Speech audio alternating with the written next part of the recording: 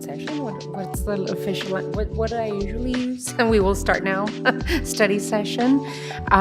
For the record, Councilmember Fimbres is attending this meeting electronically, and Councilmember Cunningham is on his way. Item 1 is an executive session. Ms. Clerk. Item 1 is an executive session.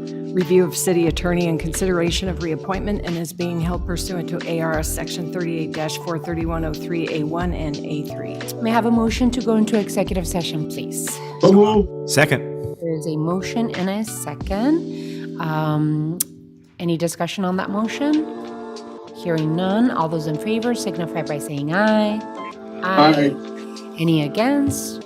Motion carries. We will be about 45 minutes. We'll be back in 45 minutes. Thank you all.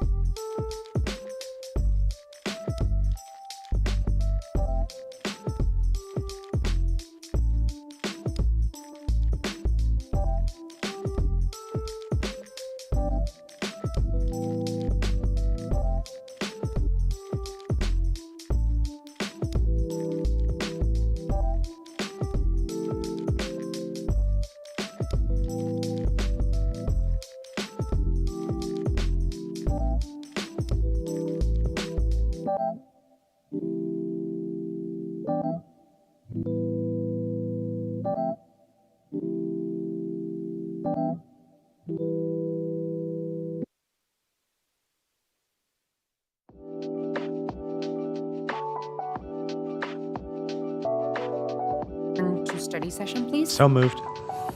There's a motion and a second. Any further discussion? Hearing none. All those in favor signify by saying aye. Aye. Aye. Any against? Motion carries. What is the council's pleasure for item 2? Honorable Mayor, based on the discussion in executive session, I believe an appropriate motion would be to move that the mayor and council proceed as discussed in executive session and schedule an ordinance for consideration at a regular session in May for the reappointment of the city attorney. So moved. There is a motion. May I hear a second? Second. There's a motion and a second. I highly appreciate that you're making the motion for for your own reappointment, Mike. In terms of discussion, I'd just like to thank you for the many years, more than 20, right? More than 20 years as our city attorney, all the incredible work you've done, including your work with the elected officials that you've had to serve. And you really are truly a model city attorney, and we're very happy that you will continue to work with us the next couple of years. So without any other discussion points? Hearing none, all those in favor of the motion signify by saying aye. Aye. Aye. Any against? Motion carries. Congratulations. Thank you so much. Alrighty, so what I'm going to do, I'm going to change a couple things around a little bit. I'm going to have I believe it's item 5. We're going to discuss that first. Councilmember Santa Cruz and I requested a discussion regarding paid parental leave benefits for city employees. And then just to open up, a mayor and council moved in August 8th of 2017 an ordinance to allow 6 weeks of paid parental leave.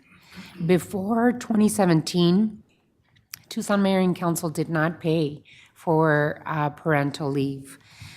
When the ordinance was passed, the city of Tucson was leading in the state, in the region, and most recently, Pima County, Phoenix, and the state of Arizona have all passed 12 weeks of paid parental leave policies, and both council member Santa Cruz and I felt as though the city of Tucson could not be left behind. And so this conversation is set to talk about, if we wish, but to hopefully give direction to go back to leading on this issue and joining Pima County, Phoenix, and the state of Arizona in having a 12-week paid parental leave policy. So with that, council member, if you wanted to add anything to it, and if you need a motion, Mr. Ortega, let us know. Yeah, thank you, Mayor. I want to thank you and Councilmember Karen Ulick at the time for leading the way on this back in 2017. Like you mentioned, now we've been outpaced by Pima County, Phoenix, and the state of Arizona, who've all more recently updated to 12-week paid parental leave policies. As a parent of 4 kids, I know how critical it is to have this time, not only to bond with the baby, but to heal and settle into this new normal for parents. And so it's an honor to be in a position to make sure that we're taking care of our families here in the city of Tucson. And with that, I have a motion that we direct the city attorney to prepare an ordinance to amend the provisions of section 2290, I don't know if I have to say parentheses 5, of the Tucson Code to expand parental leave benefits for employees to 12 weeks of paid leave. There is a motion on the floor. Second. There is a motion and a second. Any further discussion? This is for new babies. For, actually, the timing is something that we should talk about, but from hopefully as soon as possible moving forward. And yes, new babies. And then it's paid parental, so that means that both partners have access to it. I'm all over this. I've got some things. We also have situations where families take on another member. We also have situations where families are leaned on by their support system or provide the support system. So my big thing is that I'm good with that applying to all families, but we probably need to have it maybe need to be a little different for those scenarios than the full 12 weeks. Obviously, if you're taking on a newborn as opposed to your cousin's 14-year-old, though some who have 14-year-olds would argue it's harder. Obviously, we need to have those things considered. So I just wanted to add that piece, but I think it's totally within our core values. I'm 100% on board for this. I just wanted to add that piece in because I know What that the nuances will be.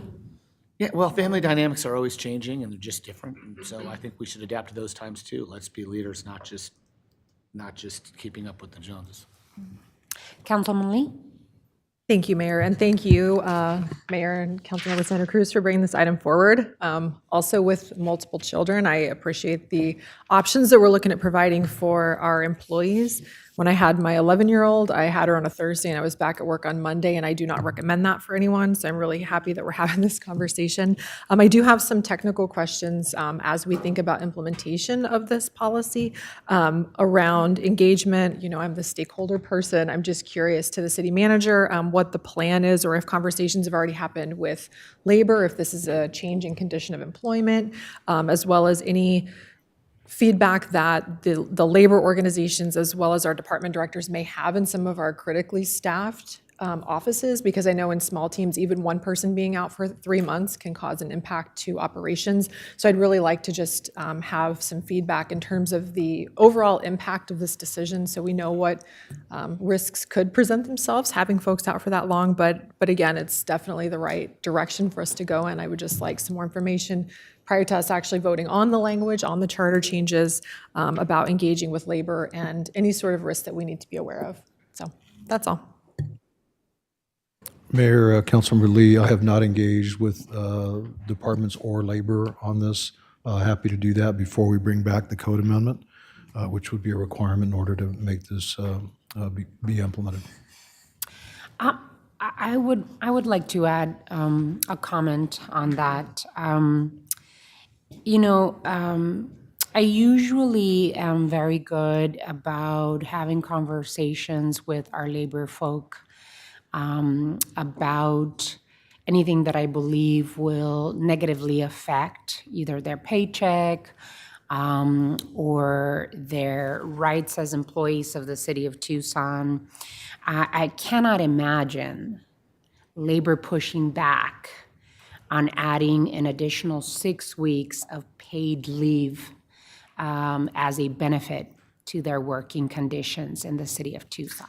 Are you worried about that, Councilmember? No, Mayor, just more of a, when we make changes to benefits, just making sure that folks are engaged in the process, just since we've had folks not feel like they're engaged in the past. But I agree, I don't know anyone who would complain about that. But I don't, I just want to make sure everyone feels included. We do have a benefits committee, and I just would want to make sure that the benefits committee, has an opportunity to give feedback. My thought is that we move immediately towards this benefit for our employees. So I don't know what the timing is to bring back the change to the ordinance. Could we do it by the next council meeting, Mr. Rankin? Mayor, I don't see why not, because really, this is already in the code, and the change is just going to be to adjust the number of hours that are available for employees to use as paid leave. Yeah, I would even email to the benefits committee to say, we're moving in this direction. We want to move as quickly as possible. Let us know if you have any concerns about it or pushback regarding labor folk. I cannot imagine they would push back on receiving 6 weeks of additional paid family leave or parental leave. I think before we close discussion, this is a really significant move. It was a significant move in 2017 when Councilmember at the time, Karen Ulick, and myself brought it to the table. I was a city employee when I had my firstborn, Emiliano, and I had 0 hours of paid parental leave. And I remember I chose to spend 3 months with my child, even though I did not get paid. And that is something that my husband couldn't afford to do because I had the full responsibility of caring for myself and that child when I had him. So I chose to go unpaid for at least 2 months, and I had to use my vacation and my sick time. And my husband did not have the ability to stay with the family unit and be able to get to know the baby and go through the ups and downs of being a new parent and being able to connect with that child in those important 3 to 6 months because he had to work and we had to pay the bills. And so this particular movement forward, and I have to remind everyone, this is not just for the person having the baby, but this is also for the dad to be able to spend that really important time connecting with their child for the first 12 weeks. I really appreciate Mr. Ortega your openness to this, and really believe that we're moving in the right direction. So with that, all those, Vice Mayor Dahl. Thank you, Mayor. Sorry about that. Just a brief statement of support, and thank you to my colleague, Councilmember Lane Santa Cruz, and yourself and Karen, former Councilmember Karen Ulick, for bringing this forward. When my son came into this world, the next day I quit my job because there was just no way that I couldn't not stay home with him. My wife had a better paying job. I think in addition to this being a benefit to the new parents, it's a benefit to the city of Tucson, and I see it something that can help us retain quality workers. All in support of it. Thank you. Thank you, Vice Mayor. Any other comments? And then before we close up, significant move towards gender equality in the workplace. And paid leave is a vital step to making sure that women are able to stay in the workforce, and hopefully now men as well, Vice Mayor. It really will make a difference in the life of the career and the earnings, especially of women in our community. So really appreciate it. All those in favor of the motion signify by saying aye. Aye. Aye. Any against? Motion carries. Alrighty, so we will move back to the scheduled presentations. We will move on to item 3. Time has been set aside for the Human Resources Director to submit the recommended compensation plan for fiscal years 2025 as required by the Tucson Charter and City Code. Mr. Manager. Thank you, Mayor. We have Suzette Zanko, our HR Director, will be making a presentation. As you outlined, this is a requirement of the City Charter that on an annual basis, recommendations from the HR Director are brought to you for consideration. Keep in mind that I believe the last slide in the PowerPoint has the schedule so that you know what the next steps are moving forward. Thank you, Mayor. Suzette. Thank you again for having me today, Honorable Mayor and council members. I do have a short slide to allow opportunity for more discussion or questions that you may have. I'm just going to go through the overview of the changes that we're recommending, but I would like to start with what we've done over the current year to give you a background and a historical perspective. Sorry.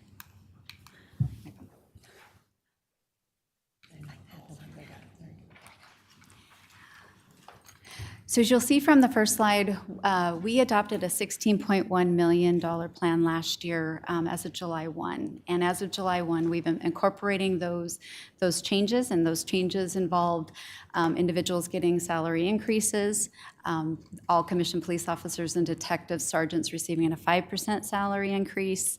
Also, non-permanent employees received an across-the-board salary increase, which was very helpful. Also, all of those red circled employees in the July 2022 received an adjustment to baseline to make them whole. And also, we did salary range changes for the fire non-exempt schedules so that those across-the-board changes were in the salary ranges.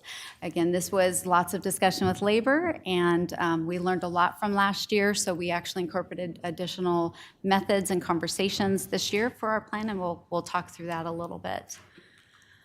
The other big thing that changed was that we did a new market anchored compensation structure. That was our big change last year.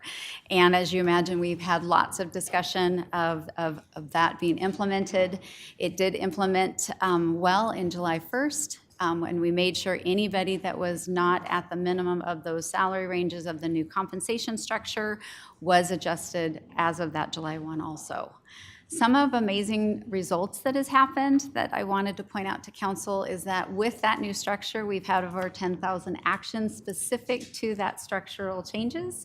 So all those compensation changes or title changes for our employees have been in effect with that methodology and that structure behind there. So that's actually really exciting for HR and our class comp team. The other great thing that we have been doing since of July 1 is working on, now we're at over 30 new career series. It has been a great adventure working with directors and departments and supervisors on developing that concept of what type of growth we can do. We build it with a career series that could have 1, 2, 3 different positions so that people can see the growth. They may be hired as a 1, but if they stay with a city, they can see that ability to grow while they're in that same position in the same department. And so that's been really exciting. So those are brand new career series. The other part too is we've also done over 100 new classifications in those new titles and additional new titles. So when you're looking at that large pending classification list, you're going to see a lot of different new titles that has been developed in, again, collaboration with the department and with the directors and the employees to build the right titles so that can then be placing the people in that appropriately. So those are been amazing changes and happy changes that we've seen just from the result of this. We'll see more going forward as we now have a beautiful rhythm with our directors and our departments to seeing more of that happening to get people in the right positions, and building my utopia world would be a career series for every position. One of the things, before we talk about the recommendations, is things we learned from last year is that we started earlier. So you'll notice we've been working with the labor groups since early December and January. So we are on a routine, regularly monthly meetings, more so than sometimes more than monthly, just to keep making sure that people's questions are answered. We do dedicate the last few months talking about compensation. We make sure, as you'll notice in the packet, that we've captured their compensation to the best of their requests so that we have it, so we can review it and look at it and be transparent of what is being requested. That maybe we can, we look at how we can do parts of it, some of it, all of it, now or in the future. And so there's been a lot of work there. It's been great. We've also hired Henry Rios, who's been our new labor relations manager, who's been very much 8-10 hours a day working with labor on as we're building those relationships and keeping those constant communications in place.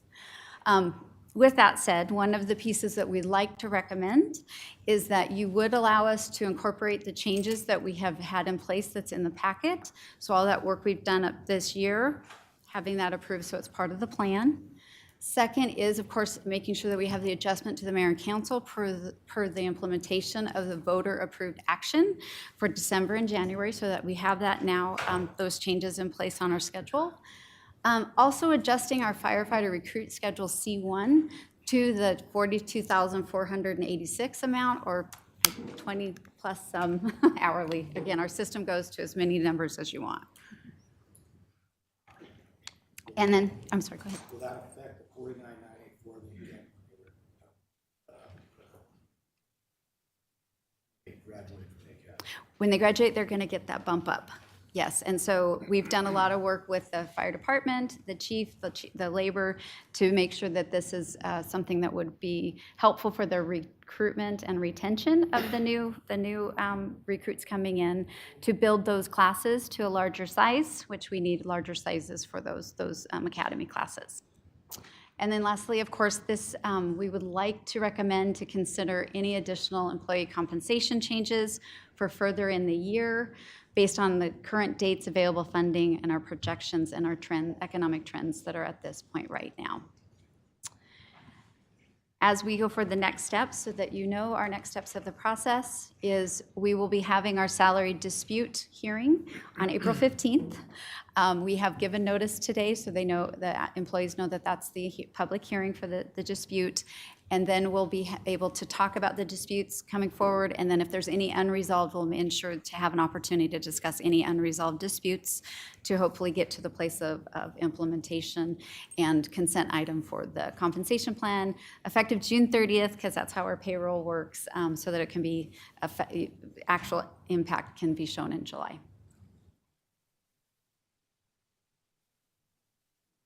Yes, yes, yes. Short and sweet. Okay. And Mayor, just one additional Rankin. thing. One change needs to be made. and that affects the material that went out and has been provided to the mayor and council. And it will be incorporated into the revised schedules as posted on the city's intranet links so that all the affected employees will be able to see it. But to resolve an outstanding dispute relating to this year's comp plan, we just recently agreed to make changes to the following positions, and which will be placed into a new pay grade. And I'm just going to announce them, but it'll be incorporated within the plan and the relevant schedules online for all city employees to see. And they are specifically contract officer, which will be pay grade 107, senior contract officer, which will be grade 108, principal contract officer, which is grade 109, procurement manager, which is grade 111, and contract administrator will be grade 112. So these are positions all within one series, and they're all being adjusted accordingly. I guess my question, Suzette, is first and most importantly, thank you all for the incredible work that you're doing. I know that, it sounds like you love doing this, but it is very, very complicated. And I've tried to understand it for the last 16 years I've served on council and the last 4 as mayor. But it is complex and layered. So thank you for the incredible work that you're doing to modernize our compensation system, our human resources system. And so I appreciate all of the work. And I really do appreciate you all working with labor. One of the positions that I was hell-bent on making sure we had is that of a labor liaison in the Human Resources Office. Because we understand the incredible work that you do as the director, I felt as though we needed that particular position to help negotiate the conversations with human resources. So it sounds like you are having a great time and getting things done, and I'm appreciative of that as well.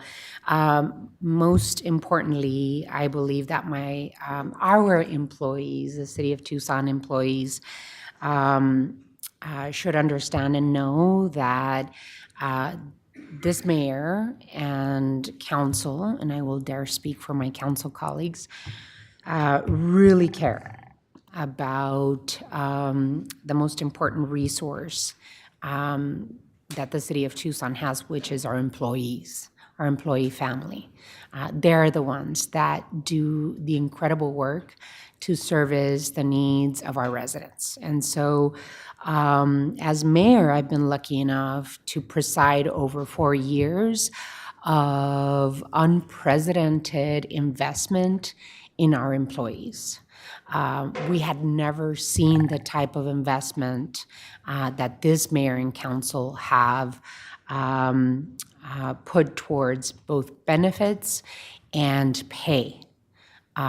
Just in 2021 alone, we saw more than $30 million of investment in salaries for our employees. Last year alone, we saw more than $16 million in pay increases and reclassifications, which are important to be able to offer the opportunity for an incoming employee to go through steps into a career ladder in the City of Tucson. So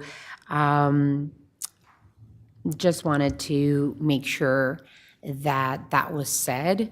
I know that the mayor is going to have a public hearing on the 15th. Any previews to that public hearing that should be expecting? Any concerns that have been brought up by employees or employee groups regarding the compensation plan? Not that I'm aware of. What we've been really good about, I think it was about 4 months ago, being very transparent on the actions we're working on. So for example, we have what we call a pending classification list that anyone in the city can see what classification and compensation is working on. This was a great hit with labor for them to be able to see as they're having their conversations. So we've actually worked with them on how to look at the documentation, see if something's missing so that we can be aware quickly if there's concern. So I'm hoping, of course, that that it's going to, again, whatever we can do to give resources and transparency for our employees so that they can come to us to help them walk through what their concerns are, if there's things we need to find, or sitting down with departments on addressing what concerns they bring forward. And then just one more question, I'll open up for everyone. I want to thank the voters of the city of Tucson for approving a pay increase for mayor and council. It really has made a huge difference for all of us, and also for the, as we try and fill the Ward 6 vacancy, we see a huge interest coming in. So that is really good for democracy. What I wanted to ask about is that you have listed mayor and council salaries in dollar amounts, not yearly annual income. What does it mean? Because I didn't really understand what, I think on a Schedule A, you have $10,062.50 for the mayor and then $8,050 for the council colleagues. What does that mean? Because I know, I'm not sure. Is that a monthly? Mayor, as Suzette is looking through that information, I wanted to point one thing out. In your materials, and I believe it's attachment, it's the third attachment, there is a list of comments that we did receive from labor groups, and I think it outlines them pretty clearly in terms of some of their interests and some of their concerns. I suspect we'll hear something similar at the public hearing. So there is a spreadsheet. It's one of the last things that's in the packet of materials. So I just wanted to point that out. So that kind of gives you an indication of what we'll probably hear. Thank you, Mayor. Okay. Yes, and we followed last year's format so that you could see the red line of the changes, and that is monthly. And we'll be more clear on the document moving forward. All right, perfect. Any other questions, comments? Councilman Lee and then Councilmember Cunningham. Just super briefly, Mayor, because you covered a lot of good stuff already. Suzette, I just want to thank you all so much for your leadership and your great collaboration and meeting cadence with labor. I think that's enabled this to be very smooth compared to other years when we've gone into these conversations. And I also just want to thank you for helping us solve a lot of our organizational challenges because they do run right through HR. I know you worked closely with TPD on the record specialist positions and doing everything possible to help create an environment where we can recruit and retain that talent. And that's been a challenge in a lot of areas. So just thank you for enabling so much of our operations through your work here. So great job. Councilmember Cunningham? Couple things, Mike, on the FY25 expenditure proposal, does that include the delay on the 3%, or does that include the 3%? Mayor, that does include a recommended delay. That's Okay. correct. Just wanted to make sure. And then we also have, for this fiscal year, does that, with the 12 weeks, we don't have a number on how that's going to affect us yet? Mayor, Councilor Cunningham, no, we do not. My expectation is that it will increase our cost to some level based on coverage, which I suspect in the public safety realms will be on overtime. But I don't have a number. It's really a function of how many we expect to see utilize that benefit. And keeping in mind, we're already covering part of it. It's just going to be the expansion of that. No, I get it. With the 3%, do we have an idea on whether or not people's actual take-home pay will go down or up with the health insurance premiums? Mayor, Councilor Cunningham, because I'm not recommending that, I haven't run that number. My suspicion will be that when it gets closer, if you decide to go with my recommendation, when it gets into the December timeframe, then you can look at that. Okay. But at this point, I haven't even gotten into that level of detail. All right, those are some of the things that are on my mind with this. I mean, I think we've got to get packaged. I appreciate where we are. We're just trying to, one, maintain everybody getting the same take-home pay, and hopefully getting a little extra if we can pull, but I don't want to bankrupt the city doing it, obviously, but I think we have some light in the tunnel. And then I just want everybody to be in mind that 26 projection is gnarly, man. And so we've got to be ready and prepared to take some of those steps during the fiscal year next year so that we can see that 21 million number be reduced. We can't, failure to plan is preparing to fail. And so we know it's coming. We might as well start with our ideas now. That'd be a lot easier than trying to do them last minute when we're at the table at this time next year. So those are my thoughts. Thank you. Any others? Alrighty, hearing none, this item is for informational purposes only. Thank you, Suzette, for your presentation. We're moving on to item 4. Time has been set aside for the submission and presentation of the fiscal year 2025 recommended budget. Mr. Manager.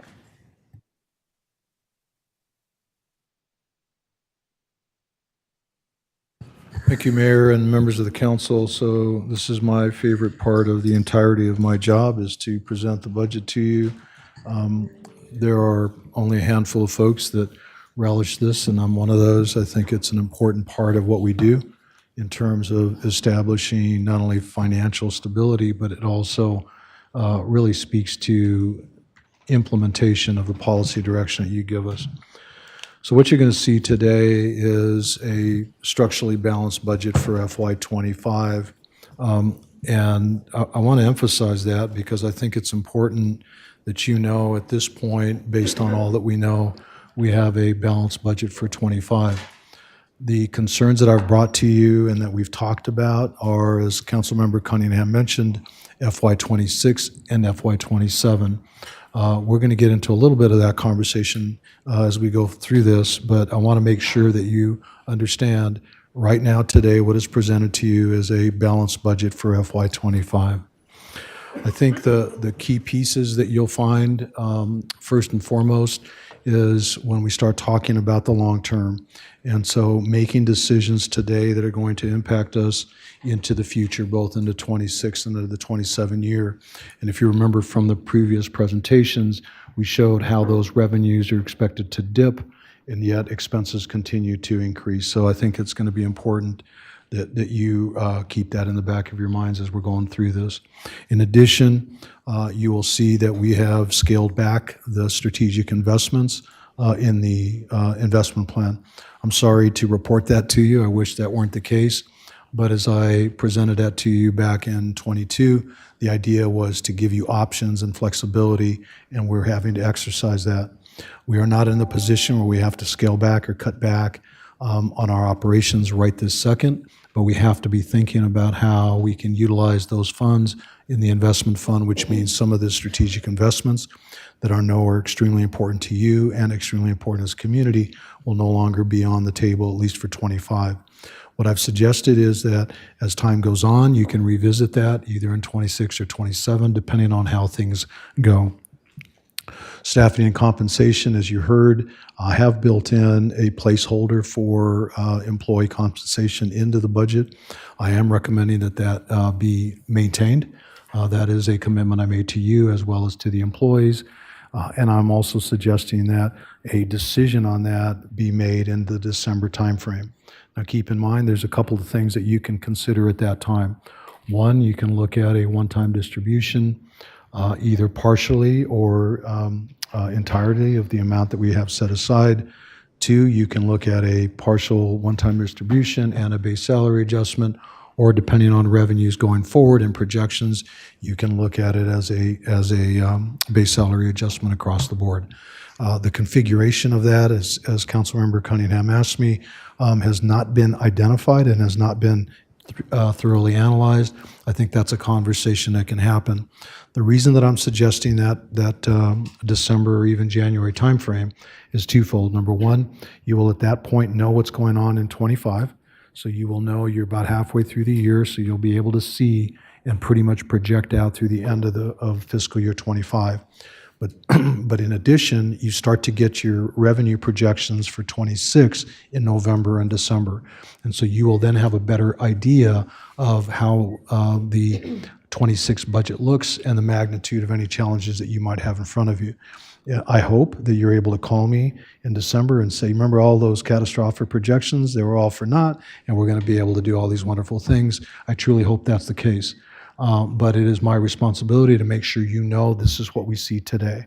And what we see today is in '26, we'll be in the deficit, and in '27, we'll be in further deficit based on revenues. Again, refreshing your memory, those revenues are a function of state income tax, the flat tax. Cost us over $27 million this year alone. We're expecting an equal amount or thereabouts in the subsequent year. And keep in mind, that is not a one-time hit. That is an ongoing cost that we have to absorb in our operations. And that's difficult because it's nothing that we did or didn't do. It's just the function of folks up north. I will tell you that because we do have time, you do have money in the bank, you do have some money in reserve. We'll go over that in a minute. You do have the opportunity that if you see in December or in January that things are still difficult in '26 and '27, you can start to gently, if you will, scale back some of the service delivery, start looking at those reserves. You'll have about, at least we're projecting on July 1, about $142 million. That sounds like a lot of money, but keep in mind our payroll is about $17 million every 2 weeks. So again, looking at this, focusing on that long term, that '26 and '27 year, and also recognizing that that could have an impact on service delivery. Last thing I wanted to mention is we did have an employee budget town hall. Some of your offices were present. I know Councilmember Lee was also present. We did get about 1,400 comments from employees, so it was really a good opportunity for employees to let us know what they were thinking.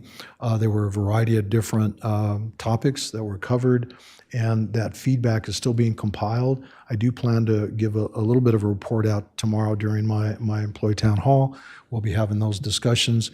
I can tell you that we will incorporate where we can. The feedback that we got was mostly around compensation and the interest for compensation, employee retention, and recruitment. So we will be dissecting those comments. We'll provide that in a report and a shout out back to the employees as well as you, so that you have a copy of that going forward. Mayor, I'm going to turn it over to the staff, Angel Alzelman and Anna Rosenberry, to start the presentation, and then we'll come back to questions. Thank you, Mayor.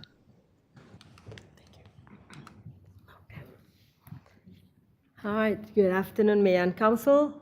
We will begin the presentation with an overview of the revenues for fiscal 2025. And we will start with the state income tax, which we know we expect a drop in 25 and 26. We know that the state implemented a flat income tax policy that has resulted in decreased revenues to the city. So we anticipate a reduction in the city's shared income tax collections for fiscal 25 and 26. Angel, can you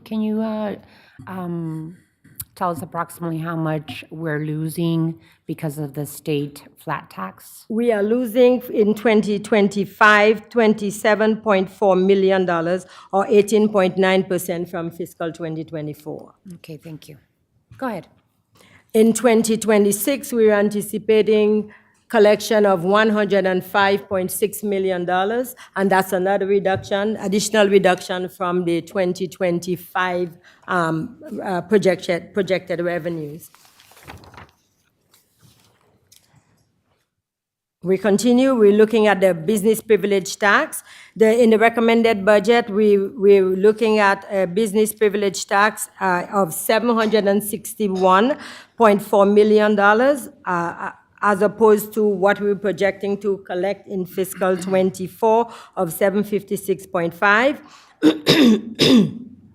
The overall revenues for this general fund is $761.4 million, as opposed to $756.5 million. For the business privilege tax, is targeted at $318.9 million in fiscal 2025.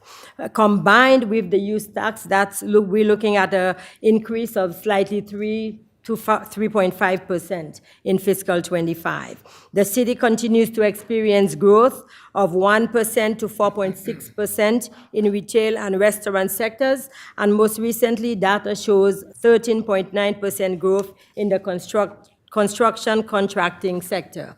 On the primary property tax, we're projecting a tax rate of 43 cents per $100 of assessed valuation. That's a decrease of 0.015 cents, and that's due to the decrease in the tort liability. In fiscal '24, the tort liability claims was $1.1 million. That has been reduced to $806,000 projected in 2025. The total amount of primary property tax is projected to be $19.6 million, of which $18.7 would go into the general fund, and $806,000, which represents the tort liability claims, will be deposited in the self-insurance fund. Due to a conflict in timing, and let me bring that up here. Due to a conflict in timing, we plan to hold the necessary truth in taxation hearing on the same night as the tentative budget adoption, which is May 21st. For our proposed fees, we have new fees that will take effect on July 1, 2024, and that would see an increase in general fund revenues of $704,390. And the areas or the departments that would be affected positively, that is, through the increase, would be Parks and Recreations and Planning and Development Services. Ooh. I just pressed the same button. They will help us. Okay. Next Let's see if I one. can get it. There we go. We have provided in this slide an overview of the general fund revenue budget. As I indicated earlier, $761.4 million recommended in fiscal '25, as opposed to a projected $756.5 in fiscal '24. We will now look at the projected expenditures for fiscal 2025. We have budgeted in the numbers $8.7 million, and that's salaries only, available for compensation increases. And that's, as our city manager indicated, we recommend delaying decisions until December or January. We included in the budget $4.1 million increase to employee and retiree health insurance costs. TSRS, we are projecting rate increases for tiers 1 and 2, as was discussed with Mayor and Council in previous study sessions. For PSPRS, we are projecting an increase from 123.9 in fiscal '24 to 124.6 in fiscal 2025. For the Proposition 407 projects, we plan to bridge the gap in funding with federal funds, the use of impact fees where allowable, and rescoping of certain street projects. Here again, we've given you a quick overview of the expenditures for fiscal 2025. For the unrestricted general fund, we're looking at a recommended $757.7 million, as opposed to a projected $733.4 million. I'll wait. I should wait. It's not working. Go this way. Let's see. Why don't you just say next slide? There we go. Okay. All right, we're looking at the recommended budget for a few other funds other than the general fund. For the Highway User Revenue Fund, we're projecting $65.5 million of expenditures. For the Environmental Services, we're projecting $71.9. And for Housing and Community Development, we have several sources on the board. We are looking at $9.9 million from the general fund, 4.5 of one-time funding. We're looking at funding from the Community Development Block Grant, APR, the Home Investment Partnership Program, and several other programs that are related to federal grant funding. Great. The next part of our presentation, we did want to come back to the 5-year forecast and discuss that with Mayor and Council and the public in a little bit more detail. I know there's a lot of material and a lot of numbers contained in the memorandum, but one of the most significant challenges that we are having this budget year is developing a balanced budget in the current year and future years in light of that drop in state income tax dollars. And so earlier, Director Ozomalam showed you that chart of our declining income tax estimates. And this 5-year forecast shows the implementation of those declining revenues as well as all of our other projections within the general fund. And I wanted to walk you through a number of important things that we see within this document. First of all, I want to focus on that fiscal year 25 preliminary proposal column. That is the year that we are developing the budget for. We're doing all this work to adopt the budget for fiscal year 25. The first thing that you'll notice if our total estimated revenues and estimated expenditures, and we do have a projected operating surplus shown on this schedule of $3.6 million. That has come about as we've shown you this forecast a number of times earlier this spring. That's been much closer to zero, or kind of a net zero on operating surplus. As we were developing the recommended budget, we continued to work with the transit folks on the transit budget, and they were able to achieve some estimated operational savings within the transit budget that we've incorporated into this projection at this point. So that's where the positive $3.6 million, for the most part, comes from. I will tell you that we believe at this point that all of that will almost entirely be consumed because we've received some additional information from the state, which I'll talk about here later in the presentation. But that's where that positive number is coming from. We have also included down for fiscal year 25, you'll see all of the investment plan items, and we've included transit capital at $4,075,000. That's for the local match on transit assets that is necessary. You'll notice that we haven't included that local match in future years.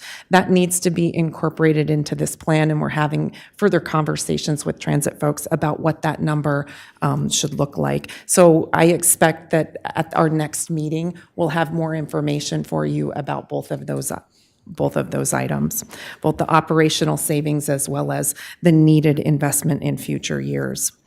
If you keep going down the schedule in the fiscal year 25 column, you'll see towards the bottom that we do come into this fiscal year with $142.4 million of available fund balance. That's our starting point, and that is a strong position to be in.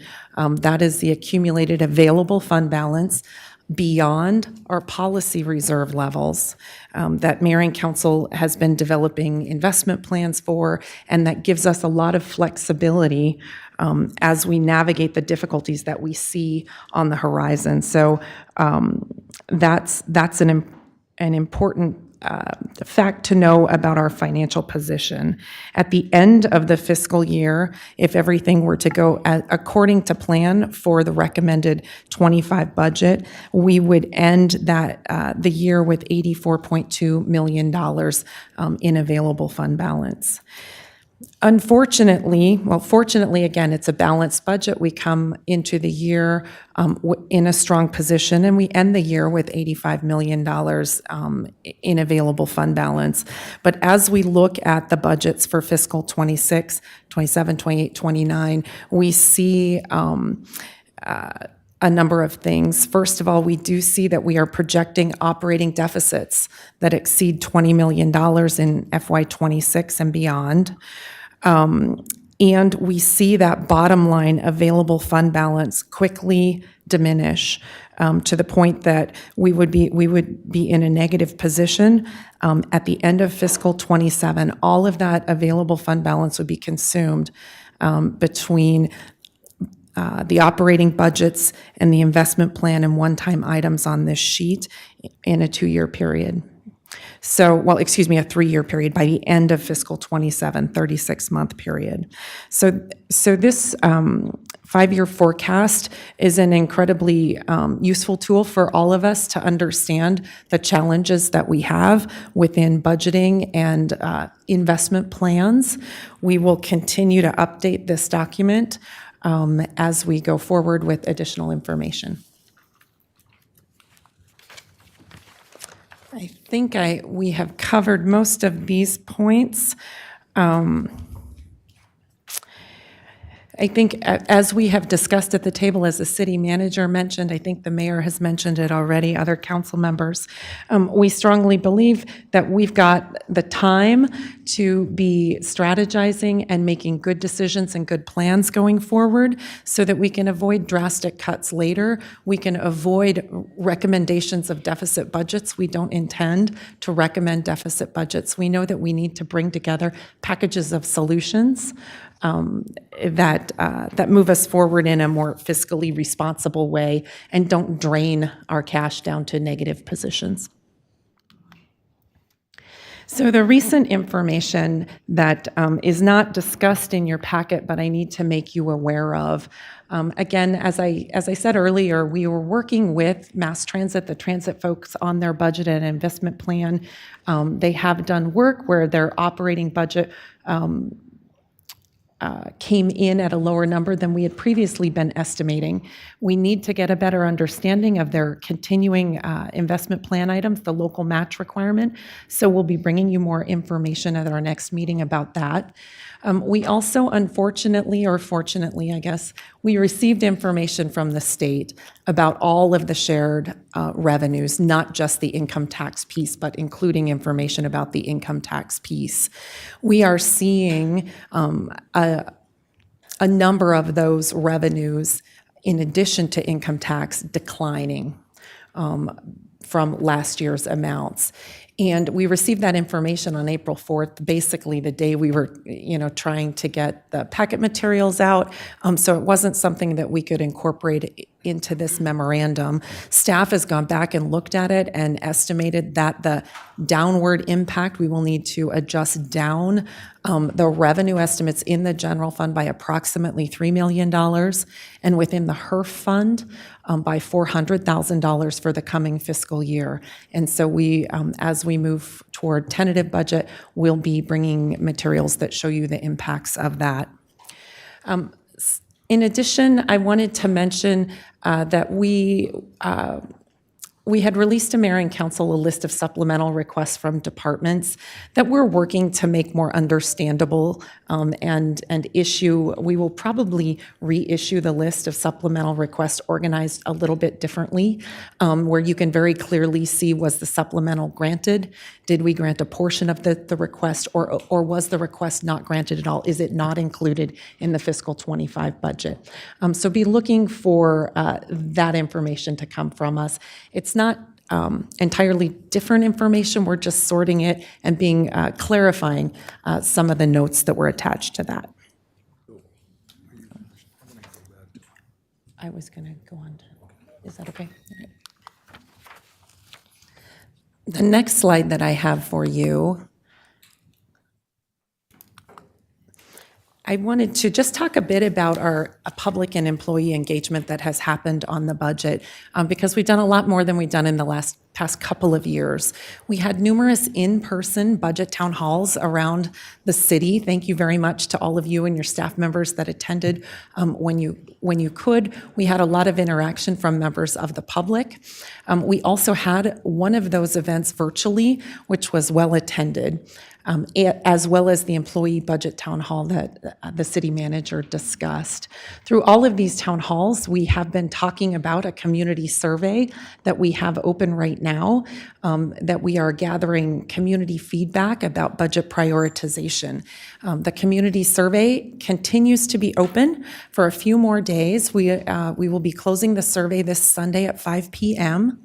If you go to the city's webpage, tucsonaz.gov, and type in budget engagement survey, it'll take you right to it. It's also listed in the news items. you can navigate to the survey, and we'll be sharing the results of that survey with the mayor and council when we come back on April 25th. Yep, go for it.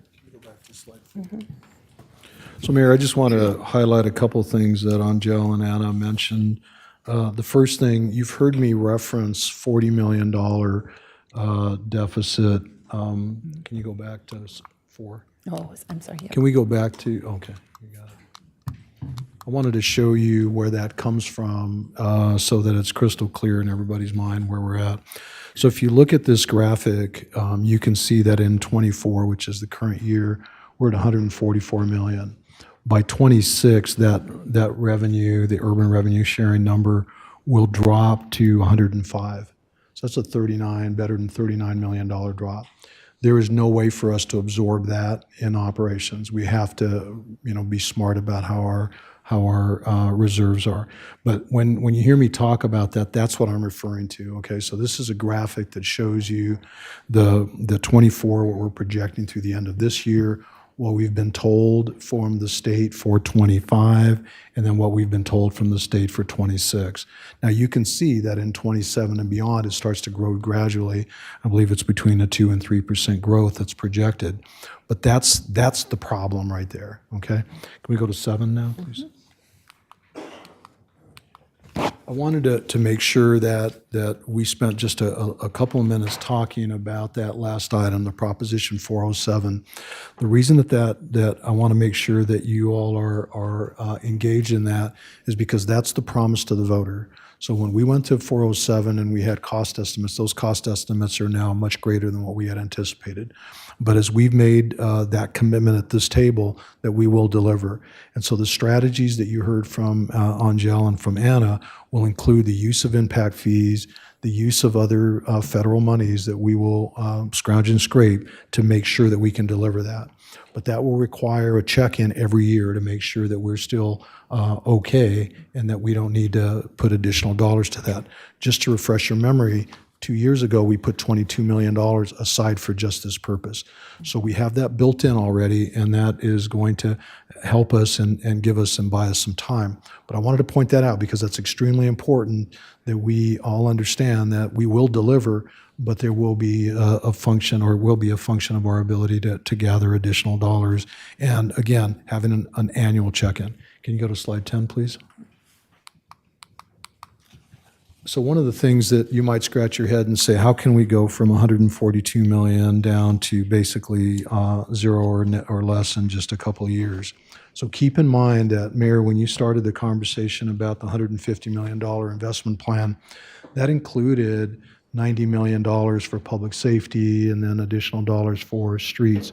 Those are required expenditures. So we don't have a choice there. Those are things that we did as a part of Prop 411.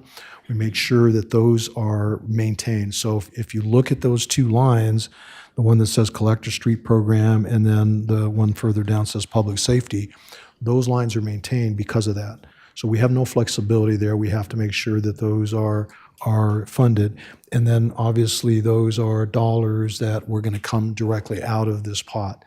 So when we talk about the use of those, that fund balance, we want to make sure that it's clear that was a very deliberate effort by the mayor and council to put our investment to shore up both the public safety folks as well as those collector streets as a part of our Prop 411. And I think it's important that you remember that. So as we go through this, those are non-negotiable. Those have to be kept in there because we promised that to the voter.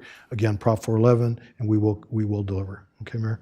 So I'll turn it back over to Anna to go over the next steps, and then we're open up to questions, Mayor. Thank you.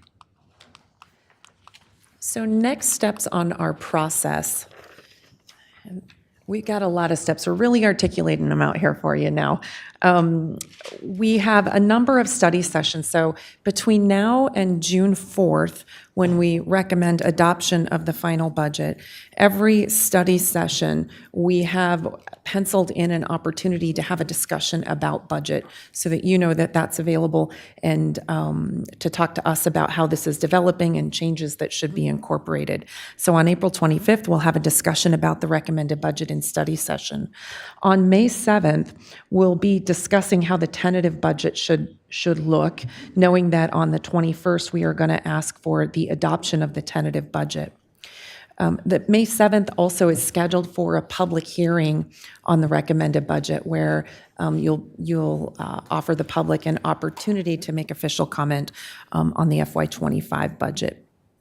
Again, May 21st will be a discussion and study session. We will have the public hearing for truth and taxation, as well as the tentative budget with the adoption of the tentative budget. And adoption of the tentative budget sets the ceiling for expenditures. Anything we do after that, as we proceed into final budget adoption, the expenditure number cannot be higher than what was set at tentative budget. And then the following meeting on June 4th will be a discussion of final budget adoption and study session, and then the public hearing on the final budget and adoption of the final budget in your regular meeting as you break into special session for that. And then we will come back on July 9th for the adoption of the tax levy. So that is the presentation that we have for you, and we're available for any questions that you might have. Thank you so much, Mr. Manager, and Anna and Angel, thank you for the incredible work that you all do. We've been discussing the budget I believe we started in January. So you've informed as well. You've been able to, we've been able to talk through some of the investments that we must do, the promises to the voters. That includes investments in public safety, $90 million that we, on top of their regular budget. It includes, I believe, $5 million a year for collector streets, plus $10 million, so $15 million of HERF and general fund for collector streets. And on top of the 411 funds that are being invested as promised by voters. Really appreciate it. I guess my comments are, we want to make sure that the public is on the same page that we are all in. The budget for 2025 as presented by you is balanced, correct? That's correct, Mayor. Okay. A big concern that I have is how the state flat tax is affecting our budgeting. When I see the presentation and I see the revenues coming in, it seems like the revenues and the economy is very, very healthy. So for me, as I see the business privilege tax growing by 4% this year, other local taxes growing by 8% this year, state shared sales taxes even are growing by 4.2%. All of these numbers show growth in the economy. The state shared flat income tax is basically decreasing by almost 19%, as I see it, 18.9%. Have we had discussions with our state legislators about that impact to cities and towns in southern Arizona and throughout the state? Mayor, so this is a conversation that has been going on for at least a year, if not a year and a half now, where we have made our concerns actually made the legislators aware of them. I will tell you that the difficulty is, and hats off to Angel and her team for actually seeing the drop in this fiscal year as dramatic, because it was actually twice. If you remember, when we originally were looking at this, it was only going to be half this year and half next year, and Angel caught the fact that it's actually the full amount. Most cities had not caught that. Now that they are seeing it, they understand the severity of these cuts. So we have all been voicing them. Unfortunately, I don't see the political will to make any change at this point. You also said, Anna, that it's not just the income tax that are declining. The report issued by the state April 4th, you say that you've noticed other revenue declining. Does that include the corporate tax revenue? So in the information that the state gave us, and again, we'll include it in the materials for you for our next meeting, they're estimating decreases in their vehicle license tax, in HERF, and in the state income tax. They do not get into a detailed discussion about the mix between individual and corporate taxes in these materials. I went looking for it, more of an explanation. You all have been asking us to figure out, what is happening here. They do not give an explanation, just a projection that, next year we'll see an additional reduction of approximately 10%.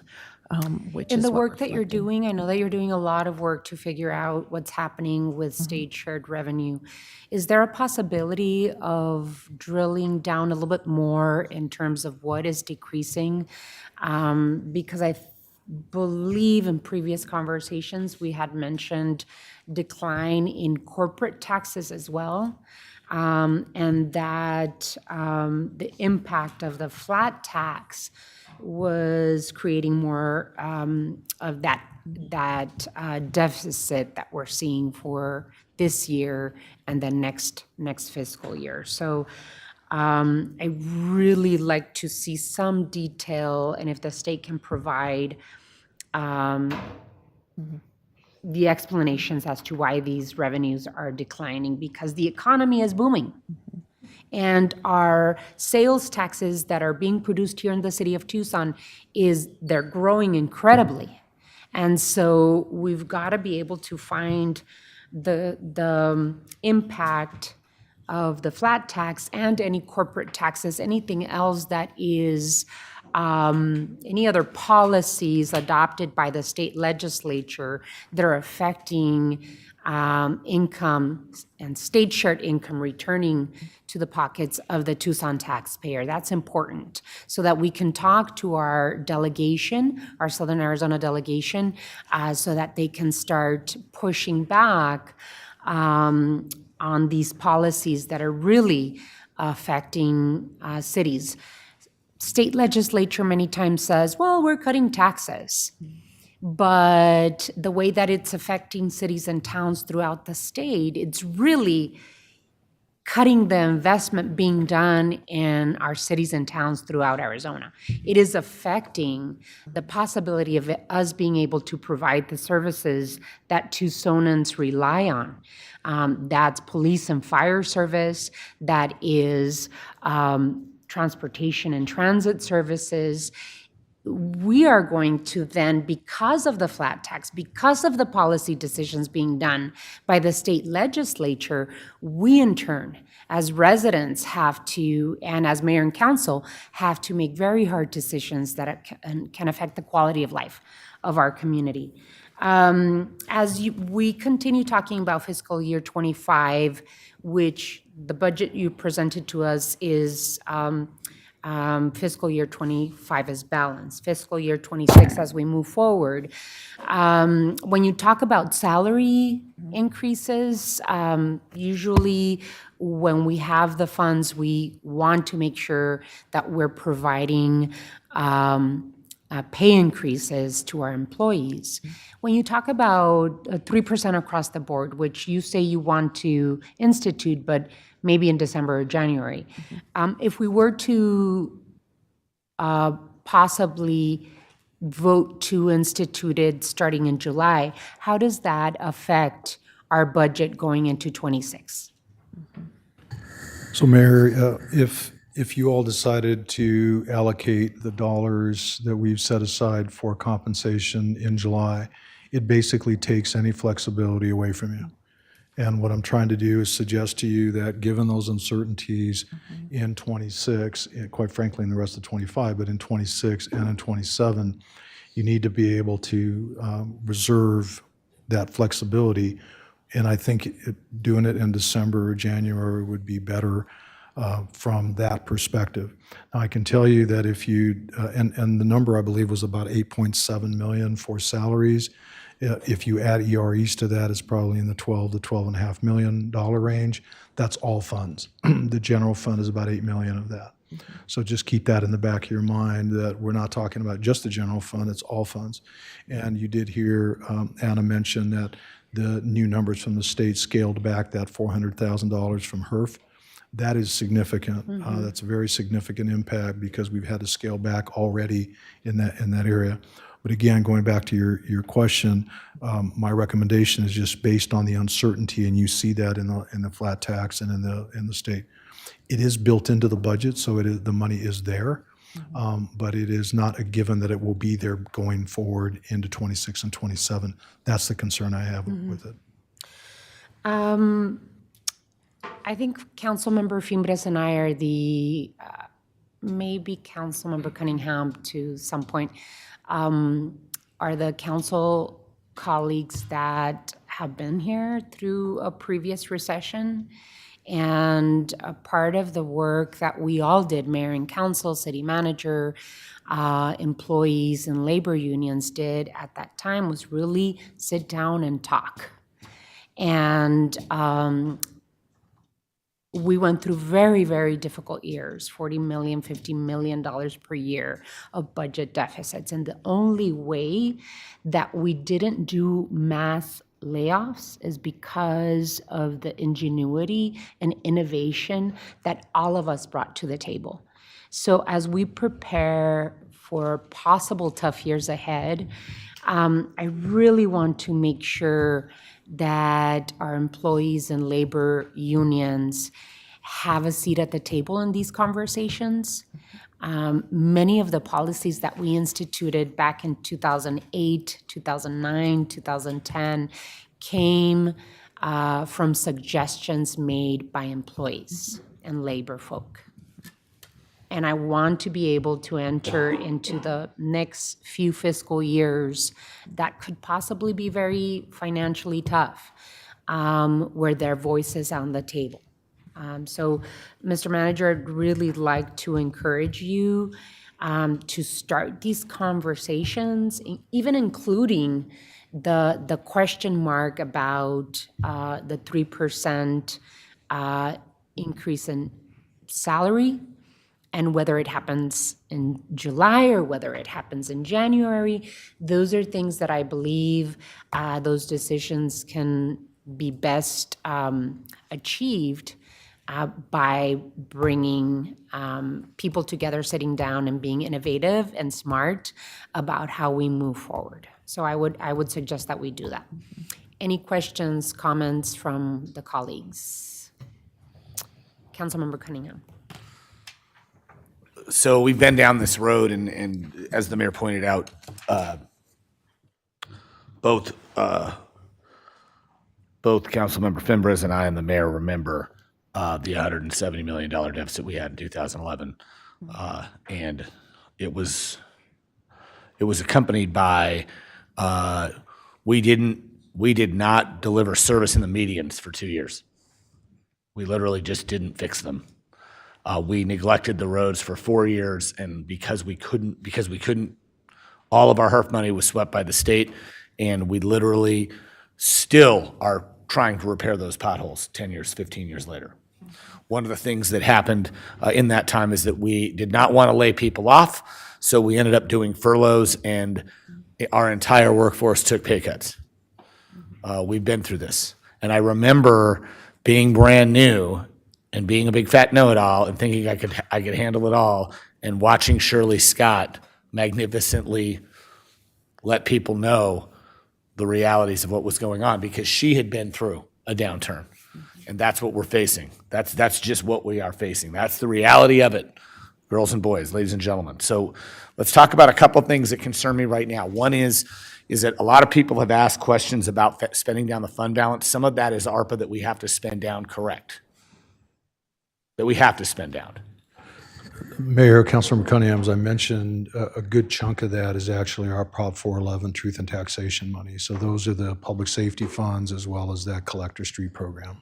So So basically, the money that we're spending down into the general fund is money that we're supposed to spend down, and it was strategized. I just want to make sure people understand that, because I think there were some misconceptions out there that that was ongoing money. It's not. Two, this year we are projected at 3.6 with a 3.6 cushion. That 3.6 cushion projected takes into the idea that we're going to delay the 3% compensation increase until December. Is that correct? Mayor, Councilmember Cunningham, I've budgeted the full amount for conversation in December. Okay, right. That's what I figured. More importantly, we saw some fee increases coming in this fiscal year. We've programmed fee increases into 26, but what do we have for our 26 projection of that 21 million? Are there places where we've talked about fee increases, but we haven't done them yet? Did we have a phase 2 for, I can't remember if we did on Parks and Rec and on, I know we have, or we're talking about a phase 2 for DSD. Do we have those? Those aren't programmed into that 21 million. Is it the 21.152?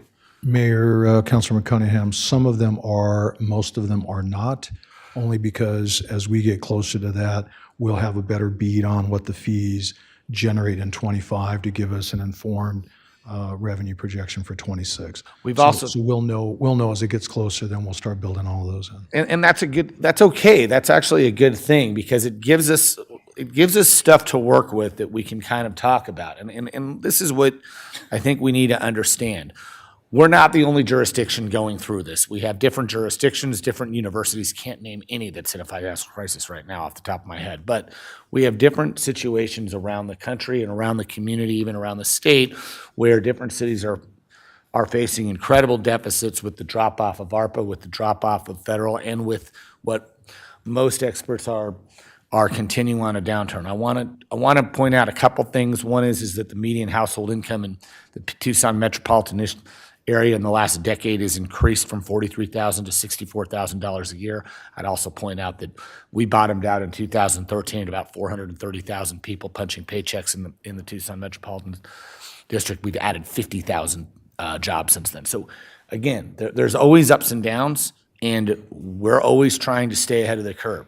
One of the things I want things to think about is opportunities.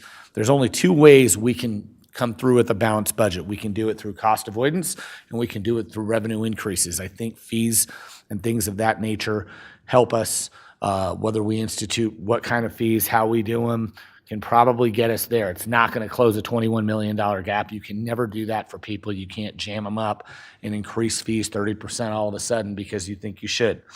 Two, I think one of the things that's a big topic that we really haven't talked about, because we've had so many different distractions as a council over the last month or 2-3 months, and that is that we passed a sales tax date.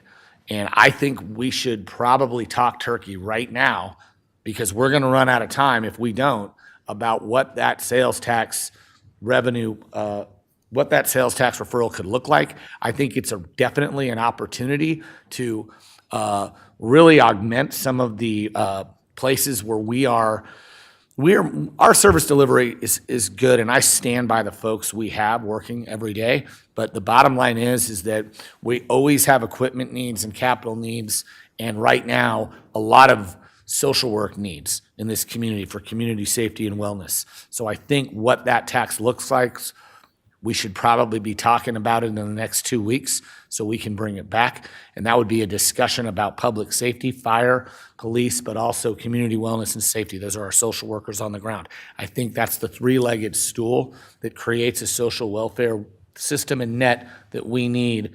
And that may or may not help us with the budget. Now, there's some pieces to that and caveats and nuances that can kind of put us in a rut. So I want to be very careful on how we word it and what we do, but I think we're running out of time. So if we don't get it going, that's going to hurt us. I think one of the elephants in the room that people aren't talking about is whether or not RTA Next fails. That could make this situation a lot more scary than it is right now. Right now, it seems pretty manageable, but guess what? Come May, that's out of our hands. And if we can't get something that's good for the city, we're not going to support it anyway. So we've got to be aware of that. On the revenue projections, are we using JBLCs? Are we using that's the legislative budget folks in the state? Do we have our own kind of second guessing, or how are we doing locally? Are they just giving us the trends, or is George Hammond's shop giving us some different trends? How are we doing on those revenue projections for 26? Because I'm betting there might be some inconsistencies. Has anybody talked to George? I know initially we reached out to George Hammond. Is Hammond? Yeah, George Hammond. We were working with him to develop some assumptions and projections for the city. I will piggyback on that and follow up on that rather to see where we are with that. But we were in conversation with him. So I've gone back and forth with George over the years on different things, Professor Hammond, and he is one thing that I can say, he acts with integrity on how he tries to make his projections. So let's see what he's getting, whether or not it's jiving with the JLBC projections, and see if he sees something that we're not seeing, because there may be an opportunity there. Last thing on HERF, are we using all of our HERF just for roads, long-term maintenance and pothole stuff, or are we putting that into augment 411 stuff? Mayor, Councilmember Cunningham, all of the above, only as it relates to the statutory requirement to utilize HERF.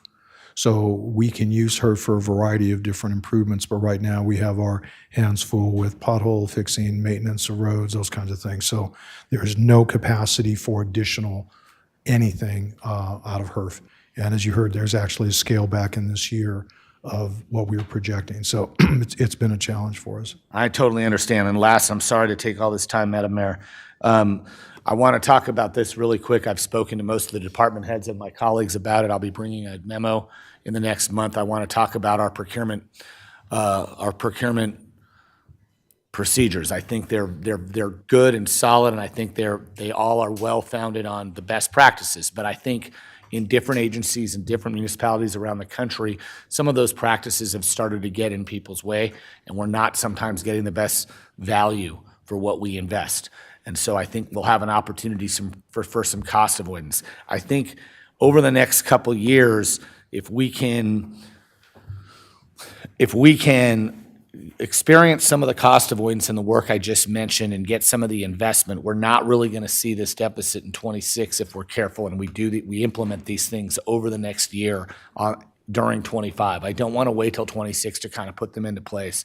The other thing I'll say is that we have a $94 million assigned fund balance of ARPA. It's already been assigned. I know we're going to talk about it. I don't know whether or not we're going to be able to have some of that at least give us the opportunity for cost avoidance this year and shore up what we carry over. But I think that opportunity will be there. Anyway, that's kind of my little spiel today about the budget. I think, again, our team did an amazing job. I look at other budgets around the state, and the city of Tucson is just in such a good spot right now. We've just got to kind of be vigilant on how we carry over into 26 budget. That $21 million, $22 million deficit scares me, and I really want to make sure that this ball club, this team, is in the right spot making those decisions. So that's it, and I yield. Thank you, Councilmember. Councilman Lee. Thank you, Mayor. I will not be quite as windy as Paul is today, but all good stuff, Paul. So first of all, to the city manager and to your office, I just want to congratulate you on all the work you did for the town halls, and the employee town hall was amazing. It was great to see so many people engaged and learning about the process and where we're headed. So just amazing work on that front. As Councilmember Cunningham alluded to, we're really in a spot where we either have to bring in more money or we have to spend less, right? It's really just that simple. And so what I'm hoping to see is more visibility around, as you say, Mr. City Manager, the knobs we can turn, the policy decisions that we can make heading into these times where we're going to be facing deficits, making that visible. You know, I noticed, I was curious, I think we talked about this before, but on the fare-free transit item, for example, that disappears from the investment plan. Can you remind me where that went for the future years? I'm sorry, are you talking about the fare-free? Yeah, the $13 million line item. Mayor, Councilmember Lee, that's actually built into the FY26 forecast. So if you look at the expenditure line that goes from 757 to 789, part of that is the $13 million. So I basically had taken it from below the line to above the line. Okay. I think if possible, at least to me, it's helpful to keep those decisions visible and in front of us and where, I mean, instead of it hiding in the total expenditures budget, that way we can see where we do have Happy to do it. policy decision capacity to start to make some changes moving into the future as we're going to be depleting our savings to continue to keep the lights on. I think that will be helpful, and any other policy decisions that we do have the ability to make, I think would be helpful to start making those visible so we can start thinking about, as the mayor said, some of these tough decisions that we're going to have to be making. So that's one part. And the last part, I just want to touch on a little bit on the supplementals. Thank you for looking at that list and trying to help me decode what some of the categories meant on that list. You know, I know that there's a sentiment that we're in a really great spot, but there's also a lot of need that our department directors have expressed that they feel they need to successfully deliver on their missions as individual departments. Just picking one out of the mix, so we get a 15-page spreadsheet on kind of line items. Here's what the department asked for. Here's a dollar amount. Are we doing it or not? And there's not much context behind those numbers. So usually I have to put on my detective hat. No, all respect to TPD, but I have to play my own detective and figure out kind of what is the intention behind this and what is the impact if we don't fund these particular items. One of the things looking that I know, not to call out Chief Ryan, but we've talked about for several years is the need to maintain our ISO Class 1 rating. And in kind of peeling back the layers and understanding what we need to start doing in the next couple of years to position ourselves to not lose that rating, there's real impact. So I believe it's about $300 per household, per residential home or commercial property increase in property taxes if our rating drops. I know we have about 540,000 Tucsonans. I have no idea how many households we have, but okay, well, I completely lowballed it and said 100,000. I know we're not 5 to a house here, but even at 100,000 properties in the city of Tucson, we're looking at $30 million transfer of cost essentially to our homeowners and property owners, commercial, residential, what have you, to offset the cost if we lose that rating. So if we spend a couple $1 million over the next few years to bring that ladder company, recommission that ladder company and staff it, we can avoid passing 30 million or 60 million if there's 200,000 households on to the residents of the city of Tucson. So although we might not have the money in this budget, although it looks like it's just going to get progressively worse over time, I would really like to see plans for things where our departments have said, we need this and here's the risk if we don't, and here's maybe what we can do this year to try to get us ready to avoid those impacts that may surface. So that's all I have to say for today, Mayor. Thanks for the time. And that's, Mayor, just let me. I'm going to say it's perfect timing because we're out of time. We're about out of but we have time. we have a little bit of time for you. Thank you, to add. Mayor. So just in summary then, I think Councilmember Lee's points are spot on in that when you look at the supplementals, and I'm glad that you asked for it, actually it was Councilmember Lee that asked for it. And by the way, we do have all the backups, so if you have any questions, we can send you reams and reams of paper. But I think it's important when you add up all of those 15 pages, about over 100 million in needs.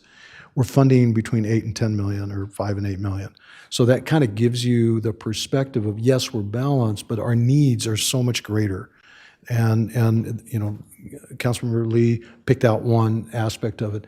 You can go through and pick out many others as well. And so I think that it's important that we message, yes, we are balanced, but we have tremendous needs that are not being funded or will not be funded, or at least not recommended to be funded in the current year. Thank you, Mayor, for the time.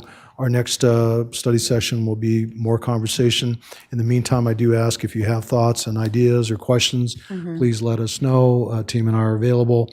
We'll bring back and answer some of your questions at the next meeting. We'll go from there. Thank you, Mayor. Absolutely. Thank you so much. Really appreciate the work. And thank you to the colleagues for the questions. And I agree that we have opportunities of meeting to ask more questions, dig in, and make sure that the budget presented is good for all of us. We move on to item 6. Time has been reserved for mayor and council to discuss the proposed rate and fee increases for the Planning and Development Services Department, the Department of Transportation and Mobility, the Tucson Fire Department, Park Tucson, and Parks and Recreation Department. Mr. Manager. Thank you, Mayor, and I do have the team up here, and I'll quickly turn it over to them. Just refreshing your memory, this is, I believe, at least the second, maybe even third time that you've heard about this. Started really with last year's budget, and now this is coming to fruition with some of the actions that we're asking you to take this evening. So who's going to go first? You're up. Christina's up. Honorable Mayor, members of the council, thank you for having us to discuss this again. As you may recall, in January, you voted to announce notice of intent to adjust fees for Park Tucson, Parks and Rec, and Planning and Development Services. Since that period, we have conducted jointly 6 in-person town halls, 1 in each ward, and 2 virtual town halls. Independently, we've also had significant stakeholder engagement with our independent stakeholders. Since that time, there are public hearings scheduled for this evening. Since that time, however, Planning and Development Services has found an inconsistency in our fees and determined that we need a new amended notice of intent for later this evening at the regular session. At that time, if approved for notice of intent, we will engage our stakeholders again for 60 days, and we will come back for a public hearing in June for an effective date of July 1 as originally proposed. And if you don't have any questions for me, I'll pass it off to Lara.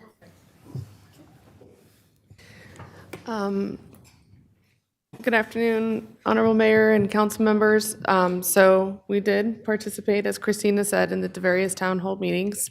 The only feedback that we got back that we then reflected on our recommendation for the public hearing and was noticed and advertised was adjusting the recommendation to do free access to neighborhood centers, reducing it to just free access for youth. There were some points that came up from members of the public about the concern of allowing unrestricted adult access into a center when we were highlighting the fact that we liked the idea of removing a fee for youth to provide them a safe place to go after school. Some of the comments did cite specifically the impact of a homeless individual coming in and how that would impact the operations of a neighborhood center when we're trying to provide a safe base for kids. So we did go ahead and make that amendment on our recommendation for the public hearing. So happy to answer any questions. Councilmember Cunningham? My main question is about our league fees, because you didn't see this coming. Again, so I'm going to recommend, and I want to say it publicly so that a lot of the Little League presidents and coaches know me. They know I reach out to them. I'm very hands-on with it. The bottom line is that we need to give notice now that if you're going to reserve fields where you're claiming you've got 900 kids in your program and you only have 400, then you can't have open fields every night. It's not fair to the other leagues who want to rent fields. I think that there are board members at both RSL Soccer Club, at Wildcats Football Club, most of the ones operating on the east side, but even the ones outside of my ward at Rincon Little League, who has the highest number of kids of all the Little Leagues. They're out in Nikki's area, and Sunnyside Little League out in Richard's area. All of them agree that we can probably set up a program where the number of kids you bid on gives you the number of field hours you get per week, and you can pass that cost on, even if it's like $3 for the season extra per kid. It definitely will help us with leagues and teams and clubs that overstate the number of kids they have participating. And that's one of the things that other jurisdictions are doing, but we're running into that problem where fields are at a premium, and then you find somebody blocks out the entire season, and then you get calls, well, there's nobody on the field tonight and my team needed a place to practice. And so that's kind of what we've run into this for a long time. And we had our like super powwow we have every year that's really good. It's very interactive and helps them kind of barter, but at the end of the day, we run into this same thing every year. So that's the one piece. I think there's an opportunity for some revenue increase in that as well. I also think there's an opportunity that we can actually save fields and block them. Even with the new different strains of grass we've been experimenting with, it's really hard to keep grass green year-round in Tucson. Those Bermuda strains just are the Oklahoma State experiment did okay, but it didn't do what I thought it was going to do. So I won and I lost because it outperformed, I think, the TIF-TUF as far as greening up sooner, but it really didn't hold up to some of the weeds that we thought it would. So the bottom line is that I want us to be able to, A, give our fields a rest once a week, maybe even sometimes twice a week, and also be able to hold leagues accountable who overstate the number of kids they have participating. I can say this, being a member of a couple Little League, my kid being in Little League and my other kid being in Tucson Wildcats last year. Tucson Wildcats is not overstating their numbers. There was like 700 kids out there every night. But the bottom line is that that's, I think, a strategy we can employ. And I want to start that conversation now. So when we go into 26, which is being described today as Armageddon kind of as the theme, but it isn't. It's something that we can do, but we'll have that tool in our toolbox for next year. As far as your fees, my only input is for DSD is that we talked about those phases. And when you implement that second phase, I want to kind of do it all at once so that we can program that into 26 budget and have a clear cut. When we're having this same budget discussion next year, we have a clear cut understanding of where we need to be. So that's my input. Thank you. Thank you. Councilmember Santa Cruz? Yes, so I was curious about the turnout at these events, and I'm assuming, right, Parks, Transportation, Development Services all held them together. So curious about the turnout at the different ones. Sure, I'm happy to, Madam Mayor and Councilmember Santa Cruz. We did 2 virtual meetings, which were probably the better attended meetings, I think 11 and 10 respectively. And then our in-person meetings were a challenge, maybe less than a handful at all of them. But that's also why we recognized that we needed to do different strategies for us to reach out to our user groups. Parks and Rec has ActiveNet, and so for all those users that were going to be directly impacted by the fee changes that we were calling out, that's why we were doing direct mail directly to them, as well as all of our social media. And the one thing I failed to mention is that we had an online response form, which had 36 written in comments from people that they could do, that was actively on the website from the launch of the notice of intent. We also had 3 group discussions with our Tucson Development Services stakeholder groups, independently met with MPA, with SABA, with Tucson Association of Realtors, the Metro Chamber, and others. So we had multiple, probably 8 additional meetings outside of the planned town halls. And Mayor, Councilmember Santa Cruz, I'll just add too that we also held a special stakeholder meeting for downtown parkers, understanding that that is the bulk of where parking is impacted. We held it at 2 different times for people that are working downtown or visiting downtown to be able to stop by and ask questions. So, Laura, to your points about adjusting your recommendations, how many people shared a concern about adult use of the neighborhood centers? Madam Mayor, Councilmember Santa Cruz. So we did have 3, 2 verbal and 1 written comment, and they were very consistent. Wanted to focus on youth and cited specific concerns around staff and kids having to kind of interact or interface with homeless who may decide to use the free access of the centers as a safety concern. Well, I'm surprised that 3 comments would change the recommendation that you originally had for the neighborhood centers, to make them more freely open to the public, especially I think, engaging young people is a good and important start, but I think it can also reduce family participation and also allowing for seniors or, other folks to use that space. I am curious, City Attorney, if creating a policy that specifically targets or creates a situation where we're not trying to be inclusive of unsheltered folks, if that's something that we, would we not get into some civil rights violation of making policies based on keeping a group of people out? Councilmember Santa Cruz, Mayor and Council, there are certainly some constitutional limitations that apply and in fact are going to be examined by the United States Supreme Court in the Grants Pass case. And we're monitoring how the court will handle that case and what the decision will mean for local regulations. I can tell you that fundamentally the acts that the city of Tucson has engaged in thus far in its regulatory provisions that we've adopted and or even presented to the mayor and council for consideration have always been careful not to criminalize the condition of being homeless. And really that's the fundamental standard right now. But we will certainly, in light of whatever the Supreme Court does and the pending litigation, examine any of our existing, not just laws, but enactments of policy that have the effect of law. I mean, because I would not want to move forward with trying to isolate a group of people from using our neighborhood centers. If anything, I think part of our conversations with transit and the buses has been like, how can we address the behavior? That's the challenge that's not acceptable in all of our public spaces, and implementing those within our neighborhood centers and making sure we're holding people accountable than preemptively saying we don't want, adult people in the neighborhood centers because it's going to attract unsheltered people. Any other questions out there?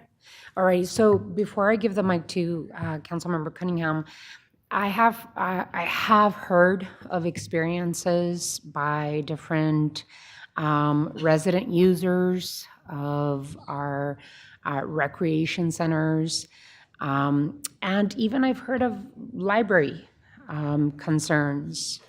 I think that in order to reach a place where we are not denying or closing off on the usage of our recreation centers for everyone, sometimes it's multi-generational families that come to use our spaces. Is there a way that we can monitor? And because I've heard the stories, I've heard the stories of people coming in, specifically adults coming in, using the restrooms and smoking fentanyl in the restrooms, and then making it unsafe for the kids that are hanging out in our recreations. I've heard it. So there have been situations where this does happen. Is there a step that we can take before we make the decision of not charging only children and youth? In terms of the safety. Madam Mayor, I can tell you right now at some of our centers and our pools, we do go through that very experience right now. At some locations, we've added security on site, which has come at a cost to help us to mitigate and manage. I don't know if that's a realistic solution to apply to every single center. I would say that we could also just not eliminate fees at neighborhood centers and leave us at status quo. I mean, that's certainly another option, and I would also then have to defer to Mr. Rankin because we have publicly advertised that recommendation. But at the moment, that's the only solution that we have done at 2 locations where we've had a lot of problems, but it has a fiscal impact. Yeah. Councilmember Cunningham. Well, first of all, I think that, again, with seniors and with youth, it's pretty easy to make, to handle that part. I think on the behavior piece, I think that's also something that goes into, but I think we're missing an opportunity.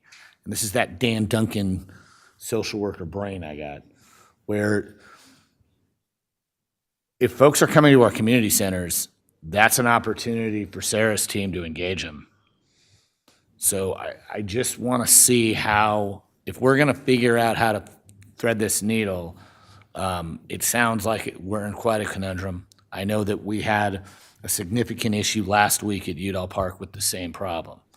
And so I agree, like, we have to figure something out. But I think there's a lot of nuances to it, like what's that person doing and what physical and mental condition are they in? How much stuff do they have with them? I mean, there's a whole bunch of different like variables that go into what happens right there on site that's making the folks around them either feel uncomfortable, or the other piece is, and this is, again, another reality that we face, is that we have a significant number of folks that are in that situation, and part of the reason they got there is because they've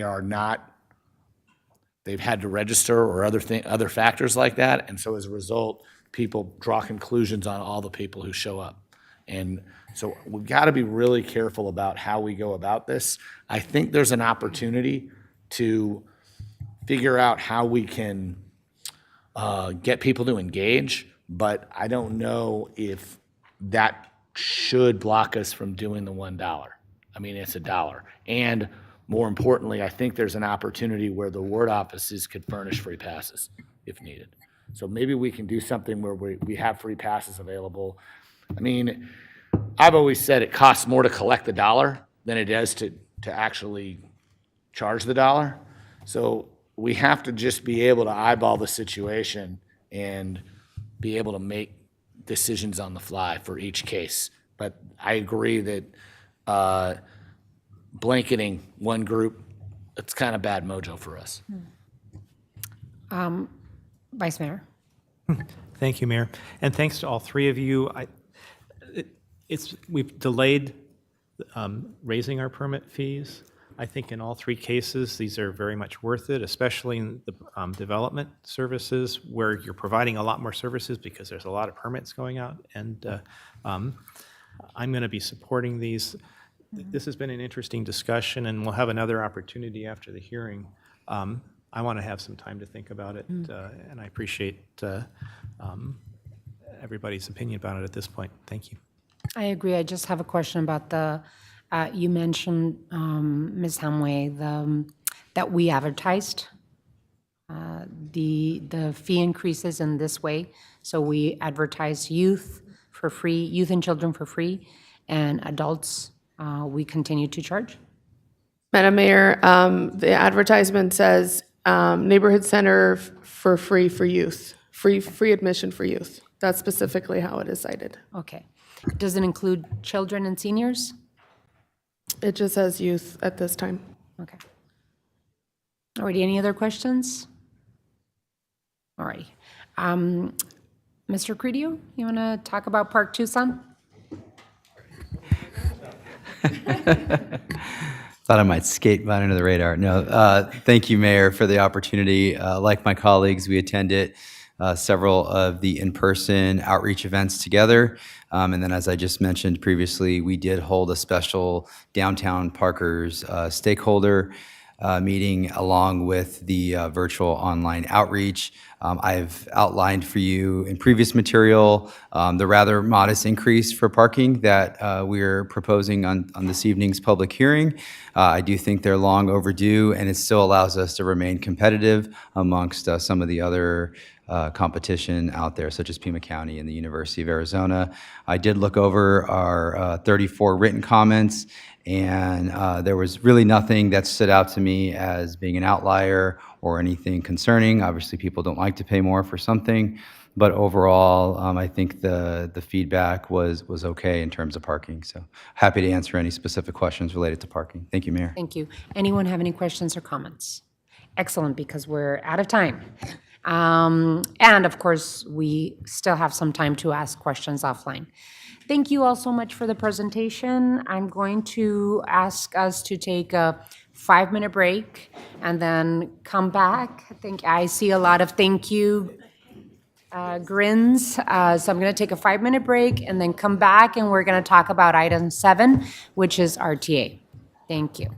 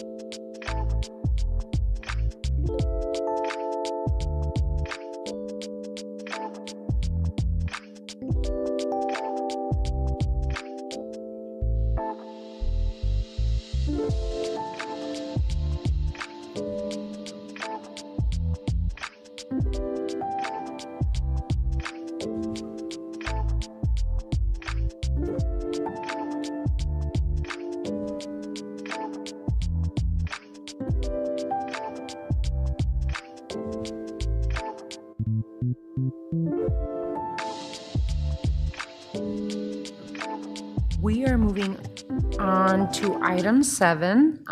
This time has been scheduled for a continued discussion on the development of the RTA Next plan. Mr. Manager. Mayor, members of the council, so this is really a placeholder. Mayor did represent us at the RTA board meeting last week.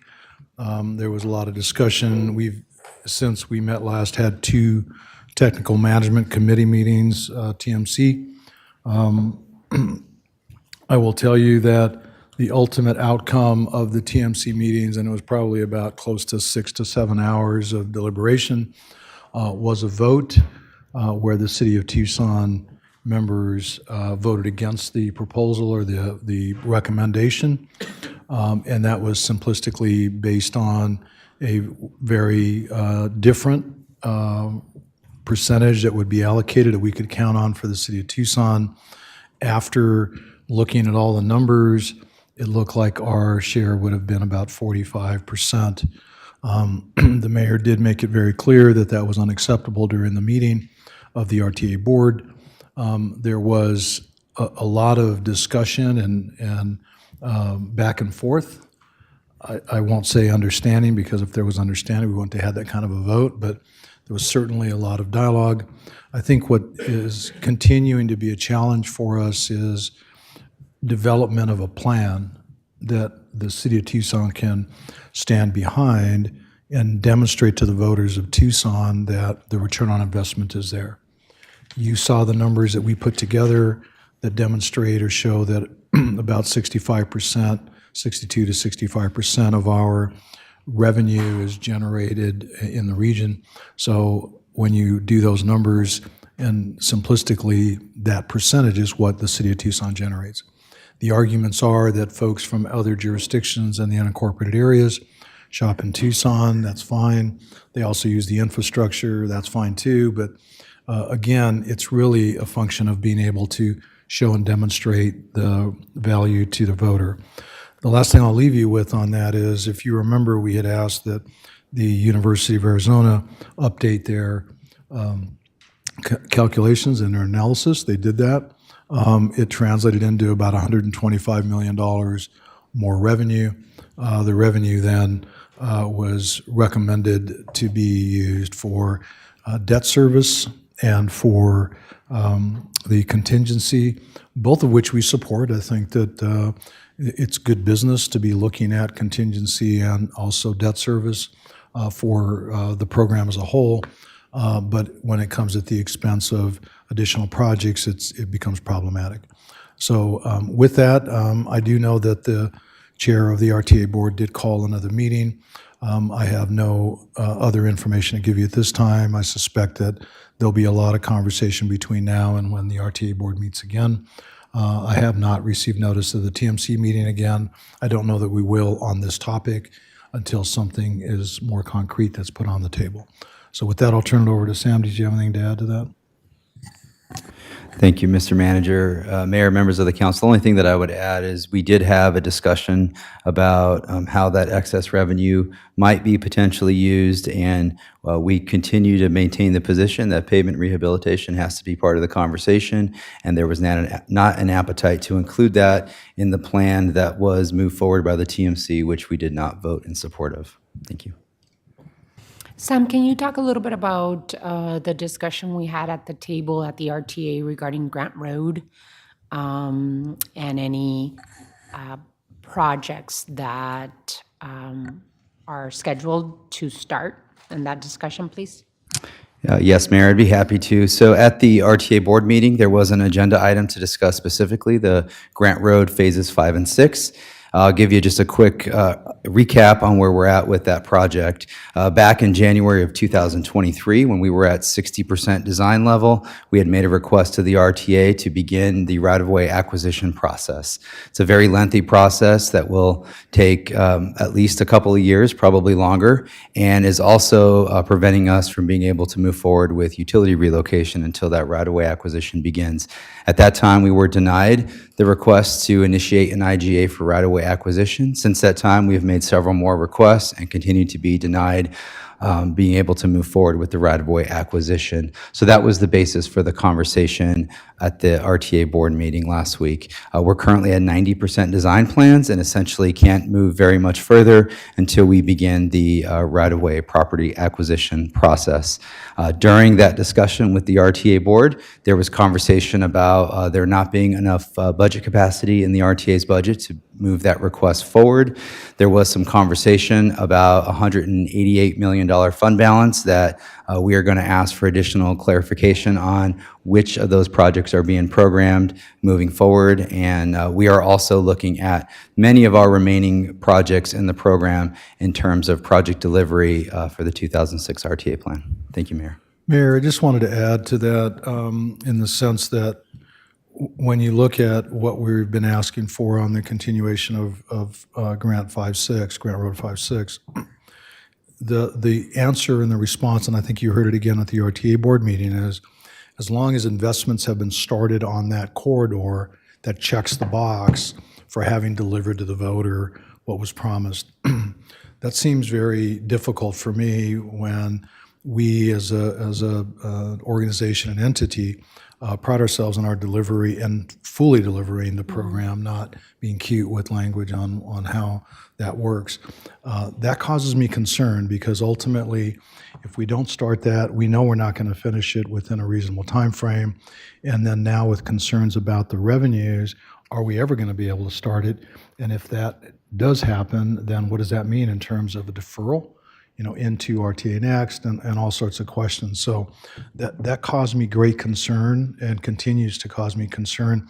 I wanted to voice it to you because I think it's important that as folks are asking you about that there's clarity that we have asked. We're ready to start acquiring right-of-way, compressing the time frame, but we have not been able to get authorization. I'm hopeful that when the RTA board meets again, they will give direction to the staff to give us our IGA so we can continue to move forward with that. But I wanted to just hone in on that because I think it seems to be a little bit of a nuance, but it's extremely important as we're talking about voter delivering voter promises. Thank you, Mayor. Well, and I was going to add that I requested that item on the RTA board because the city of Tucson has been struggling to get the staff at the RTA to approve expenditures to acquire land to be able to finish Grant Road. And as I travel east and west on Grant Road, we all have seen the need. And so it is not because the city of Tucson doesn't want to continue fixing and constructing and adding capacity to Grant Road. It is because the RTA staff have really prevented us from moving forward. When we have 90% engineering done and the staff is not getting the funds necessary to purchase right away, it really is standing in the way of progress. So I requested that item. We had a conversation about it, and we've requested that this item come back to the RTA board so that we can make a decision as to where we go next with that particular project. Any questions on the commentary? And Councilmember Cunningham and then Vice Mayor. So I just want to make this really clear because I think it's so important that we say it over and over again. I had a conversation with the manager about this very recently. And the bottom line is that Tucson's needs are different than our outlying cities. We don't need to build a bunch of new roads. We need to modernize and make our current roads better, period. If you are a person who lives in the city limits, if you live in Midtown, if you live Southside, if you live east of Wilmot, if you live out in Rita Ranch or in Savano, you're not sitting there going, oh my God, we need another road right there. That's not what you're saying. You're saying, oh man, this road's pretty nice, or this road's in need of some maintenance. I hope we can get it soon. And that's what we want. That would probably ideally be like 90% of our funds in this RTA iteration. Like, for real. That's really what we want. And here's the issue that I think the RTA needs to know for their own self-preservation. If they don't have that type of language on the ballot, it isn't going to pass. mean, we've got to be really clear about this. I mean, help us, help me. I feel like Jerry Maguire right now. I mean, look, help you, help me. It's not that hard. So I think we want them to hear this loud and clear.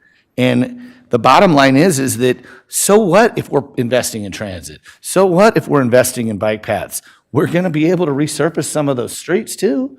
That's so important for us. And it is not just, I know that there's one of the things I'm getting feedback on is there's some statute that says they can't use it for maintenance. And so I think that's totally accurate. Well, this is not maintenance. This is the modernization of existing roads. It's to make sure the lanes can be wider or narrower. It's to make sure that the sidewalks can be shored up. It's to make sure that we have both biking and pedestrian paths. And with that comes a resurfacing of the street. There's all these pieces to it.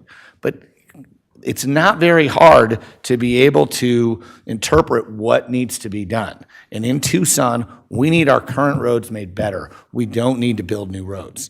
And that's why this RTA discussion is at a stalemate. And if we're not careful, it's going to affect this entire region long term.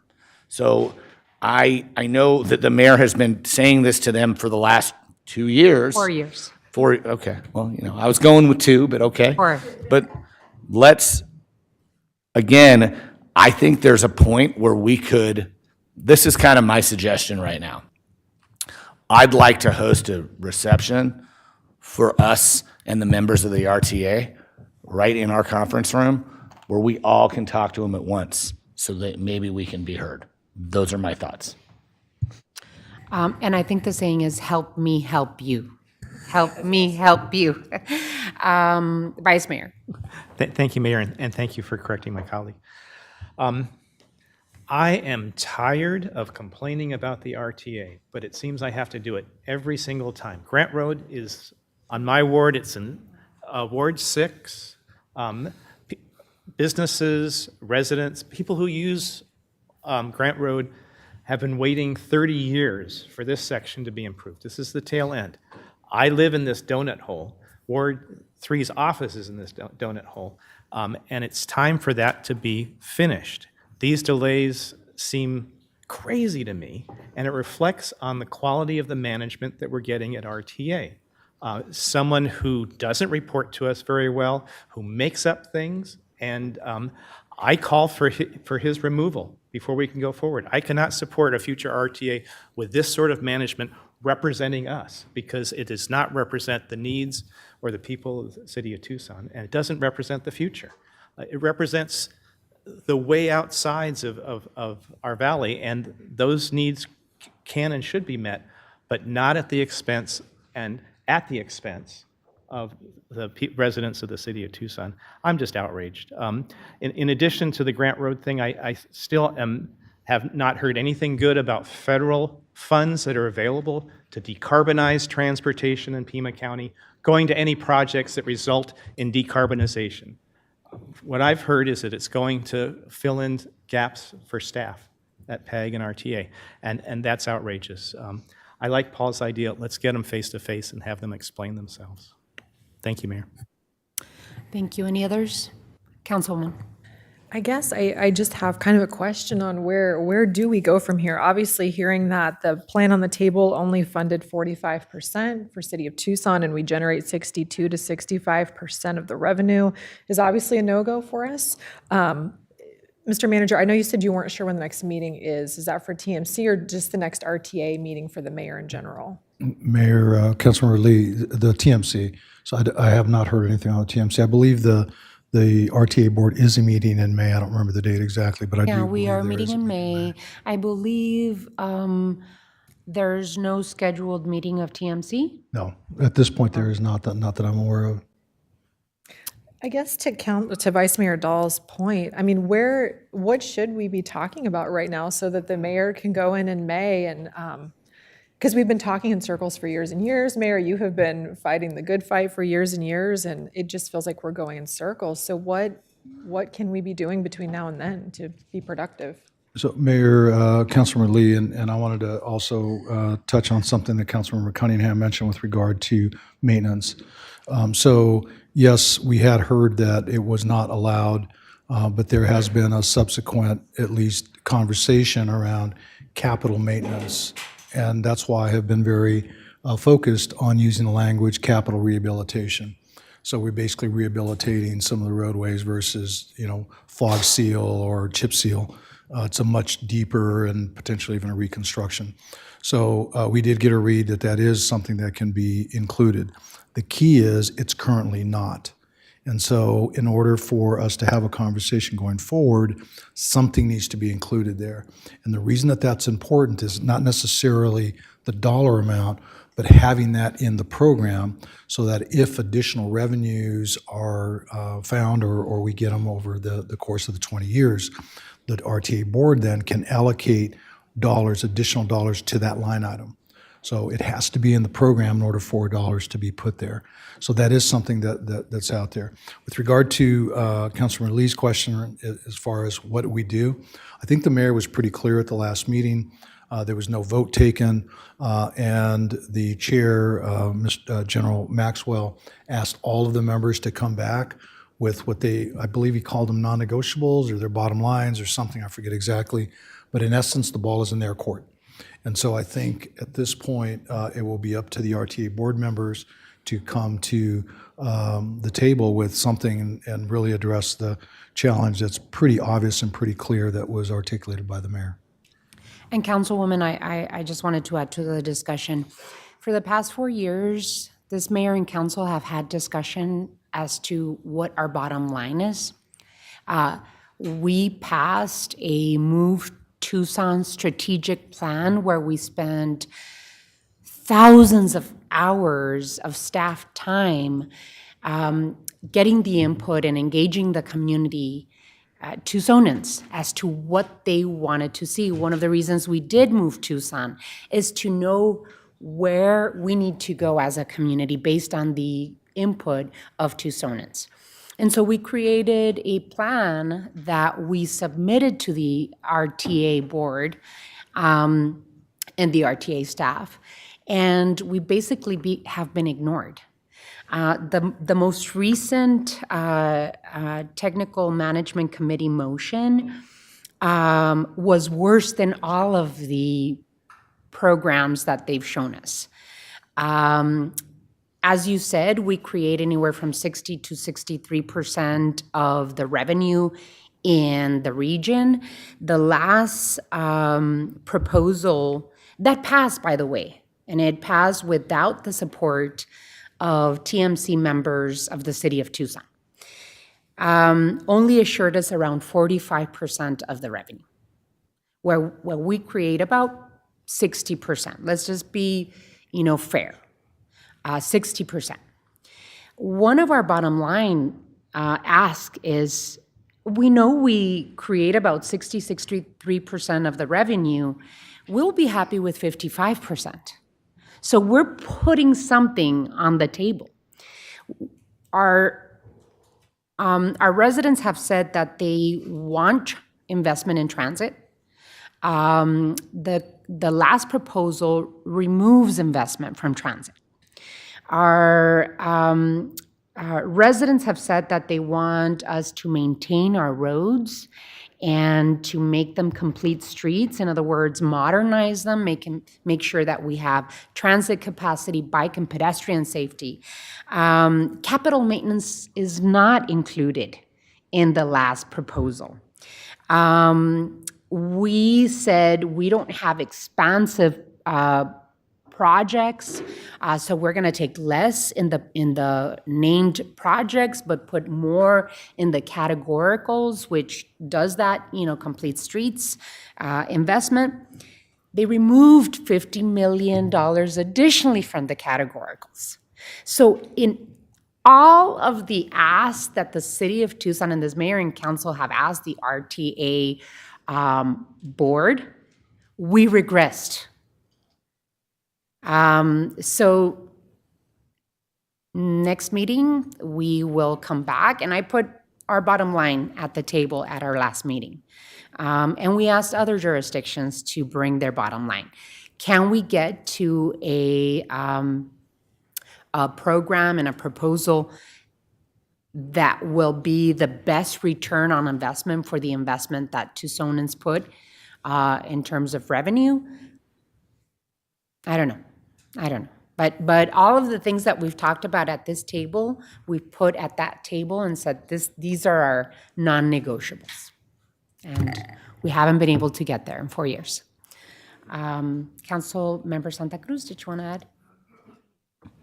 I guess I'm just curious, they're still trying to recalculate the projected revenue? Mayor, Councilmember Santa Cruz, no, they actually received a report from the university. Okay, they did. And and so I guess what we're at is there has not been any discussion of what will be done with the additional revenue? Mayor, Councilmember Santa Cruz, no, there actually has, and the group recommended that those additional dollars go, I'll say predominantly to the contingency fund, because there was zero there, and also the debt service and increasing the debt service an amount. So most all of that money went to that. There was, I believe, 20 million or 25 million left from the original, we'll call it extra revenue that was generated by that calculation. Okay. So in that's where we're still at the 45%? That's correct. Okay. That's correct. Thank you. So there's no decisions made, but regarding the input to the jurisdictional colleagues at the RTA, there is always an opportunity for my colleagues to come to and any other, audience member, resident of the city of Tucson, come to the RTA board meetings and PAG meetings to give your input. And hopefully we can move forward in a positive way. So we're out of time, so we're going to move on to item 8. Before I move on to item 8, I've been told that Representative Alma Hernandez is here.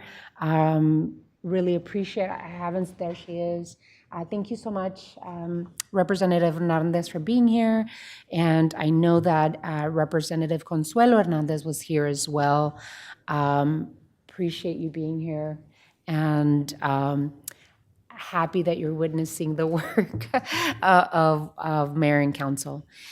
With that, we're going to move on to item 8. Item 8 has been set aside for Mayor and Council to continue the discussion on fare free transit and to provide direction as appropriate. Mr. Manager. Thank you, Mayor. This is a follow-up to the conversation we had a bit ago where he asked us to come back. Sam Credio is here and we'll go over the detail of what he has discovered since our last discussion. Sam. Thank you, Mr. Manager, and good afternoon again, Mayor, members of the council. I do have a presentation that has been handed out to you, and I will go through this, and there will be time for questions afterwards, but you're also welcome to jump in if something sparks your interest as I go through this. So just as a refresher, back on March 5th, we had a continued conversation about fare-free transit, and during that conversation, you all requested that we return back to you with a few very specific items. First, you know that there was a letter writing, email writing campaign with public comments regarding fare-free transit, so we did provide a summary of the themes of comments that we heard during that campaign. We will also provide an update and overview of the pre-pandemic fare structure, past sales, and funding partnerships, and then a summary of some of the funding options that we have explored through this process, and also responding very directly to some other questions that were brought up during the study session on March 5th. So moving on to a summary of the public comments that we heard and also received emails this morning, and I've pretty much looked at almost every single one of them. Here were some of the themes that we heard from those emails we received. The themes were increased and critical access to education and employment is something that fare-free transit provides. Provides a trust of and support for city government toward racial and economic justice. Prevents further harm to our most vulnerable community members. Transit is an economic driver. It meets the unprecedented needs of those experiencing cycles of poverty. It encourages more ridership, as you all saw when I presented that at the last meeting, and it also supports our climate future. And moving on to the next slide here, I'm going to spend just a little bit of time on this slide.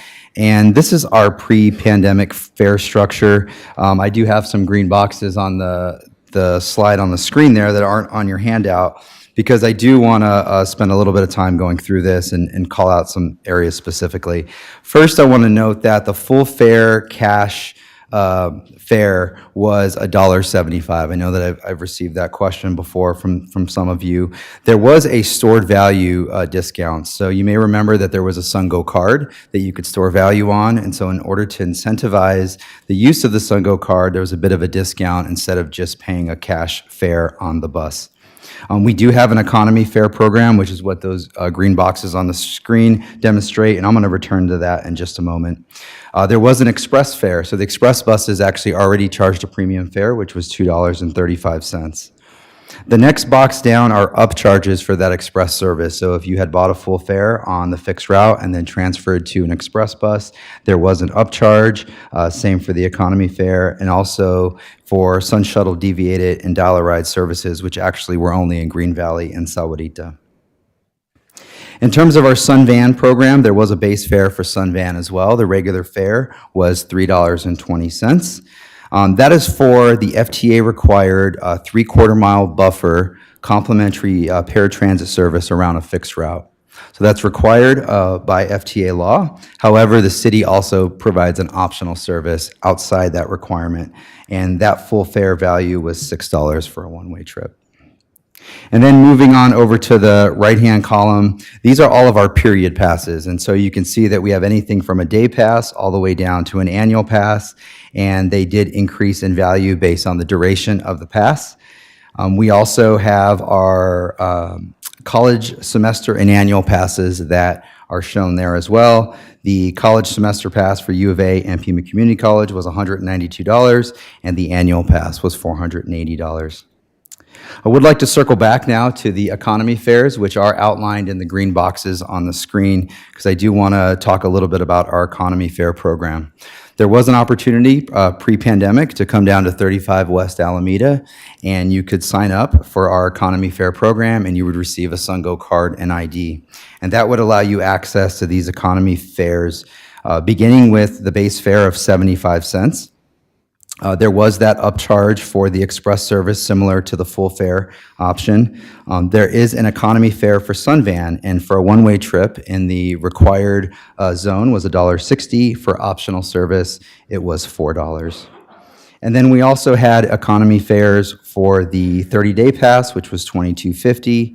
And then I do want to note two others that are actually not part of the economy fare program, but were special fares that we had. One was discounted one-day tickets for nonprofit agencies only, which was $2.45. And we used to work with nonprofits during that time to sell those passes to them. And then you may recall that we had the Summer Go Youth Pass program, which was for during summer vacation for youth ages 6 to 18 only, and that was $45. And then lastly, one that I remember that's not reflected in this table is the 20 for 25 program, where if somebody loaded $20 worth of value on their Sungo card, they actually received $25 worth of rides, and that was an incentive program we had to use so folks would want to ride the system and receive a little bit of a discount there. So moving on to the next slide here, these are just our pass sales. And I believe we've shared this information with you before, and I wanted to come back to this because it gives you a sense of who was buying passes pre-pandemic. The very first line is a bit of a not misleading, but I needed to provide some explanation. Suntran partnered with Fry's Food as a pass-through, and that was a location where people could go and actually load value on their Sungo cards. And so that's why it looks that we sold $1 million worth of passes at Fry's Food locations. Again, that was just a pass-through and a partnership that we have with Fry's Food. But really, what I want to point to is the two largest pass sales were first TUSD, which was $879,298 in pass sales, nearly $900,000. And then the University of Arizona, which was just shy of $840,000 for that full year. Again, a little bit of explanation there. The university subsidized about half the cost of the passes to their students, and so half of that cost is allocated to the students that paid it, and the other half was contributed by the U of A at approximately $419,000. And then you can see we sort of rolled up many of the other past sales. Otherwise, this list would be really long. I do want to draw your attention to one other, which is Raytheon, that sold about bought about $42,696 worth of past sales that fiscal year. That was for their employees to ride the bus. They also, on top of that, funded the express route, which was the 201X. And you can see that, and I want to just make a quick note on this presentation, that value on the screen there is for fiscal year 22. The actual fiscal year 19, just so we're comparing apples to apples here, was $155,762. And so all of that rolled up, we sold about $4.4 million worth of past sales that last fiscal year, that last full fiscal year. And lastly, I'm almost done here, I promise. We are getting to the funding options that were presented in the material. We also went over these funding options with the transit stakeholder group, and so I will move through these rather quickly. The transportation utility fee was the first option that we looked at. This is a mechanism that can potentially fund municipal transportation needs as a utility for which users of the system pay a fee based on their use of the system.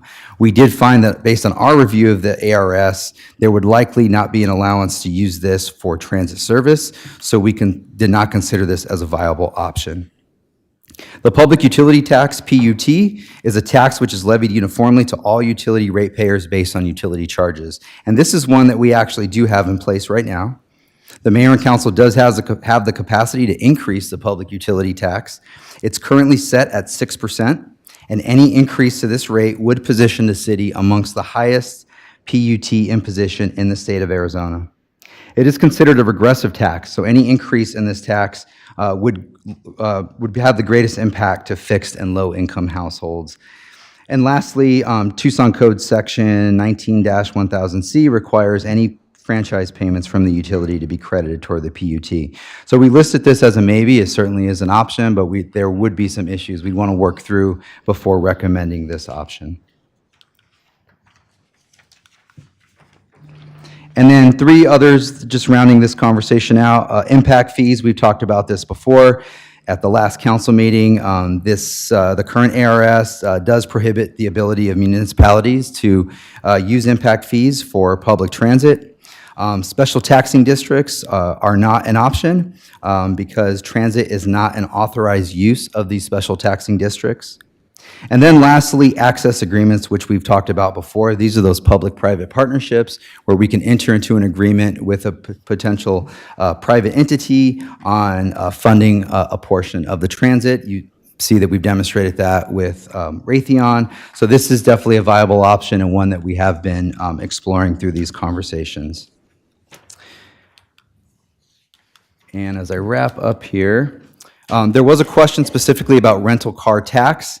The Arizona Constitution does prohibit the city of Tucson from imposing a citywide tax on rental cars. Pima County can impose this tax.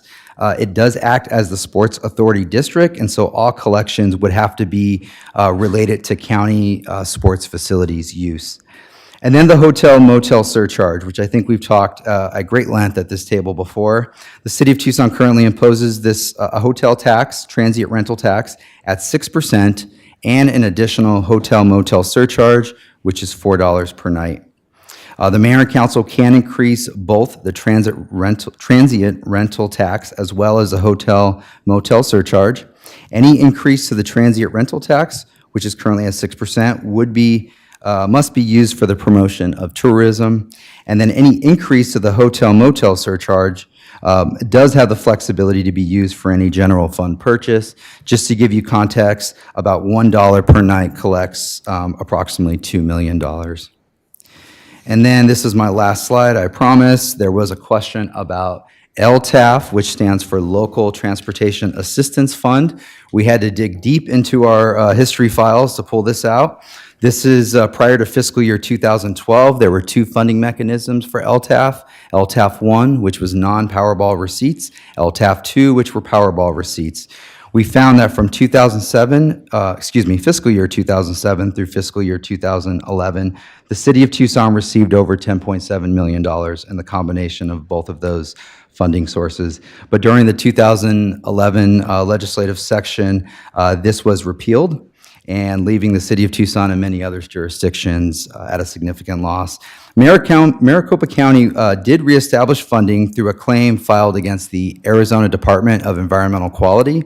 However, and additionally, this mayor and council back in November 14, 2012, voted unanimously to seek to reinstate this funding from the state. However, those efforts were never materialized. The state was never reinstated these funds for transit. And that was my last slide, and I know I went over that quickly, so I'm happy to answer any questions. Thank you, Mayor. Thank you, Sam. So Maricopa County has reestablished LTAF funding?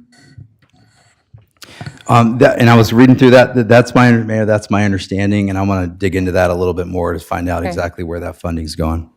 I think it would be wonderful for the city of Tucson, whatever we need to do to reestablish that LTAF funding. I was first elected in 2007, so I recall very well those funds, LTAF funds, coming to the city of Tucson and being used for transit. And it really helped our general fund tremendously. So, I mean, do we have to file a claim against ADQ? Maybe we find out how Maricopa County did it, and we ask our state legislators to help us figure out a way to bring those monies back to the city of Tucson and our regional transit system. Any comments or questions on this? Councilwoman Lee and then Councilmember Cunningham. Thank you, Mayor, and thank you, Sam, for a great presentation, very thorough, and thanks for helping us remember what the system was like 4 years ago prior to COVID, because I lost a lot of that information in my brain over the past 4 years. I know 100% that the fare-free experience is wonderful. I've seen a lot of stories. Mayor, your newsletter was full of great stories of people who have benefited from it. I absolutely hate driving in Tucson, and being able to jump on the bus is a wonderful experience. The challenges coming off the heels of our budget conversation, I'm really concerned about an ongoing $13 million decrease in revenue that we could be bringing in if we were able to find a solution of addressing the very real need for our low-income or no-income riders through programs or working with partners like nonprofits that can offer free passes to folks. And so I just feel strongly that at some point later this year, we're probably going to have to consider what we need to start doing to position ourselves to have the option to look at specific services that we may need to start charging for. Sam, is there any way you could remind us, kind of just in general, I know we're looking at the $13 million year after year, but what is the total operating budget for the entire system? Yeah, thank you, Mayor, Councilmember Lee. Generally speaking, the entire mass transit system, SunTrans, SunVan, SunLink, and our transit services division is about $100 million, just to keep round numbers. And where are the funding sources for the $100 million? Yes, great question. So a majority of the funding source of that $100 million does come from the general fund. We do have money that comes through our advertising contract, both with the bus wraps and the bus stops. We do receive federal grants for a portion of that. It's about 20% of the total budget. we then also receive a fair amount of money from the RTA plan for service on nights and weekends and frequency. That's to the tune of about $15 million total. But the largest source of the funding for mass transit is the general fund. Okay, thank you, Sam. So the city of Tucson is absolutely investing heavily in transit services. I know this is a value and a priority of ours, and so I thought that was helpful to see the whole picture. It's easy to get stuck on the fare number, but there's a lot of investment happening behind the scenes to maintain. Thank you, Sam, for spelling out the partnership, especially the passes. That was really interesting to me. I know we've talked about partnerships, especially TUSD and the U of A. And I understand, Sam, maybe you can help me understand this a little more. I believe that some of the challenges with our partners coming on board is that there is no fair structure in place, meaning there is no opportunity to exchange value for something because we haven't placed a value on the passes. Is that something that you've heard, or does that sound like an impediment to getting some of the partners to the table? Yes, Mayor, Councilmember Lee, the conversations that have occurred at the transit stakeholder group, specifically with our partners at Pima Community College, the University of Arizona, and TUSD, have been some concerns about demonstrating that the investment they'd be making directly impacts and is a direct benefit to their students. Particularly, Pima Community College has said that they are concerned about the legality of being able to contribute to the transit system without demonstrating that direct benefit. Okay. Thank you for helping me understand that a little bit more, Sam. And lastly, I feel comfortable saying at a certain point later this year, Mayor, I would probably like to, if my colleagues are open to it, entertain where we're at, what we've seen in the budget that has unfolded over the next several months, and potentially revisit the conversation. Sam, can you remind us again on the timeline? So obviously nothing we're going to do is going to change everything overnight. What would we look at in terms of if we're sitting here a year from now looking at the next fiscal year budget and we have to make some changes, how much time do we have to go through this entire process? Thank you for that question, Mayor, Councilmember Lee. The timeline that we laid out for you is about 6 months. I think we could probably shorten that if we needed to.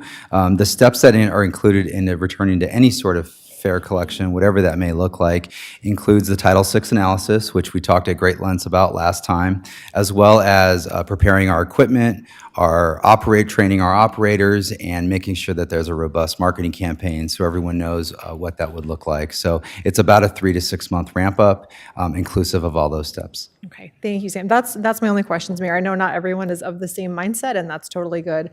I just wanted to get some questions answered. I have a feeling that we're going to continue talking about budget way after we approve our budget this year. So I think we're going to work on, and I think that it's the best approach, right, to continue working on the budget for the following fiscal year. Councilmember Cunningham and then Councilmember Santa Cruz. A couple things. One is that we're going to be in a situation where we're going to be faced with questions about cutting service. And I don't want to be in that. That's actually, I have a core value that we should have free transit and people should be able to get where they want to get. One, I don't want to bankrupt the city to do it, but more importantly, I don't want to cut service. So that's part of it. I've talked about route efficiencies before. Again, we don't need 6 stops between 2 stoplights that are a mile long. That isn't what the federal statute says. I pushed back on staff about that. If we are 900 feet from one intersection, 900 feet from the other intersection, either way, and 2,600 feet in the middle, they're less than a quarter mile, but there's less than 1,000 feet between stops. We can probably get to less than 1,000 feet between stops pretty easily. We're totally in line with what's expected.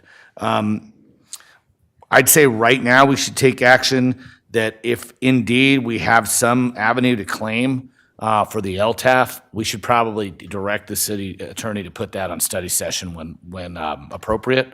I don't know if I need that in form of a motion. I think that the clerk can take that discussion point and she sees the unanimous agreement around the table with everybody going like this. Finally, I've talked more and more about the discussion about paratransit. So my big advocacy piece here is about paratransit. We've talked about keeping free, if we keep free transit, we can't have a premium pay paratransit. I don't think that's might not be true. I've talked to some of the folks in your shop and when we had our discussion about paratransit at Ward 2 last week. My thought is that I'd really like to take a look at what those statutes actually say about paratransit. I mean, I'm happy to offer free paratransit as is. But if folks are able to come up with $7-10 so they can get point to point and be where they need to be in an hour rather than 3, I think we should go for that. So that's a big piece to it. An hour is not a lot to ask. Remember, in paratransit, boarding and unboarding can take as much as 12 to 15 minutes compared to other folks. We've got to keep that in mind, and we got to take care of our paratransit riders. It's not that much in the big $100 million budget. Finally, I think probably I can see us really having to have this discussion again in September. Once we get the budget passed, if we're able to get the budget passed, I don't want to I think we will. I don't want to freak you out, but but I think this is a good time. We'll be able to take a look at our numbers. We'll be able to kind of flesh out the discussion. We'll actually have a Ward 6 council member, God willing. So those are some of the things that we probably need to do before we carry this any farther today. But hey, the LTAF piece is a really big piece, and I'd like to have that information if we could bring this back in September. Those are my thoughts off the top of my head. Thank you, Councilmember. Councilmember Santa Cruz. Thank you, Sam and City Manager, for putting this presentation together and, kind of giving us a little history lesson about what was happening prior to the pandemic. I think it's a waste of time to continue to have this conversation about whether or not we charge fares when we know that they contribute less than 10% of the cost of our transit system. And like you said, Sam, a big chunk of that funding is coming from our general fund, and I think that this mayor and council and previous mayor and councils have invested and valued public transportation as something that is needed in our community. I think in the long run, I feel like we're at the same place where we're talking about, yes, how do we in the short term shore up that 10%, and can we look at these other funding opportunities? But in the long run, if we want to continue to do service improvements, pay for additional routes and frequency, we're going to need a funding mechanism for our transit system. And so that was part of that long-term ask that we had of this transit task force to help us come up with that. And I think that that's going to also be ongoing conversations that we need to do, because I don't think that returning to fare collection is going to solve our short or long-term budgetary goals, but it will have a negative impact on our ridership. And just because we're shoring up 13 million into that fare piece or just into our transit system doesn't mean that we would actually be collecting that amount of money. I feel that free fares is a service improvement that has been celebrated by many of our bus riders who have written to share how it has improved the efficiency, the ease of riding, the timeliness of the bus by eliminating the time and stress it takes to collect fares. Fare-free transit is a crucial tenet of the Prosperity Initiative that we as the City of Tucson, Pima County recently adopted. Our commitment to access for all to a quality transportation system is at the base of creating an equitable mobility across our city and a game changer for many of our families. I know, Mayor, that you recently shared that AARP also wrote in support of us continuing to be fare-free. I know that we need to continue working and asking our community to work with Pima County and our other jurisdictions to help in supporting with funding revenues and mechanisms to allow for this to continue. And I think along with our state and our federal government, who can also afford to invest in our Tucson community. I think that the investment in public transit can work hand in hand with some of our sports facilities and our tourism, because if we're able to collect these revenues, people can get to sporting events, they can, see and experience the city. I feel that we can continue having these conversations with our county, our school districts, but I think going back and forth on whether or not we should have fares is just, we're just going in circles here. Vice Mayor. Thank you, Mayor, and thanks for the presentation. Pretty robust. I agree with Councilmember Lane Santa Cruz. Fare-free transit is such a useful public utility on so many levels, but I also recognize the legitimate concern that my other colleagues have pointed out about our budget. I think September might be a little too soon, because when I looked at these options, I saw state legislature, state legislature, state legislature, and in November, we might have a sea change. So I would propose that it would be after the next election that we revisit this, with it, which isn't too far past September. Unless things get really bad really quick, look at it earlier. One question, and this is probably a legal question, and I'm not suggesting that this would be a great mechanism, but the transient rental tax on hotel motels, currently at 6%, has to be, above that, has to be used for the promotion of tourism. I think free transit is a great promotion for tourism. I know of several people who have visited me who were wonderfully amazed at how easily they could get around town.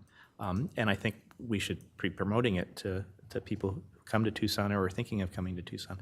So that's a question for an answer for another day.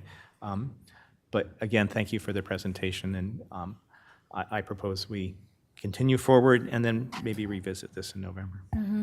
And then just for the benefit of the public, we are not making any decisions right now in terms of turning back on fare free transit.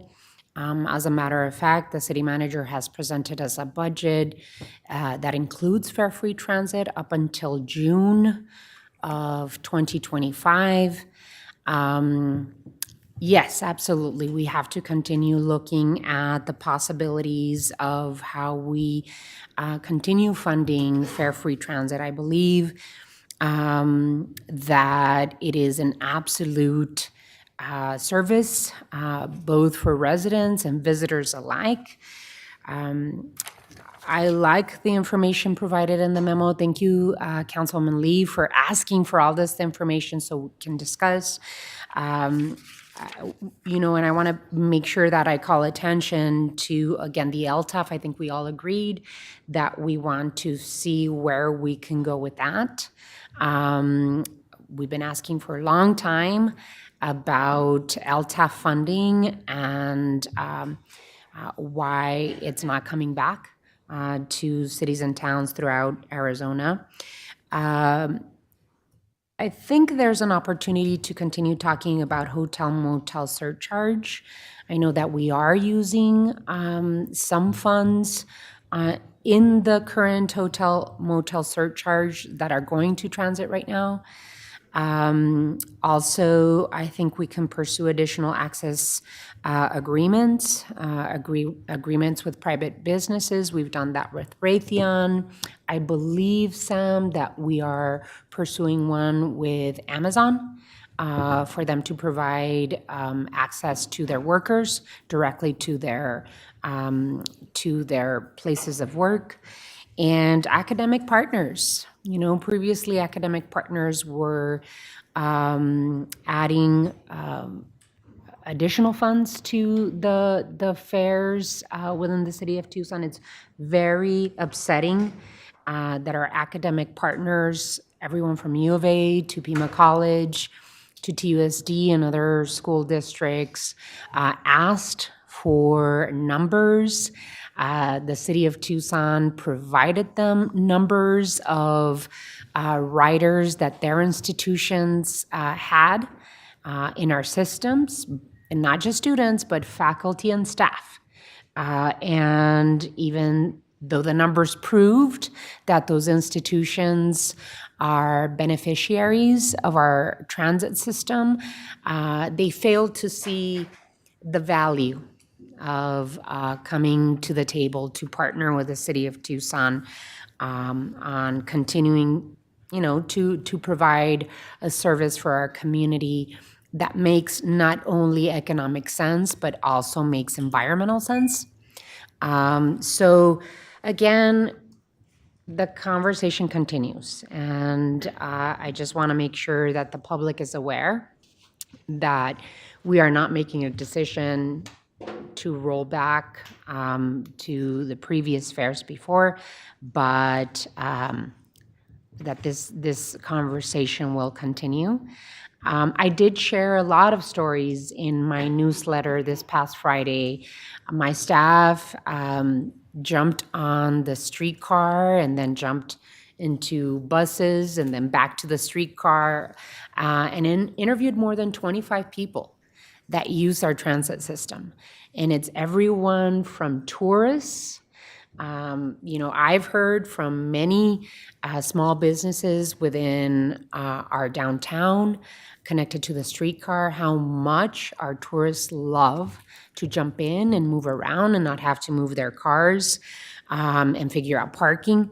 From students at TUSD, we spoke with a teacher that from TUSD that was teaching TUSD students life skills. And they had a group of more than 30 students teaching them how to use our transit system and how to solve real-world applications and valuable social skills.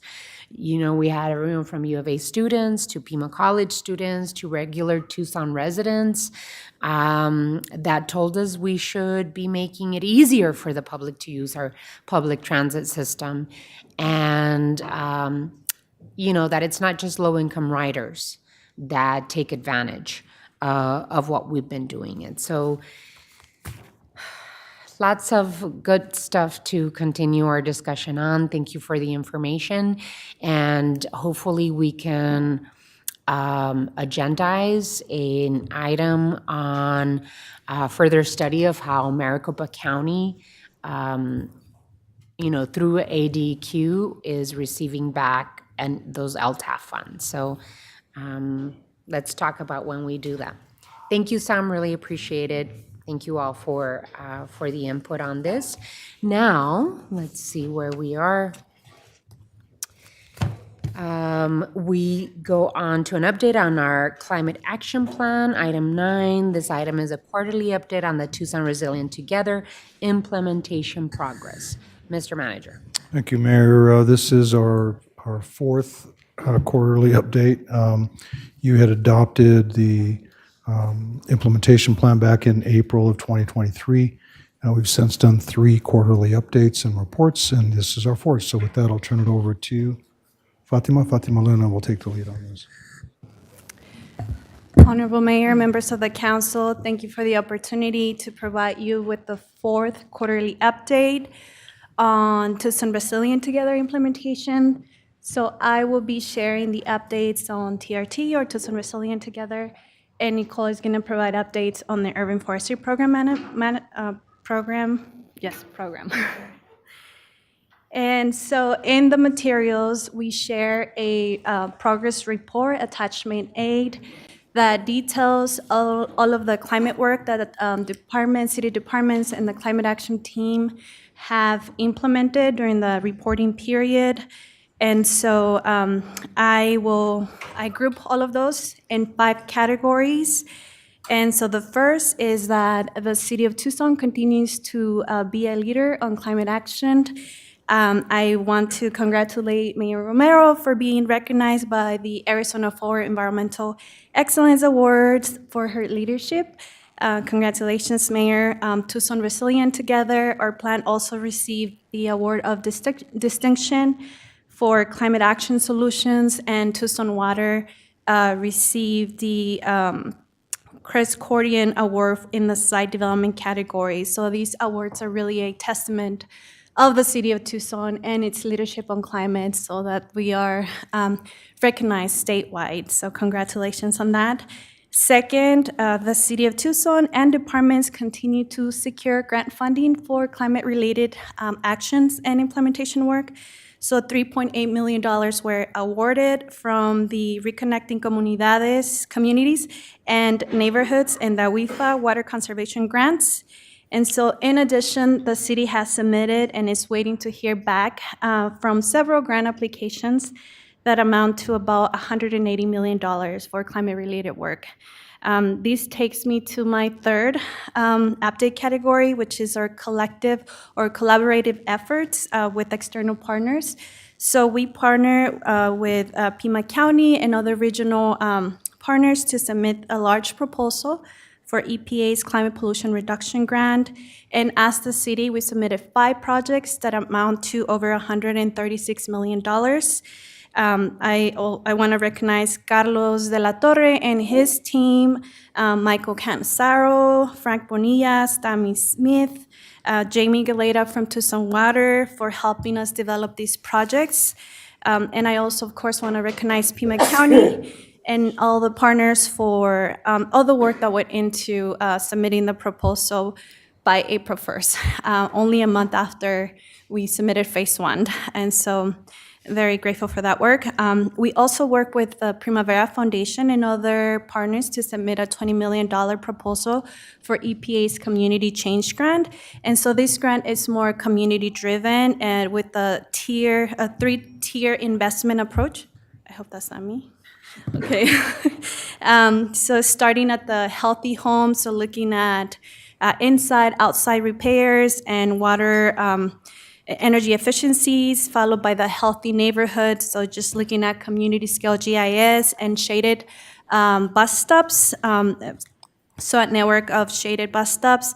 And then at the healthy community level, we are going to look at resilient hubs, both planning and implementation. So these two proposals together, actually the community change grant also has a very strong workforce development component as one of the cross-cutting strategies in all the components, as well as education and outreach. So again, thanking city staff who supported with this, Blue Baldwin and her team from Tucson Water, Monica Landgrave and Mackenzie Wintermore for DTM, Stephen Addison, Leslie Ethan, Jeremiah. So many city staff really contribute to making these two proposals happen. And so if we get this funding, these two proposals will advance not only the climate actions for city operations, but also community-wide, which I think is critical because that's where we struggle a little bit more, going into people's homes and making these upgrades. It's something that will benefit the community at large. And then fourth, our team continues to engage with Tucsonans as we are implementing Tucson Resilient together. So during this reporting period, we participated in several community events that are listed in the progress report, including showing up to our Tucson Resilient Together community partner events like the Southside Worker Asamblea that happens quarterly, as well as hosting a well-attended online climate action stakeholder conversation and a very successful heat planning summit. So I want to share a little bit about the heat summit. So we, the City of Tucson, in collaboration with the University of Arizona, the Pima County Health Department, we hosted the first ever Southern Arizona Heat Planning Summit. And so over 110 representatives from various sectors participated, and they included public health professionals, emergency managers, urban planners, utility operators, first responders, university researchers, and community members. And so they all brought very unique expertise and lived experiences. And so we also work with the University of Arizona, specifically Lath Keat and Mona Aurora, and their wonderful graduate students who help us in a very quick turnaround, look at the data that came out of the summit and gather cross-cutting, high-level recommendations that we were able to provide to the governor's office. And we received confirmation that those 7 recommendations were embedded in the governor's office extreme heat preparedness plan that was released March 1st. So that was very successful because in essence, that plan could translate into funding into the future. So making sure that Southern Arizona voices were represented in that state level plan was important for us. And moving forward, we are actually taking a deeper dive into that data that we collected at the HEAT Summit, because essentially that's what's going to inform our own city heat preparedness, mitigation, and response plan. And so my Our goal is to have a heat plan, a draft at least by the end of this month. We want to socialize it with you next month, and so that it will be ready before the summer, so end of May. Along with that, Mayor and Council, you asked us to work on a heat protection ordinance. So we are also working on that in parallel lines. So we're hoping to bring those back to you before the summer. And our fifth update is our urban forestry program. Nicole? Hello, everyone. I know it's been a long day, so thanks for sticking with us. You guys have some details in your memo on updates on the program, and also I've been meeting with each of the ward offices steadily on implementation updates, so I'm going to focus on some exciting upcoming things that I would like to work with all of you on moving forward. So first, I'm here to announce that 2025 is the year of the tree. I am accepting more creative names if anyone would like to submit some.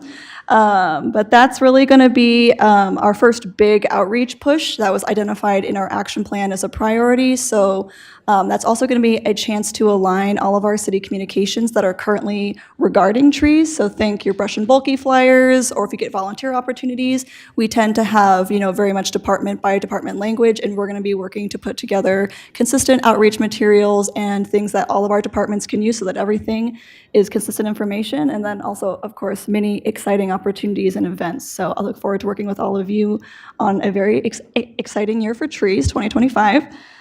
And then second, now that we really have our foundation sort of underneath our feet for the urban forestry program, one thing that was identified as the number one top priority in the action plan was actually tree protection. So we're looking at the condition of our current urban forest and canopy and finding ways to work to both preserve and protect really our existing benefits that trees give us. I'm exploring a lot of different options and have actually already discussed this with a couple of the ward offices, but really look to Mayor and Council for your suggestions on how to move this forward. This could include things like code updates, policy changes, but we really do need to be focusing on our current canopy, which is, of course, under increasing threat every year from climate change and, of course, human daily behavior. So looking at some of those options, and look forward to that conversation continuing here. And then lastly, a crossover action with Tucson Brazilian Together is the electrification of our tool sets. And so that brings, of course, not only carbon reductions for our city, but is also a huge health benefit to our staff. And so we are looking at rolling that out across all of our departments. And some of our departments are already working, as we are replacing old tools, at choosing electric ones. So we're looking at policy options for that and also additional funding. And those are my 3 exciting updates. Thanks, everyone.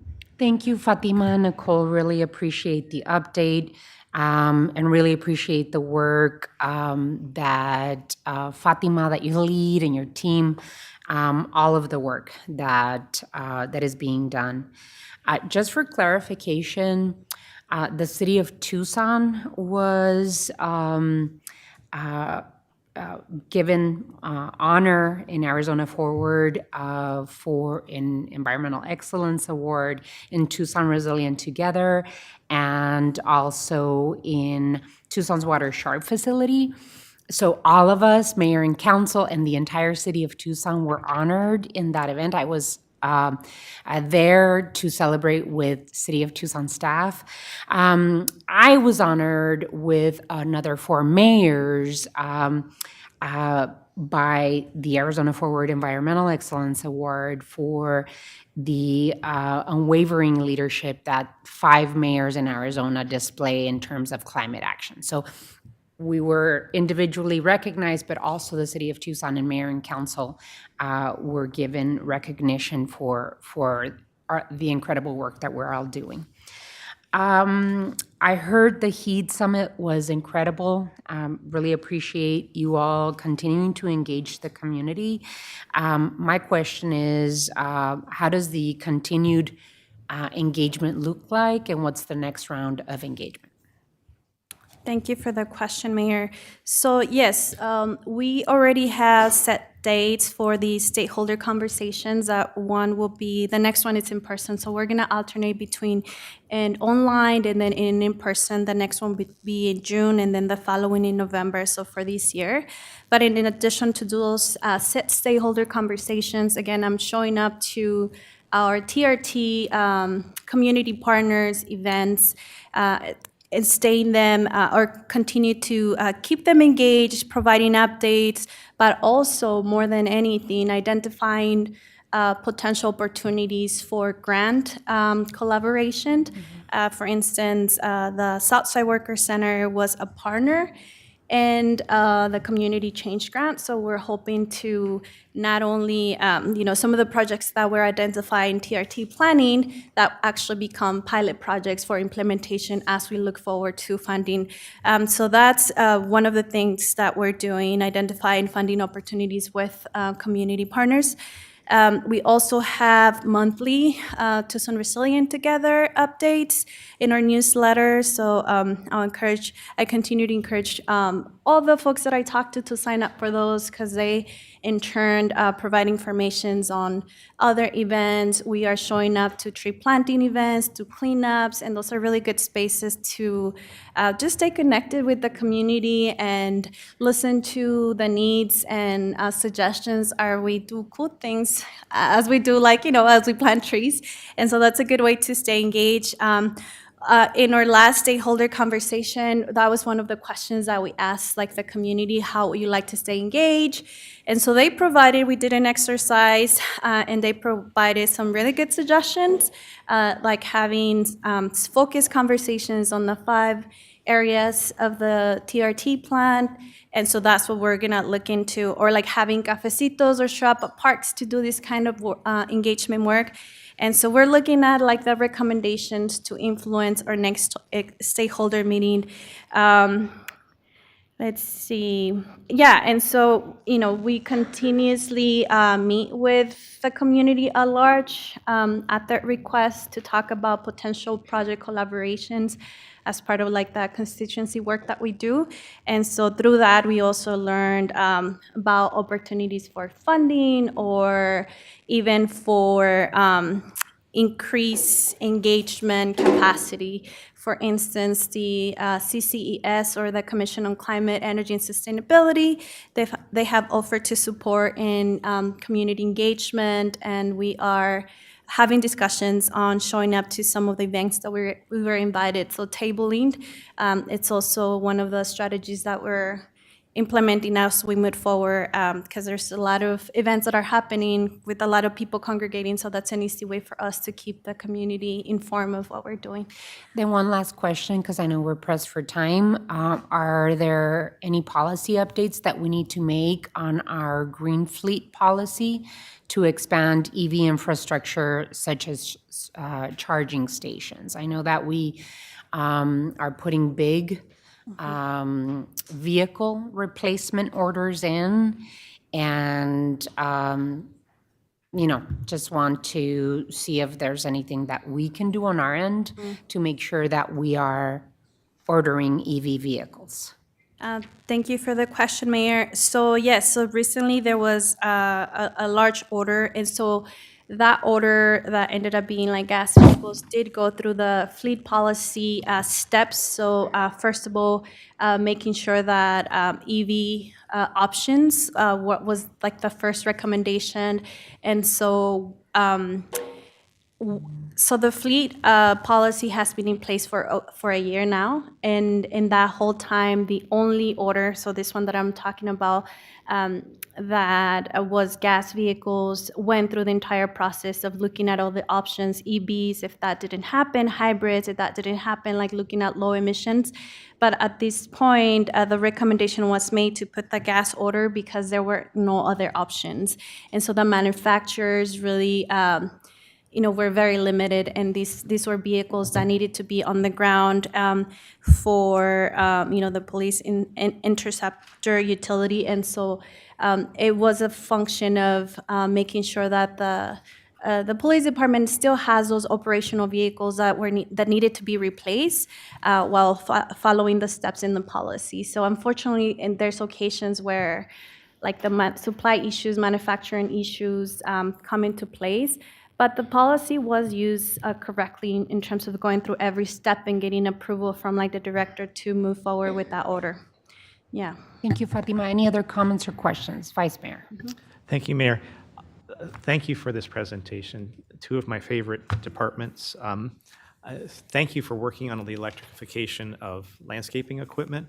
I think there's no other thing more annoying than a gas blower at 6 a.m. in your neighborhood. And why the heck are you blowing stuff off of gravel when it can provide mulch, habitat for insects, and it helps the trees and the shrubs that are growing above it? If you're on a sidewalk, use a broom, right? I've recently changed from my gas lawnmower and weed whacker because I take care of a short urban wash that this winter had a lot of weeds. And I noticed the benefit of lower noise and ease of, and because I am charging the battery on solar, it's being powered by the sun. I think we need to do that in Tucson as an example, and then think about ordinances for encouraging it elsewhere. Thank you. Councilmember Santa Cruz, and then we're going to unfortunately have to continue on to the next item. Well, first of all, I want to say congratulations on this first year of implementing the Tucson Resilient Together action plan.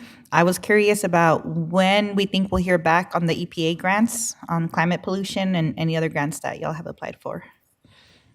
We hope soon, but it is the federal government, so we keep checking. We'll keep you updated on those.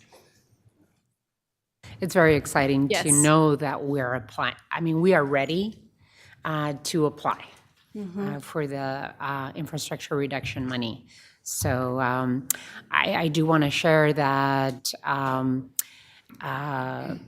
EPA and other departments really use Tucson as a model city and really talk about Tucson being ready for moving to a no to low emission city. So with that, thank you all. As always, we can follow up with Fatima and Nicole online. Thank you.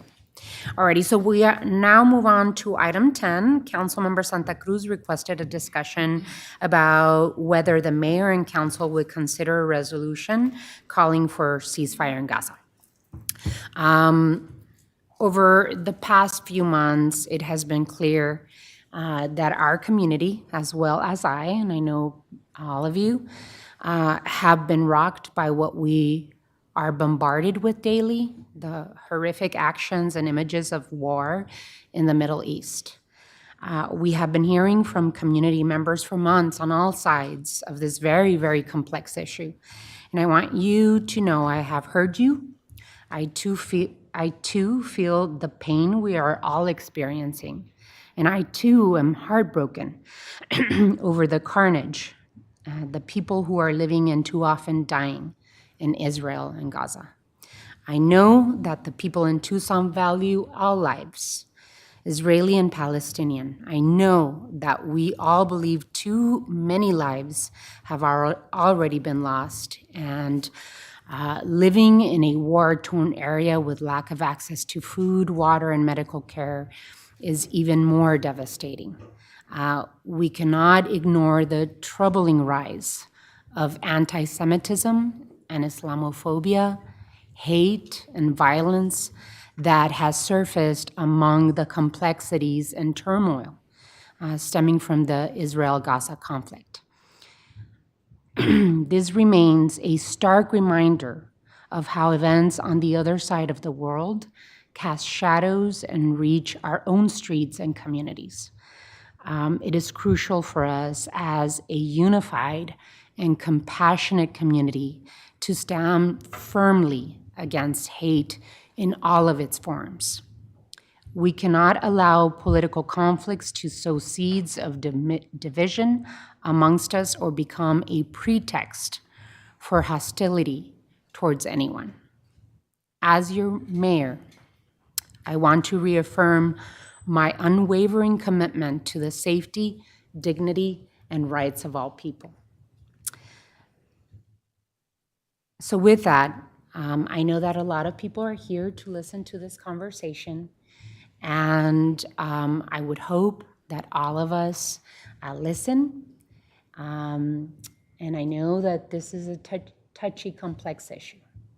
So let's have respect amongst each other, both on this side of the dais and in the audience. With that, Councilmember Santa Cruz. All right, thank you, Mayor, for opening it up and setting this item up. I requested that we have a discussion regarding the question of whether the mayor and council would consider a resolution calling for an immediate ceasefire in Gaza, because our community since December 2023 has been coming to COTA the audience imploring for said resolution. This mayor and council has been at a standstill on how to move on this request, especially when we started receiving pushback that even a discussion on such resolution was anti-Semitic.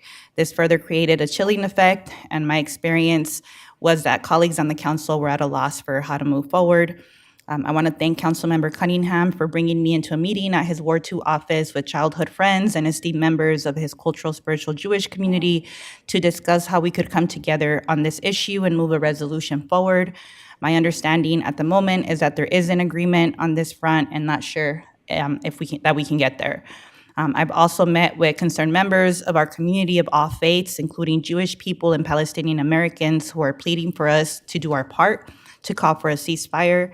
They stress that the Jewish community, much like our Latino, Latinx community, is not a monolith, and that we cannot let one group speak on behalf of all Jewish people in our city.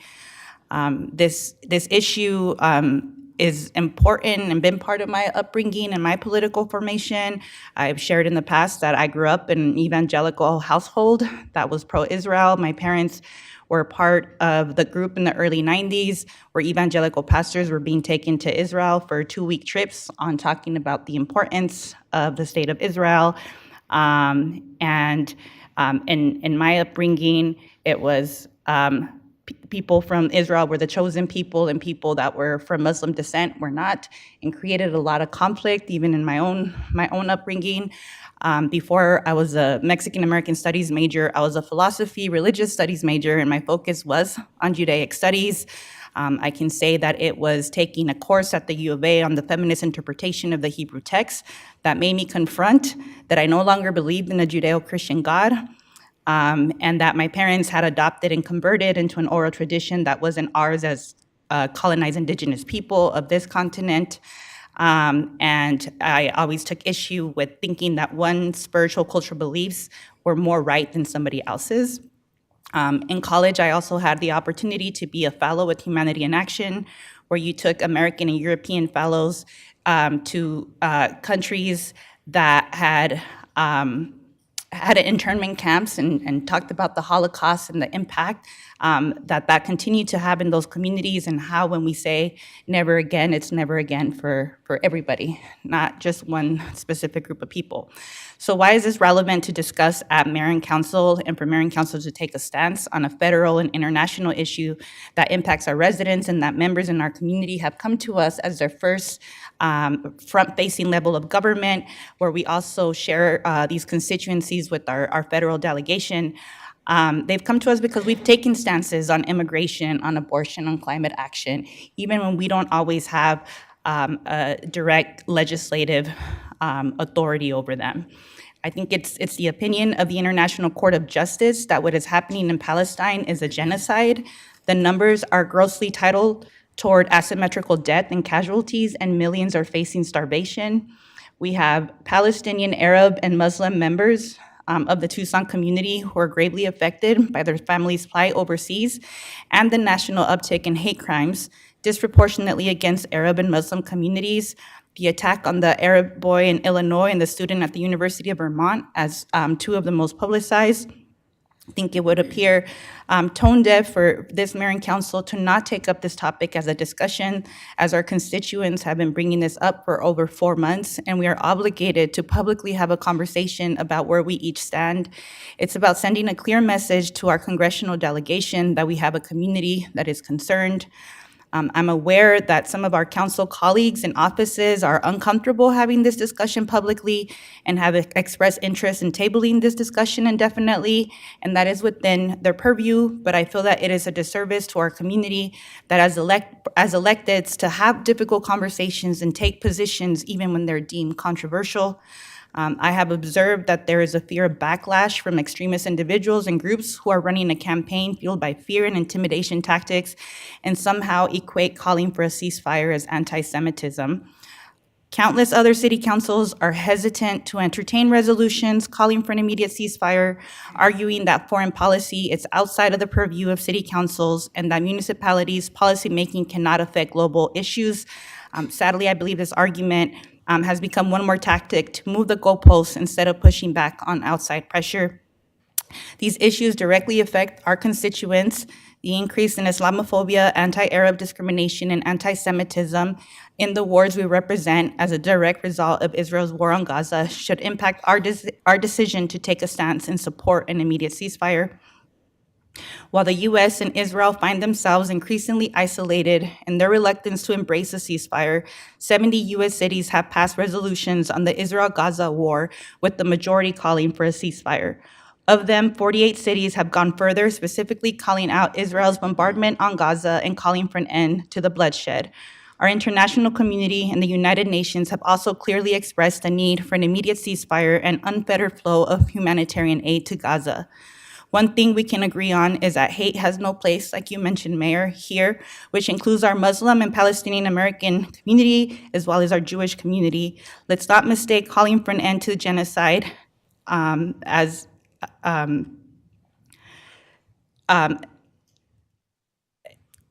anti-Semitic. Increases in hate crimes are happening everywhere for both our Muslim and Jewish communities, and it's not just because a ceasefire is passed. I think there is a danger of equating criticisms of the Israeli government as anti-Semitic. This leads to fascist manipulation of the Holocaust with strategic accusations that current calls for a ceasefire is anti-Semitic.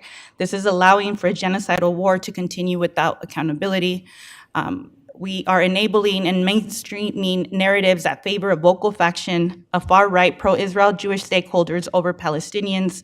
My hope is that this governing body can embrace that Jewish and Palestinian lives matter equally, and even though there is a need to decolonize our settler colonial states, this is ongoing work, and the least we can do in this moment is move forward with an immediate ceasefire resolution and relay this to President Biden and our federal delegation. With that, I want to hear from my colleagues that if drafting a ceasefire resolution is something we can move forward with, or if it's a non-starter, and if so, what can we move forward as a governing body? All righty. So this is an opportunity. Please. We are discussing, and I need to be able to have the discussion free of interruptions. My colleagues. Councilman Lee. Thank you, Mayor. First of all, I just want to take a moment to acknowledge everyone who has taken time to come out to call to the audience over all of these months, who have written opinion pieces, who have called us, who have sent in emails. I just want to acknowledge your humanity in seeing things that you feel inspired to take action on and to have your voices heard. So I first want to just acknowledge everyone who has come out and had. Okay, sorry, someone was on a phone call for anyone watching. So again, thank you all for your advocacy and for your presence and having your voices heard for the past 5 months. I have listened intently to everything that has been said in these council chambers. I've read as many of the emails as possible. We've literally gotten thousands of emails on both sides of this conversation. I've consumed as much of your thoughts and feelings and impressions about this topic for the past 5 months. And I've always listened for that commonality. And as my colleagues have already said, you know, not wanting hate in our community and wanting peace is the one constant thread that does surface across everyone who's involved in this conversation. You know, we all have our own backgrounds and our lived experiences that inform our decisions and shape our opinions. And that is absolutely true for myself and my colleagues. I, in my adult life, spent multiple years living and working in war zones and areas of active conflict. So I don't have a shortage of opinions about this, and I'm not afraid to have a conversation about it. What I am concerned about is the lack of a unified voice in this from the community, from our lived experiences as mayor and council members. I don't personally believe that we should try to come up with a single position or statement that attempts to speak for all of us as mayor and council because of our own individual differences and thoughts on this matter. This matter is complicated, nuanced, and quite divisive potentially for any one statement to capture our individual views as a mayor and council. Each of us has the ability to express our position on this issue as our own individual council offices and platforms provide. I think we should recognize and empower that rather than try to put forward a resolution that attempts to speak for all of us as a governing body. So with that, I move that we as a governing body choose not to schedule or move forward with any resolution, and we instead leave room for each of us to express and advocate our own positions if and or as we see fit. That's the motion. Second. There is a motion and a second. Continued discussion. Any others? Councilmember Cunningham?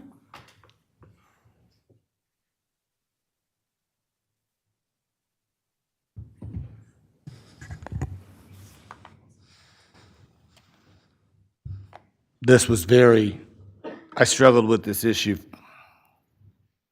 from the outset. Each week, my thoughts on it changed.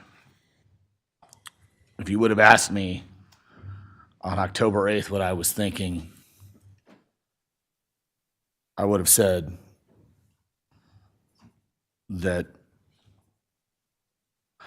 some things I would have regretted. And if you asked me before Christmas what I was thinking, I probably would have said some things I would have regretted. What I didn't want was to be forced into thinking one way or the other. Because at the end of the day, there's three things that are absolutely true in this situation. Number one is our community is divided over it.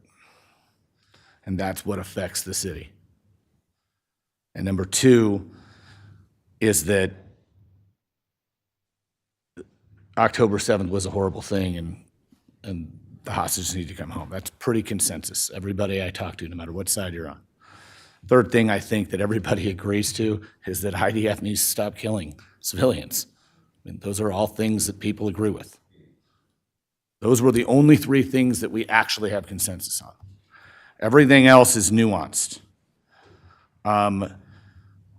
There's some discussions about Zionism being a failure and all that. Well, when you say that to me, my Jewish brain and my Jewish upbringing says, so basically what you're doing is apologizing for the Holocaust. I'm not saying that that's actually what you're doing, but that's what it sounds like when you say that Zionism is a failure to me. That's what you're saying. Now, you can try to convince me otherwise, and I've tried to listen to people. I've tried to bring people together. The one thing that I failed to do, and I failed as a leader, was I failed to bring actual Tucsonans who used to live in Palestine and actual Tucsonans who used to live in Israel or Sabras together. What I do know is that in September, my mom went to like a festival where Palestinian and Gazan youth, along with Israeli youth, were doing performance art and things like that together. And we were getting there. I remember when Rabin was assassinated. It was actually the day of my sister's bat mitzvah. And I thought we were so close. Every single part of me wants a peaceful Israel. And every single part of me wants all those different things that go, but I'm also really disappointed in Israel right now. They had opportunities to back up, and with the aid workers getting killed, and I don't know how, as someone with a military background, I don't know how you can run a missile strike campaign in a small area of 140 square miles. I just don't. So I go back and forth with what do we do? Because our community is divided, and I can't get anybody to give. So I'm okay with saying what you're saying, as long as we say for now, I think we should have dialogue. I think we still need to bring people into the room. I still think there's light at the end of this tunnel.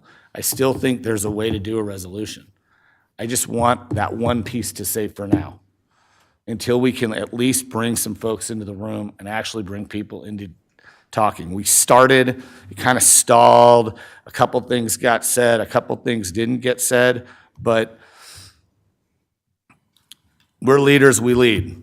And at some point, we're gonna have to take a stand here. Now, whether or not I support the president trying to move aid in, we've got to support our congressional delegation, we've got to do those things.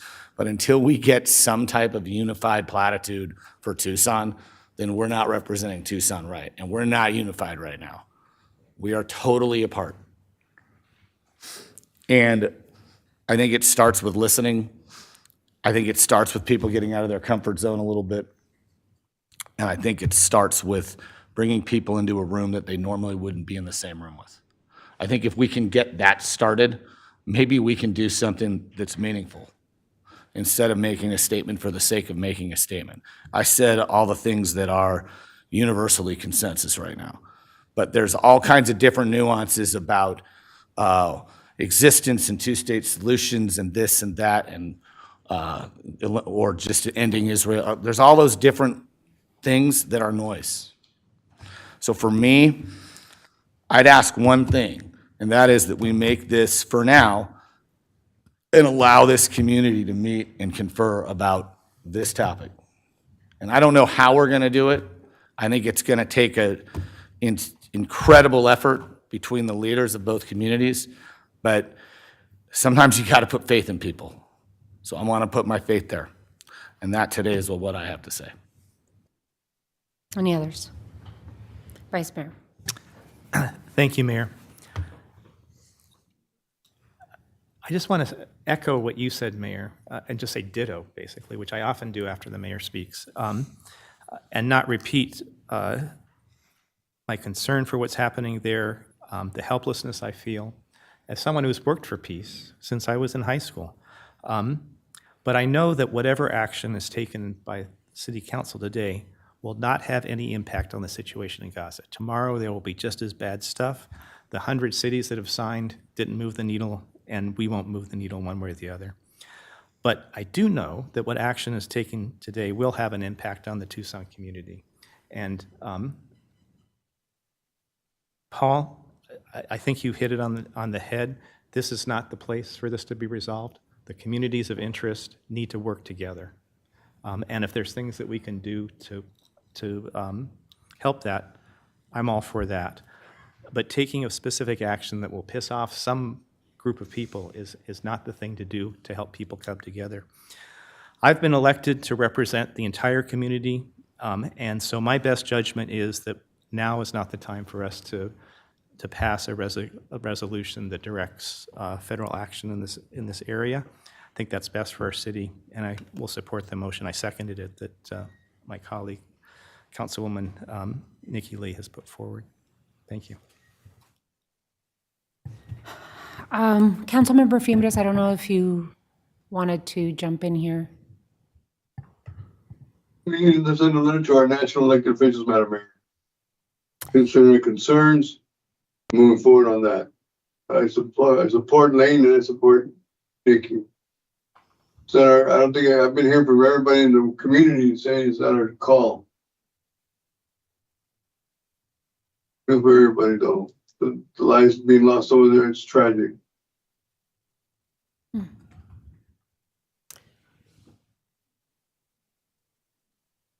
Thank you, Councilmember Fimbres. Councilmember Santa Cruz, I appreciate you bringing this conversation to this table because it seemed like there's really no end in terms of the needs of our community. Our community was asking us to take a stand. And so I appreciate being able to sit down and hear from all of us. And I mean, we have been hearing for the last, I believe, 4 months, or maybe a little bit more, from the community. And I also recognize the urgency of the moment. The crisis at hand has serious consequences for Palestinians and the Jewish community. And it's so layered and so complex that, as Councilmember Cunningham and Councilman Lee have said, there are things that we all agree on. That this crisis needs to come to an end. That innocent people are suffering, children, women. I'm committed to supporting our community and responding in a way that helps unite us, to reconcile us, that centers the compassion that we have and have always had as Tucsonans. I don't see the mayor and council taking a position on this issue as doing much. What I do see taking a position on this issue with a resolution is hurting people, right? There are people that have lived experiences that I don't understand, or that I try to empathize with. But it's a different story. It's traumas, it's different feelings, it's different experiences, just like I have my different experiences. And memories that trigger me. So I cannot say people are wrong for feeling that if a mayor and council takes a stand on a ceasefire resolution, that it won't trigger them based on their history. I cannot say that's wrong. I might not understand it, but I cannot say that's wrong. The same as I can't say it's wrong for others to want mayor and council to take an immediate stance on something that is terrible.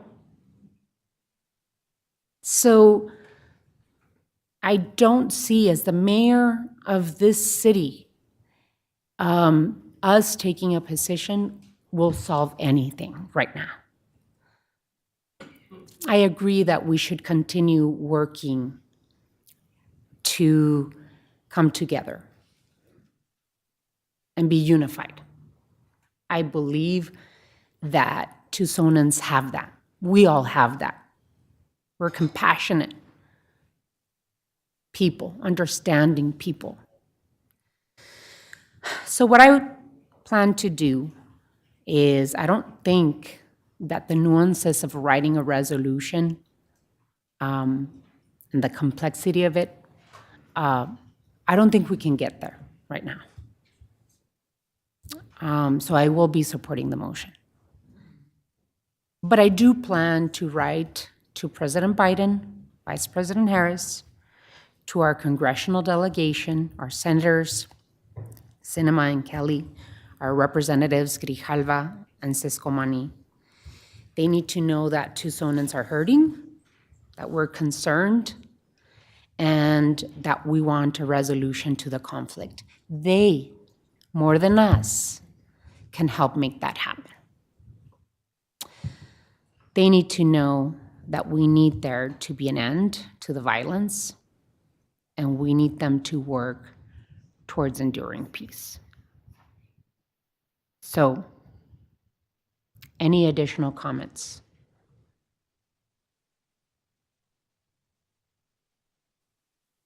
Hearing none, all those in favor of the motion signify by saying aye. Aye. Aye. Aye. Any against? Nay.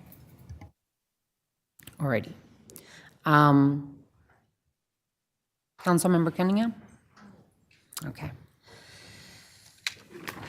Alrighty, we move on to item 11.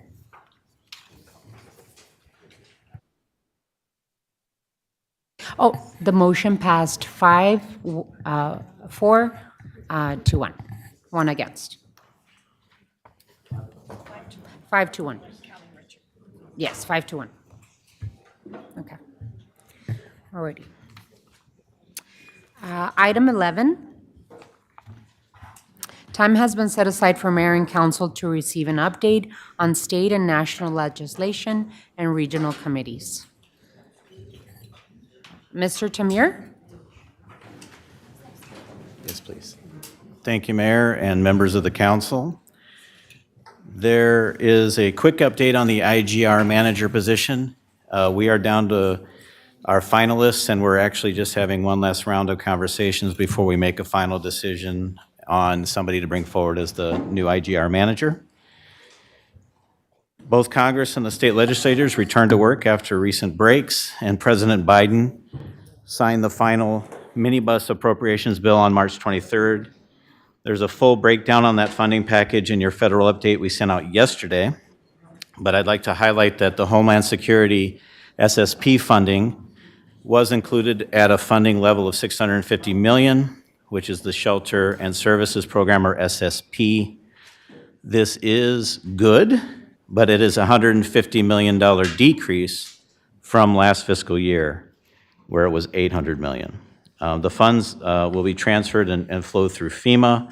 As you know, Pima County is the region's recipient for SSP funding.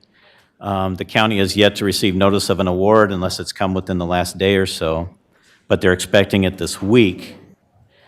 Important to note that operations at Casa Salidas have continued as normal, eliminating the current need for a street release plan. So we got through that okay.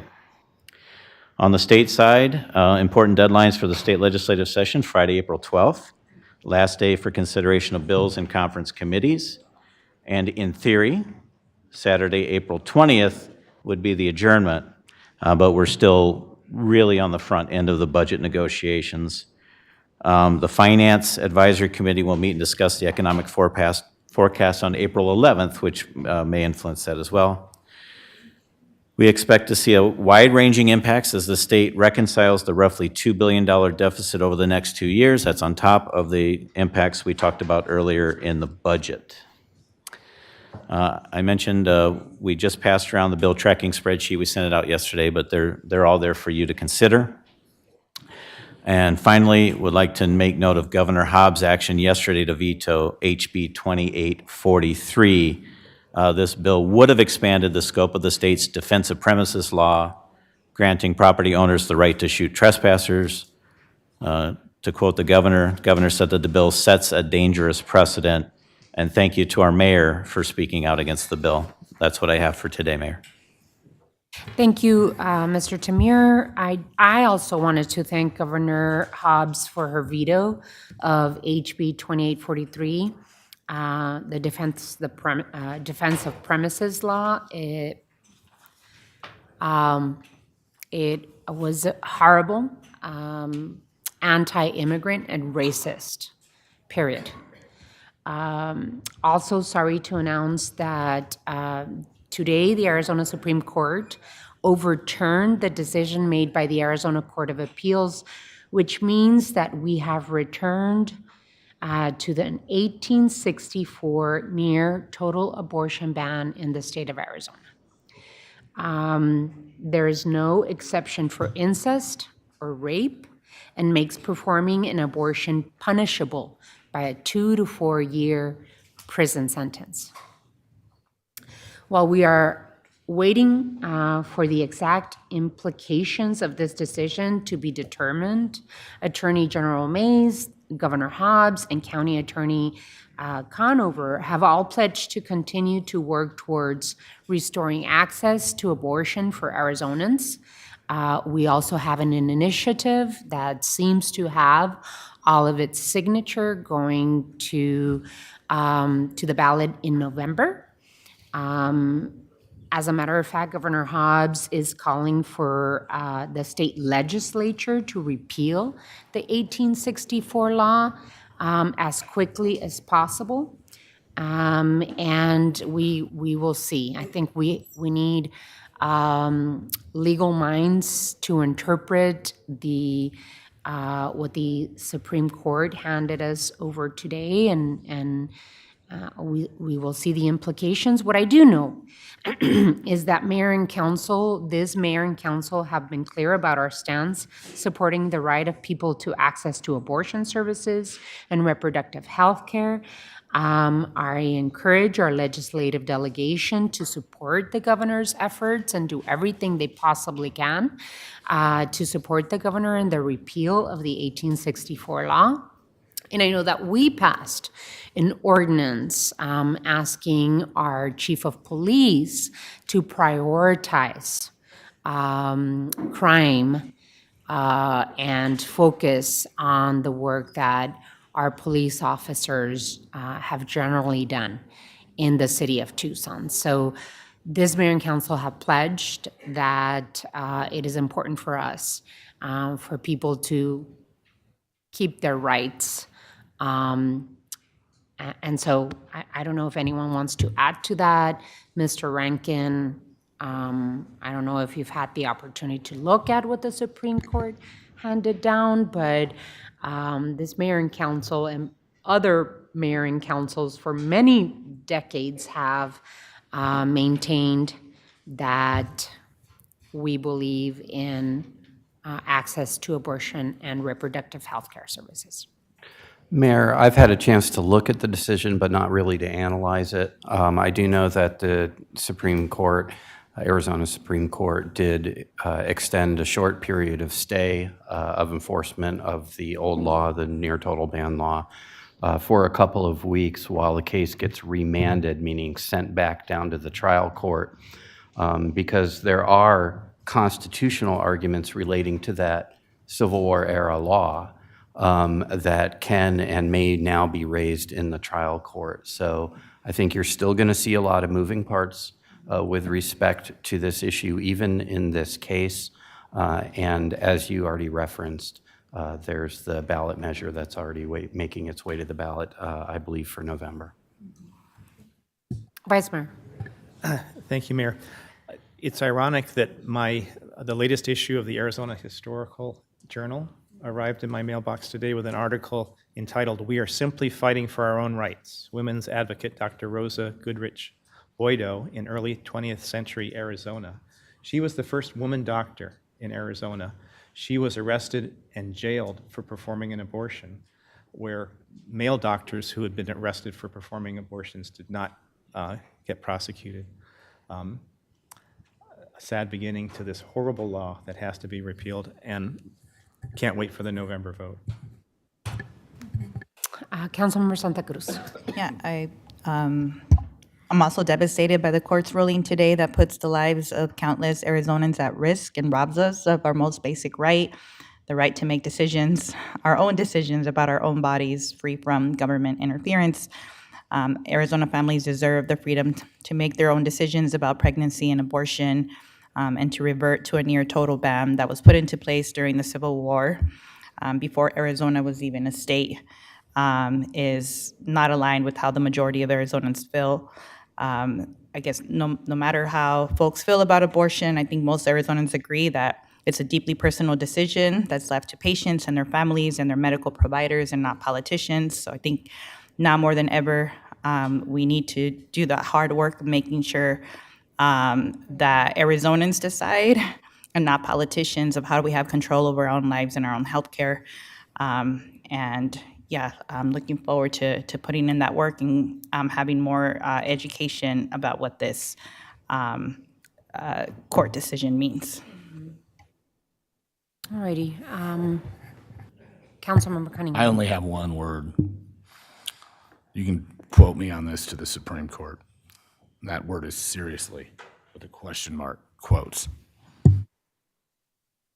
All righty. If there are no other questions, comments, we move on to item 12. Does anyone have any items to remove from the consent agenda? Hearing none, we move on to item 13. Does anyone have any items for future agendas?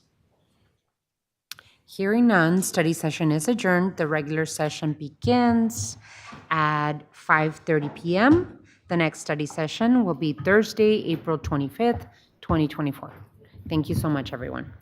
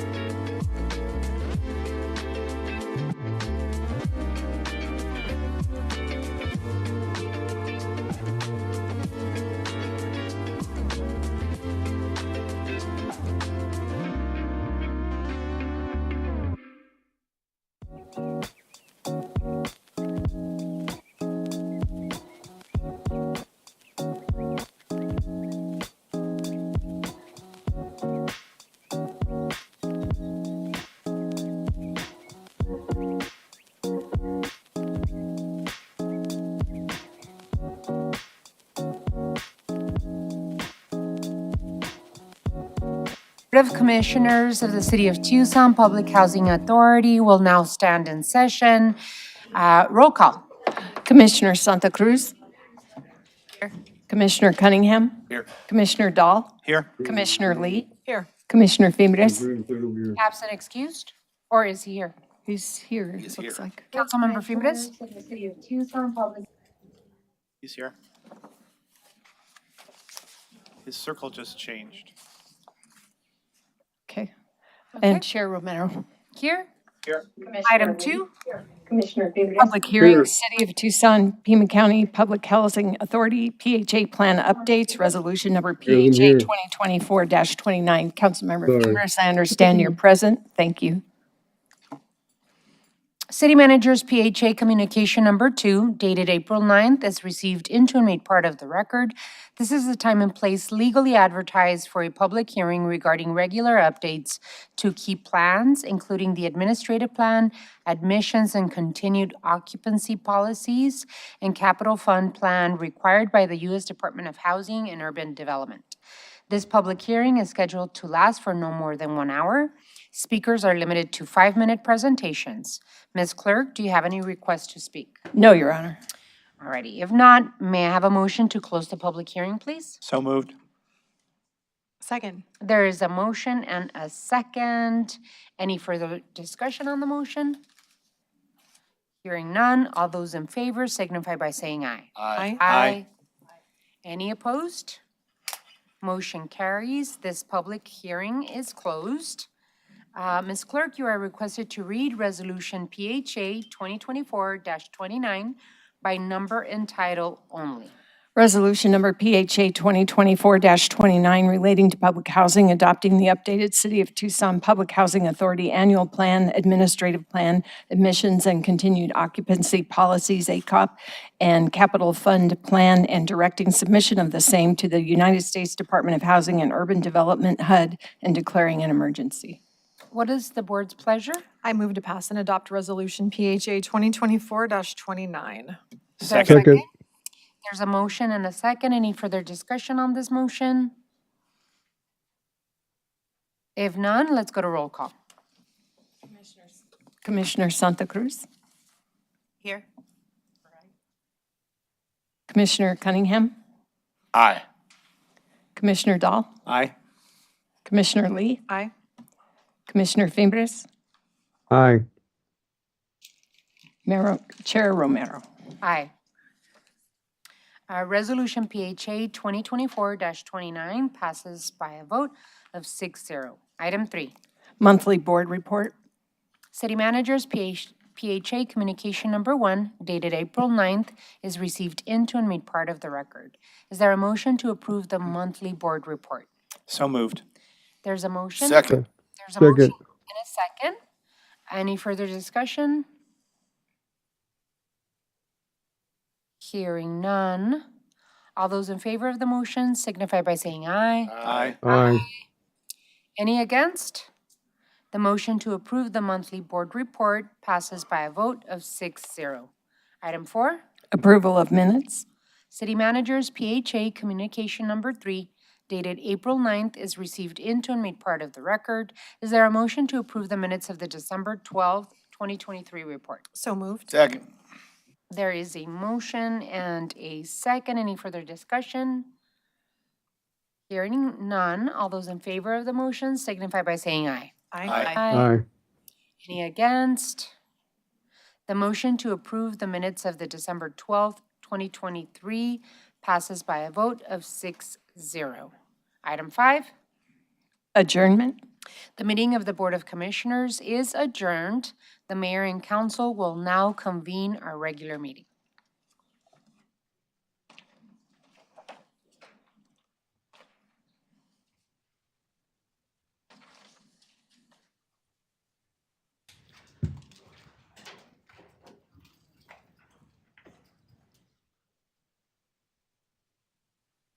Alrighty. For the record, Councilmember Fimbres will be participating electronically through Microsoft Teams.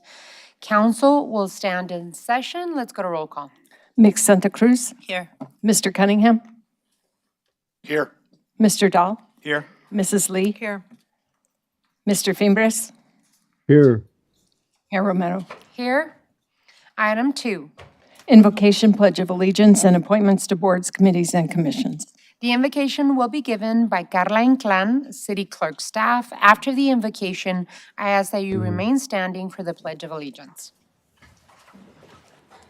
Honorable Mayor and Council, good evening, everyone. Before we begin today's Mayor and Council meeting, let's take a moment silently and pray and remember we are here to work together and make wise decisions for the betterment of our community. Let's keep an open mind, voice our truth, and listen with an open heart. May we discern your will and use our talents to help others. Please bless this meeting and all those who are present. Amen. Amen. Pledge allegiance.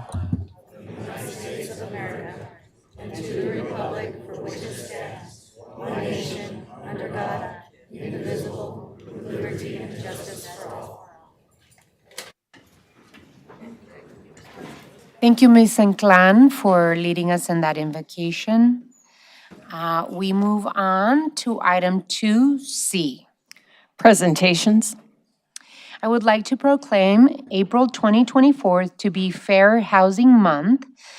Here to accept the proclamation are, let me see, Savannah Randall Sayers, Southwest Fair Housing Council, Terry Galligan, Housing and Community Development, Isaiah Norris, Housing and Community Development, Andrew Min, Housing and Community Development, Ernesto Portillo, Housing and Community Development, Imelda Cortez, Sonora Environmental Research Institute, and Rachel Spirits, Sonoran Environmental Research Institute. Please come forward and I'll read your proclamation.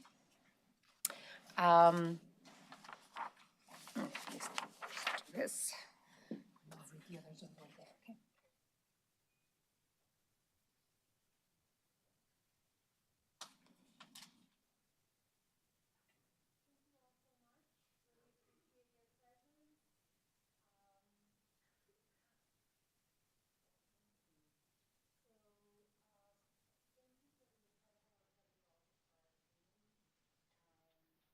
Housing and affordable housing and the ability to have a ceiling over your head is one of those things that human beings need in order to thrive. So I'm really happy to be able to proclaim April to be Fair Housing Month. So on behalf of the City of Tucson and the Office of the Mayor, I'd like to read this proclamation. Whereas President Lyndon B. Johnson signed on April 11, 1968, the landmark Civil Rights Act, which Title VIII included the Fair Housing Act.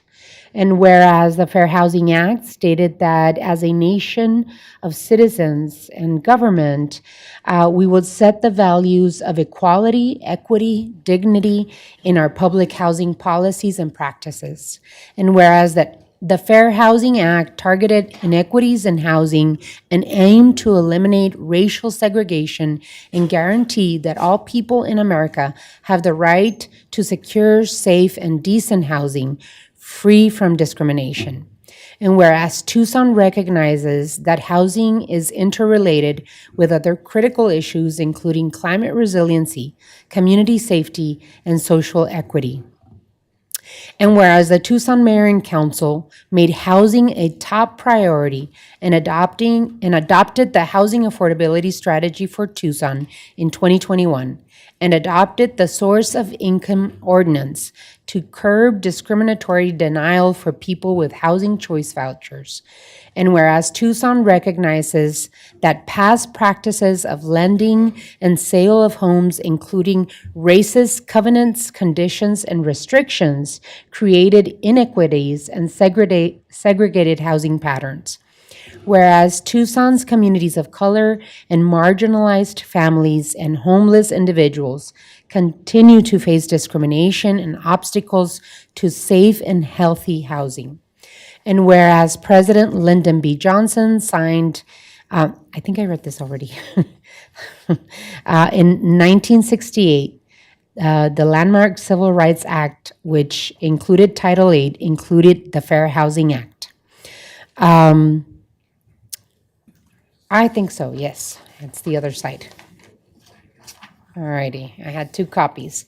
And whereas Tucson remains committed to remove existing barriers to housing and to strive that all residents that have access to housing. Now, therefore, I, Regina Romero, Mayor of the City of Tucson, Arizona, do hereby proclaim April 2024 to be Fair Housing Month in this community and encourage all of our residents to reflect on the importance of housing for all and to work towards the goal so that individuals and families and children can live securely and safely. In witness whereof, I have hereunto set my hand and caused the seal of the City of Tucson, Arizona, to be affixed this 9th day of April of 2024. Thank you and congratulations.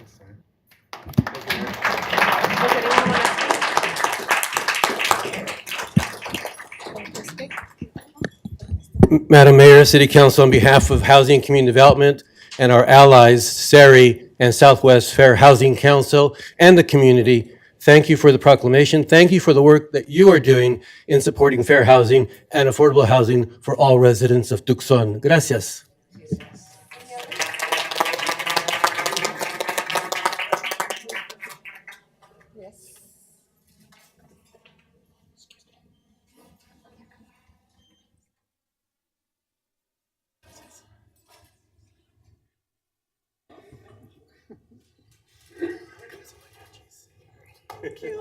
Thank you all so much. All righty, I have one more proclamation. I would like to proclaim April 9th, 2024 to be Los Changuitos Feos de Tucson Day. Here to accept the proclamation, when I call your name, please join us up here at the front, are Wilfred Arvizu, original Changuito, Jerry Gay, another original chango, and I think these are mostly original changos, so I'm not gonna keep repeating that.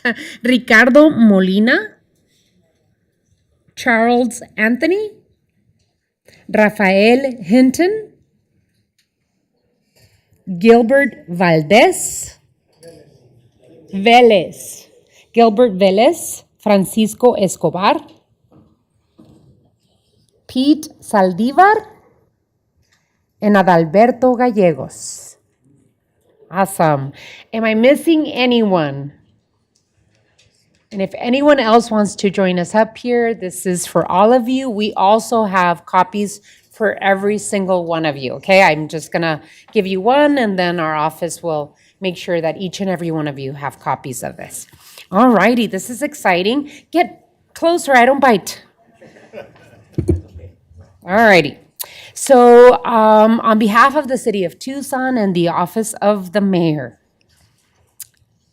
whereas in 1964, a group of youths from working class barrios in Tucson, Arizona, learned to play Mexican mariachi music under the direction of an Irish Catholic priest who was also a talented pianist.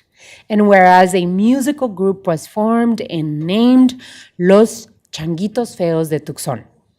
They perfected their skills performing and singing and became the first youth mariachi group in Tucson. Whereas Los Changuitos Feos de Tucson toured the United States and Mexico and captivated audiences, which included performances at the inaugurations of 2 U.S. presidents, Richard Nixon and Gerald Ford, and performed for Mexican President Gustavo Díaz Ordaz on Mexican television. And whereas Los Changuitos Feos de Tucson were instrumental in establishing Tucson as the mariachi capital in the United States, setting the stage for the Tucson International Mariachi Conference, which led to Linda Ronstadt's landmark recording, Canciones de mi Padre.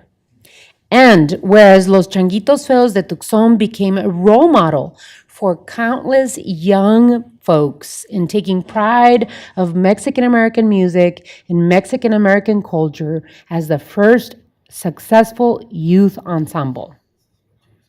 And whereas the original members are Gilbert Velez, Robert Bouland, Charles Anthony, Frank Felix, Anthony Felix, David Ruiz, Mac Ruiz, Wilfred Arvizu, Adalberto Gallegos, Rafael Hinton, Ricardo Molina, José Federico, Francisco Escobar, Randy Carrillo, Steve Carrillo, Pete Saldívar, Cosme Barceló, Jerry Gay, and Heath Hungate. Now, therefore, I, Regina Romero, Mayor of the City of Tucson, Arizona, do hereby proclaim April 9th, 2024, to be Los Changuitos Feos de Tucson Day.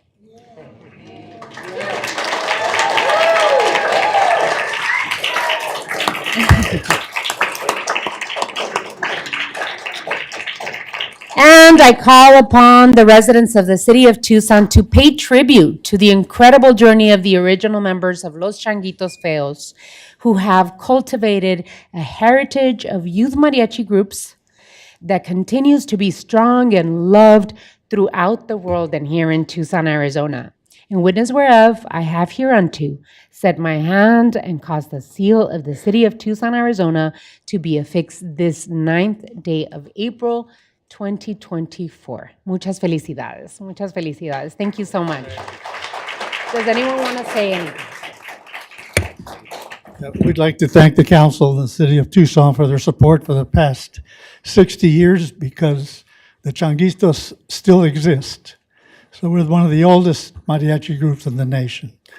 And because of their efforts, over 2,000 schools have mariachi programs, not to mention what was the Pac-10, Pac-12, Berkeley, Stanford, U of A, ASU.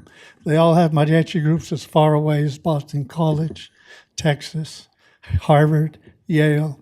They all have mariachi groups. And a lot of it was because of the Changuitos. Thank you very much.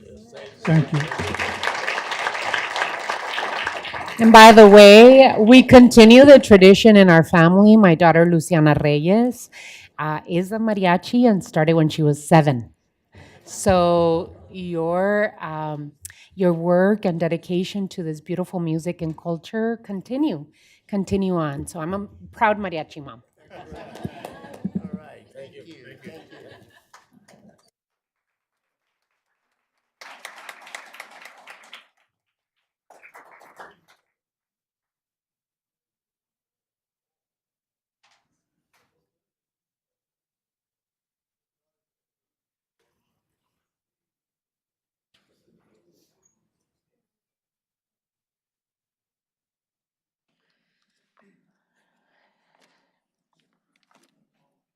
Item 2D. Appointments to boards, committees, and commissions. City Manager's Communication Number 83, dated April 9th, is received into and made part of the record.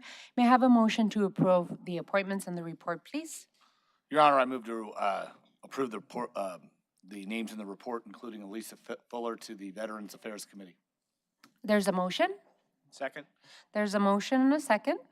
I would like to thank Alicia Fuller for your willingness to serve the city in your role at the Veterans Affairs Committee. Thank you. Any further discussion on this motion? Hearing none, all those in favor of the motion, please signify by saying aye. Aye. Aye. Any against? Motion carries. Are there any personal appointments to be made at this time? Any further discussion on this motion? Hearing none, already hearing none. We move on to item 3. Mayor and council report, summary of current events. City Manager's Communication Number 78, dated April 9th, is received into and made part of the record. This time has been scheduled to allow members of the mayor and council to report on current events. These are to be current events of activities within the community, not position statements on policy issues. Does any council member have anything to report at this time? Madam Mayor. Alrighty, let's with Councilmember Fimbres. And if we Thank you, can Madam have, Mayor. Councilmember, if, let me just clarify. Can we have any others that are joining us on Teams? Please mute your mics, because we're hearing some background noise. Thank you. Councilmember Fimbres. Thank you, Madam Mayor. On behalf of the Ward 5 Council Office, we would like to express our sincere condolences to the family, friends, and colleagues of Officer Adam Buckner, who died. Would especially like to express our sincere condolences to Officer Buckner's wife, Kathy. Our thoughts and prayers are with you at this time. March 26th, Mayor Romero and I attended the Southland Vista Wash dedication. This is a magnificent project that benefits the residents of Las Vistas and Western Hills neighborhoods by providing much-needed amenities. I want to thank and congratulate Tucson Clean and Beautiful, K&G, Pure Kind of Flood Control, and their efforts to deliver this project. On March 29th, my staff and I attended the grand opening of Barroso Living. It is a wonderful residential community consisting of 128 2- and 3-bedroom homes, both right at the bridges, and it boasts incredible amenities. And as the opening now has 64% occupancy, Barroso's Living is located at 2805 South Park Avenue. The Ward 5 Renaissance continues. April 5th, I presented the Quincy Douglas librarians with certificates of appreciation for their hard work and dedication. They work hard to make sure that the members' communities have a safe and secure place to access our educational materials and resources. We're 16th National Library Week. Make sure you reach out to your favorite librarian and thank them. And lately, I want to wish a very happy birthday to our city attorney, Mike Rankin, and to our Ward 2 councilman, Paul Cunningham. I hope you enjoy your special day. Thank you. That's all I got, Madam Mayor. Thank you, Councilmember Fimbres. Any additional input? Councilwoman Lee, and then we'll go down the. Thank you, Mayor. I want to also add to what Councilmember Fimbres was saying for the family of Officer Adam Buckner and the whole public safety team here at the City of Tucson. Yesterday, there was a beautiful memorial ceremony for Officer Buckner, and I want to encourage our public safety staff, as you continue to process this great loss, as well as our community, to please utilize the resources that you have available. I know this is really heavy for our city, for our departments, and for our entire community. So our family continues to send their respect and prayers to the Buckner family. Lastly, I want to invite everyone to celebrate Arbor Day with us. This will be our 4th annual Ward 4 Arbor Day celebration. This year, we're going to switch things up a little bit, and we're going to be giving 50 trees away to the first 50 people who sign up to come pick up a tree, and you can plant it in your front yard, backyard, wherever you feel the tree will thrive. You can reserve your tree by placing your order at TucsonCleanandBeautiful.org. And then in the coupon code box, you will type in Arbor Day 24.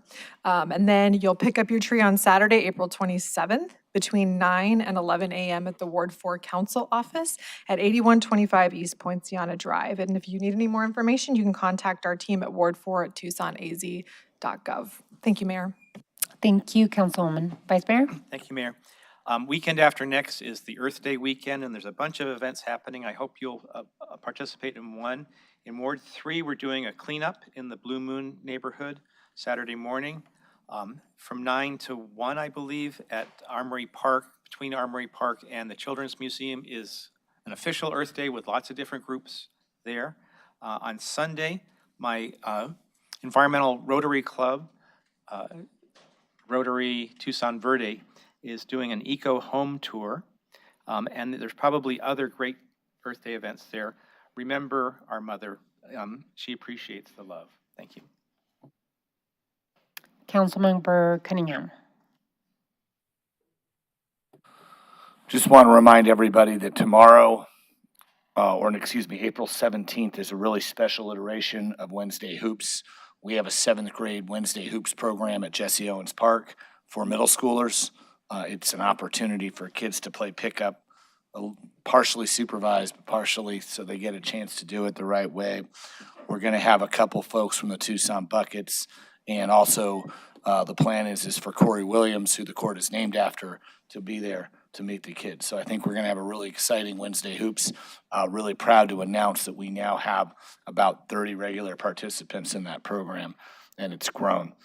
The other program that I wanted to talk about is on Fridays. We're starting back with days of service every Friday at 9 a.m. We have a day of service at the Ward 2 office where we do something where we get out of the office and do something a little more hands-on, whether it's cleaning a wash, whether it's collaborating with different nonprofits. So feel free to call our office and find out what the next Ward 2 day of service is. It changes every Friday. Thank you. Councilmember Santa Cruz. Yes, Mayor. There's been a lot of loss in our community this past week, and I also wanted to give my condolences to the wife and the family of Adam Buckner, as well as our Tucson Police Department for this great loss. I know we have a lot of work to do when it comes to our traffic violence that we all experience on the road, but especially when our police officers are responding to emergency calls. So I'm sorry for your loss. We also lost Sirena Arevalo, a Ward 1 small business owner, owner of Barrio Books that operated outside of the Hotel McCoy. Our heart goes out to her family and friends, and it's a great loss for our community. My comadre Liz Soltero, also previous chief of staff for my office, lost her father and longtime Tucsonan, John Medina Soltero. He passed away peacefully this past Sunday, April 7th. John was a Vietnam veteran who served in the U.S. Army, 1st Cavalry Division as a helicopter pilot. He was the recipient of the Bronze Star and Purple Heart. He retired after 30 years from the U.S. Postal Service. He will be greatly missed by his wife, Susana Moon, children Denise, Liz, John, stepchildren Vanessa and Loretta, 12 grandchildren, and 2 great-grandchildren. And I know that there's been other community members that we've lost this past week, and so my heart goes out to all our families. This coming Wednesday, April 10th at 10 a.m., Suvida Healthcare is opening up their second location here in Tucson in Ward 1 and having their grand opening event at 1225 West St. Mary's Road. The community is welcome to join in the festivities. Suvida Healthcare provides all-around healthcare for our seniors in our community in a way that's culturally relevant and responsive. So really excited to have them opening up a second location. And then on Friday, April 12th at 9 a.m., Mission Garden is hosting a tasting history corn traditions at Mission Garden, 946 West Mission Lane. This free program will include a display and interpretation of heritage and indigenous corn varieties grown at Mission Garden. And then this Saturday, April 13th at 4 p.m., the Tucson City of Gastronomy presents the 3rd annual Pueblos de Maíz Fiesta at Kennedy Park, located at 3357 South La Choya Boulevard. This is a free community event that will transform Kennedy Park into a maíz-themed fiesta with live music, local food vendors, artisan vendors, family-friendly activities, and art installations, all celebrating the cultural and culinary significance of maíz in the Sonoran Desert. And then on Sunday, April 14th at 9 a.m., we have our monthly Ward 1 and Fuga's second Sunday VCC Burros ride that starts at the Ward 1 office, 940 West Alameda. Bring your family for a beautiful morning bike ride. We will also be kicking off our voting phase for cycle 2 of our Budget de la Gente. So we'll be meeting at the office at 9 a.m. And then you'll have till 12 p.m. to submit your ballot to vote within our participatory budgeting process. And then finally, just a heads up, on Saturday, April 27th at 10 a.m., Ward 1 will be hosting their annual Dia de la Niñez at the El Pueblo Center at 195 West Irvington Road. It's a free event for our community to celebrate and pay tribute to the cherished Mexican holiday, Dia del Niño, which honors the significance and joy of children in our lives. There will be live music, games, face painting, jumping castles, food, and more. Thank you. Thank you, Councilmember. I too would like to add my thoughts in sending our love and prayers to the wife and family of Officer Adam Buckner and the Tucson Police Department team. Officer Buckner served our community with honor and was dedicated to making our community a safer place. We mourn this tragic loss. To all those affected by this loss, please know you have our love, our prayers, and support during this very, very difficult time. And yes, unfortunately, we have had a lot of loss recently. I'd also like to send my prayers and my thoughts to the family of Mr. Barclay Goldsmith, who was a co-founder of Borderlands Theater.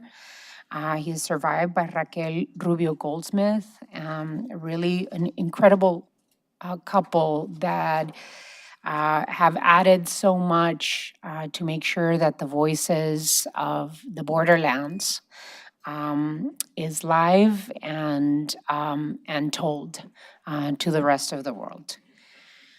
Also, I hope that you can join me, City of Tucson employees, and Tucson Clean and Beautiful for a very special Earth Day Team Up to Clean Up event. It will take place in the 29th Street Thrive Zone on April 19th from 8:30 to 10:30 a.m.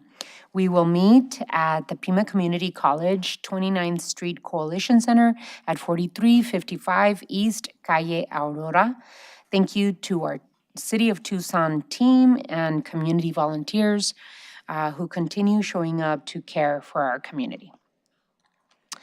Other than that, we move on to item 4. City Manager's Report, Summary of Current Events. City Manager's Communication Number 79, dated April 9th, is received into and made part of the record. This time has been scheduled to allow the City Manager to report on current events. Mr. Manager. Thank you, Mayor. A couple things. One, thank you all for attending the service for Officer Buckner. Thought it demonstrated tremendous leadership and support for everyone, so thank you on behalf of the department and on the community. I really appreciate that.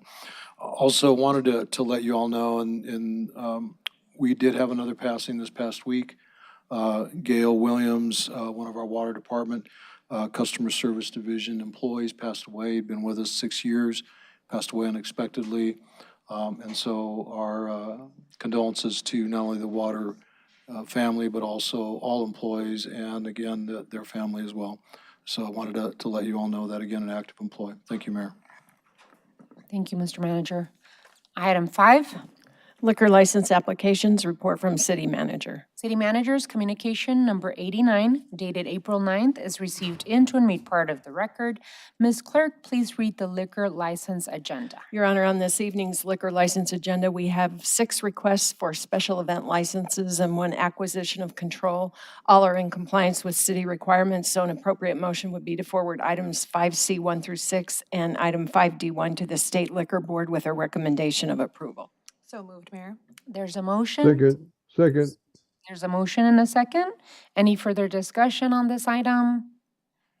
Hearing none. All those in favor of the item, please signify by saying aye. Aye. Any opposed? Motion carries. Item 6. Call to the audience. At this time, the public is allowed to address the mayor and council on any issue except for items scheduled for a public hearing at this meeting.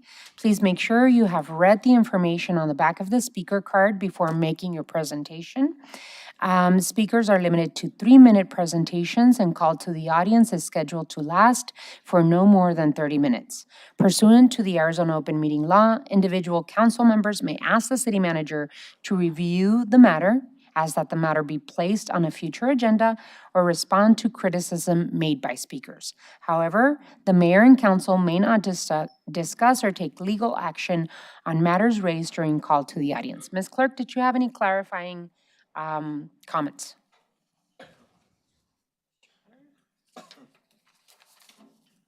Yes, Your Honor, we made this announcement a couple of times, but please make sure that you have filled out your speaker's card completely. I think we have all the cards that we will be able to accept tonight.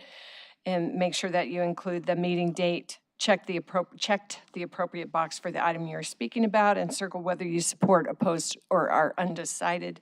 Include your name, who you are representing, if anyone, and the subject Circle whether you are a resident of the city and whether you are a retained speaker. You will not be called upon if the card is not complete. A person may submit one card for themselves for call to the audience and cannot submit a card for any speaker other than themselves. As the mayor mentioned, call to the audience is scheduled to last for 30 minutes. So I know we have several cards here tonight, so not all those who filled out a card may get the opportunity to speak. Alrighty, again, as I usually like to remind people to be respectful of those speakers that are trying to convey their opinion to the mayor and council. And the quicker you present to us, the sooner we can move on to the next speaker. So our first speaker is going to be Ajmer Safi.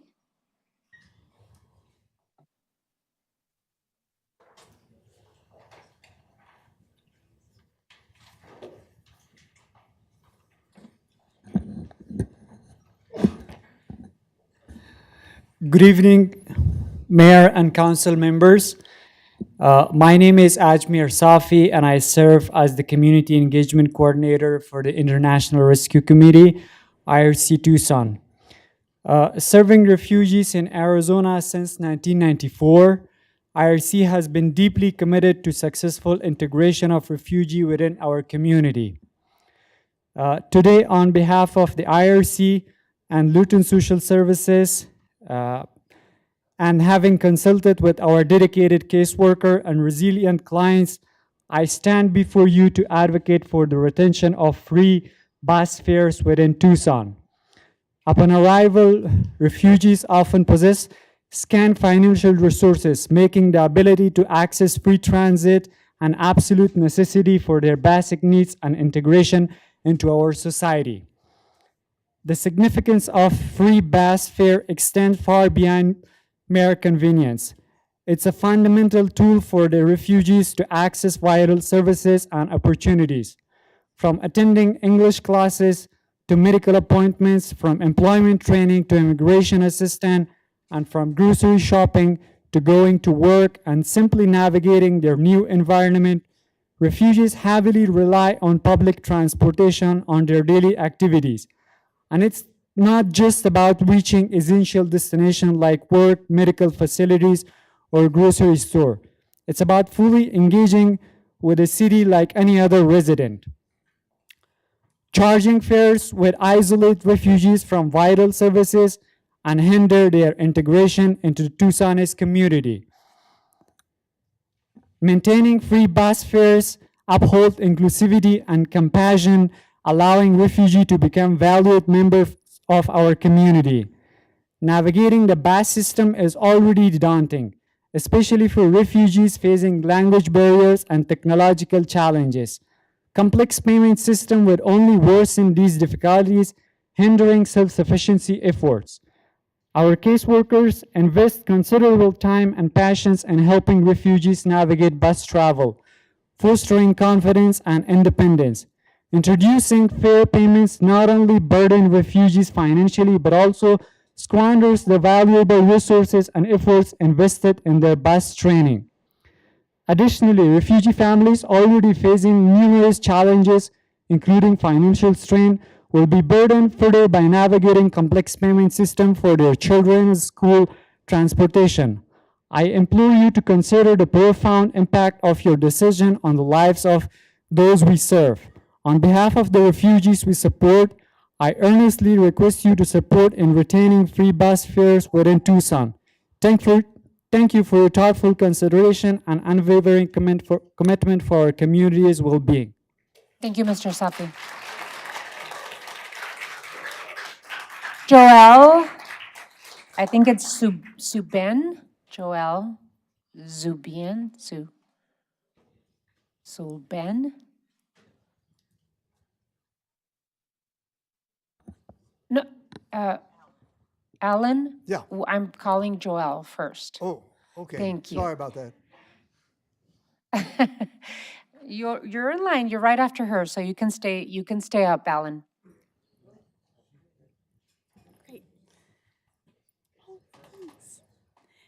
Good evening, Mayor and members of City Council. I'm Joelle Zuberi, and I'm here on the behalf of the World Refugee Day Steering Committee. I extend a heartfelt invitation to you and the distinguished members of the City Council to join us in commemorating World Refugee Day on Saturday, June 22nd, 2024, from 4 p.m. to 8 p.m. at the Pima Community College 29th Coalition Center. World Refugee Day holds a significant importance as it serves as a global reminder of the resiliency, strength, and contributions of refugees to our society. It is a day to recognize the courage and determination of millions of individuals who have been forced to flee their homes due to conflict, persecution, or violence, seeking safety and a better future for themselves and their families.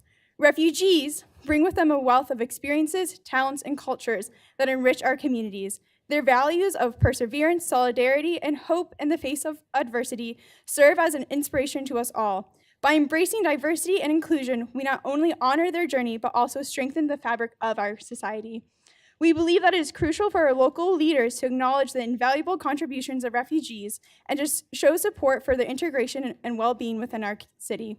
Your presence at World Refugee Day celebration would not only demonstrate your commitment to upholding humanitarian values, but also inspire others to join us in fostering a welcoming and inclusive environment for all residents. The event will showcase businesses owned by refugees, along with community-based, faith-based, and ethnic-based organizations, as well as educational entities serving refugees in Tucson. Attendees can enjoy live music and a variety of delicious ethnic foods.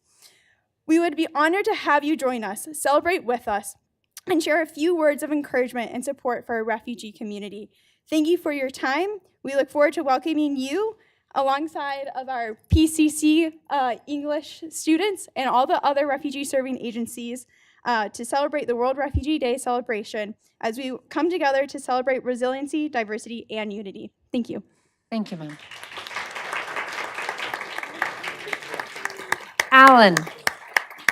Alan Benz. Sorry about that little mix-up. Members of Mayor and Council, once again, I come before you to speak on the subject of transit in the Tucson metro area. Transit is an economic driver, not an economic drag. A study done by St. Louis University showed that for each $1 invested in local transit, there was $40 in economic return to that same metro area. Data shows that transit riders in the St. Louis, Missouri metro area spent $600 million more on goods and services than they would normally have done because of their transit usage.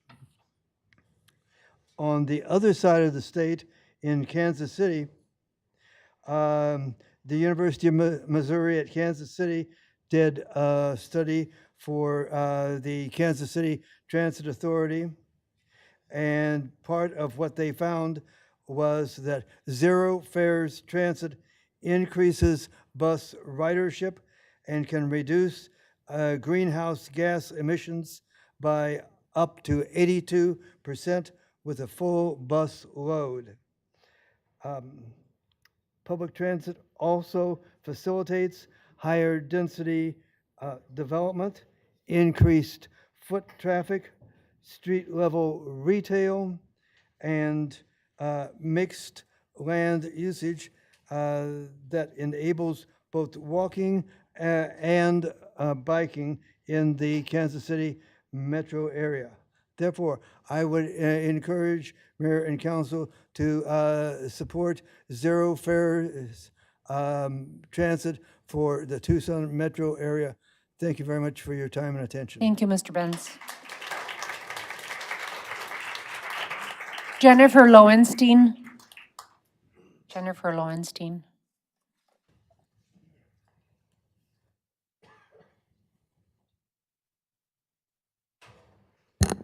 Hello. I came here to support a ceasefire resolution because I believed that it was important and something that a grassroots movement hoped to achieve. This would have meant a resolution that calls for an end to the killing in the Gaza Strip. Would it create divisions at the council and among the people of Tucson? Yes. I have to ask you, is that really such a bad thing? Should we not demand an end to genocidal killing and mass starvation? Because, quote, as one person said, it will piss people off. Because they want the mass killing to wanting the mass killing to continue is scarier to me than accepting that there are differences in our values. You wouldn't table a pro-choice resolution because a minority of people might be pissed off. That would be seen as sheer cowardice. You wouldn't table a resolution calling for LGBTQ rights because some people oppose it. No, that would be seen as sheer cowardice. You wouldn't table a resolution demanding greater protections for our environment because a minority of climate deniers would be pissed off. That would be seen as sheer cowardice. Had a mayor and city council tabled a resolution to end segregation during the civil rights movement because it was divisive and might upset those who opposed it, would only have been seen as craven and cowardly. It would have been viewed as caving in to the status quo, to power. It would now be viewed, rightly so, as deeply shameful. That's exactly what happened here today. A resolution for a ceasefire, for an end to unbridled mass killing was tabled. Why? Because again, quote, it might piss some people off. Not, I should add, the majority of people. It's well known that 2/3 of all Americans favor a permanent ceasefire. You're not really pissing off half the public. You're caving in to a minority opinion, political power, and vested special interests, weapons manufacturers, right-wing evangelicals, organizations such as APAC, the Jewish Federation, and their supporters will be celebrating tonight. You just gave a symbolic green light to genocide.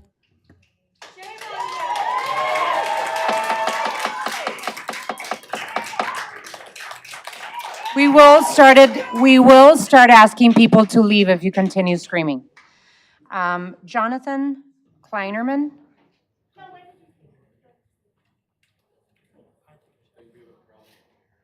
Jonathan Kleinerman.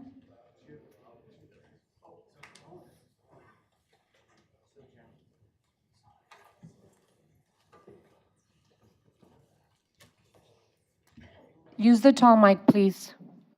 Use the tall mic. Thank you. Hello all. Thank you for having me speak here today. Thank you to the API brothers who are supporting me here today.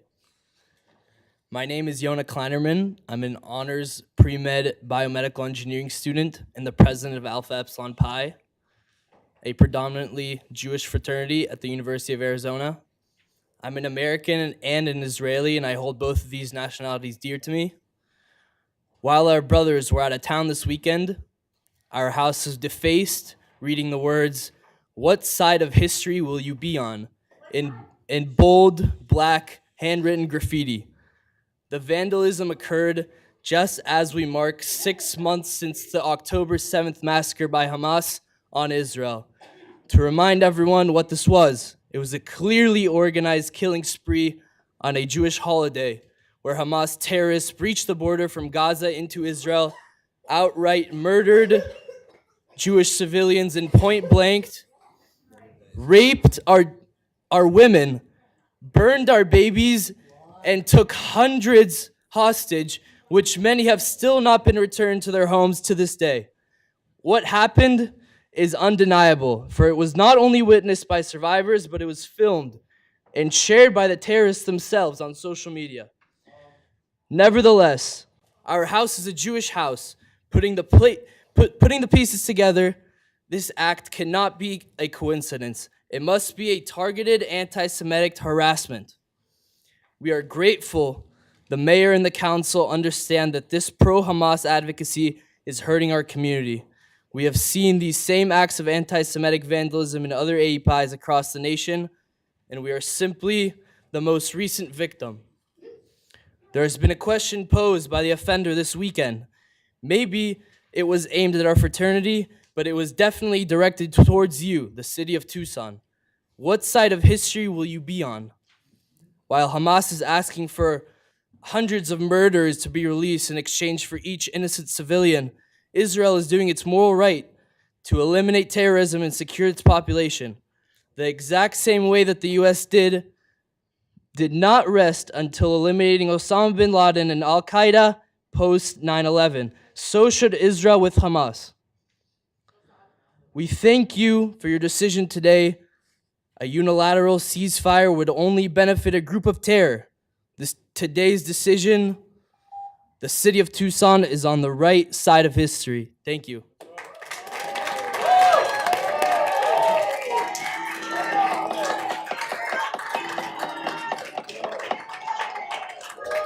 I am not going to stand people screaming. I'm going to start asking police officers to escort people out if you continue screaming. Our next speaker, and that's on both sides, please. Joe Moody. Joe Moody.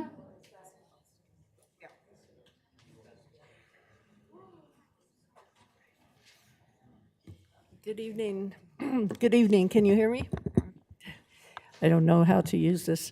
Okay. Good evening. My name is Joe Moody, and I've lived in Tucson for over 30 years. First off, I'd like to thank our mayor and city council for taking on the difficult job of helping to run our city. I know it isn't an easy job. Also, I want to thank all of those who showed up tonight to speak. I would like to address the issue of homelessness. I have for a number of years now spent time almost every day distributing water and snacks to some of those people who are living on our streets. At this point, I know a number of them by name, and some I call friends.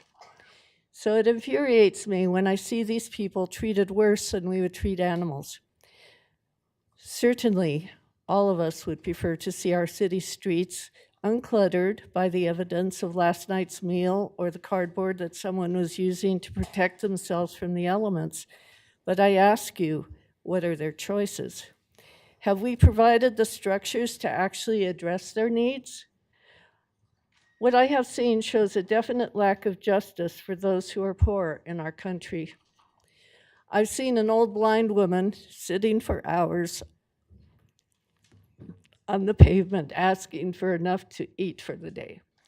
I've seen a disabled man who couldn't walk sitting on a metal bus bench for days, being trapped in a vicious downpour with lightning striking all around, and no one from the city willing to check on him. And mostly I've seen people pushed away from any means of shelter from the elements, even from secluded areas out of the sight of, quote, righteous citizens. Our city, though better than some, condones and supports the systems which allow our neighbors to become, quote, untouchables, as one person recently wrote in the Star. Passing ordinances and codes like Tucson City Code 21-4, which makes it more difficult for people trying to assist their neighbors, reinforces this idea of untouchables. As a judge in Oregon recently ruled when faced with similar city efforts to restrict giving aid to those who are homeless in the city of Brookings, quote, "The homeless are not vagrants, but are citizens in need.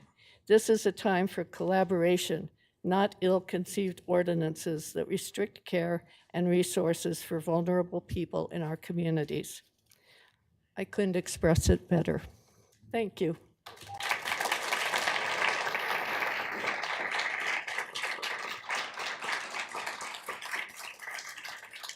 I believe it's Ellen Pumpion. Ellen Pumpion.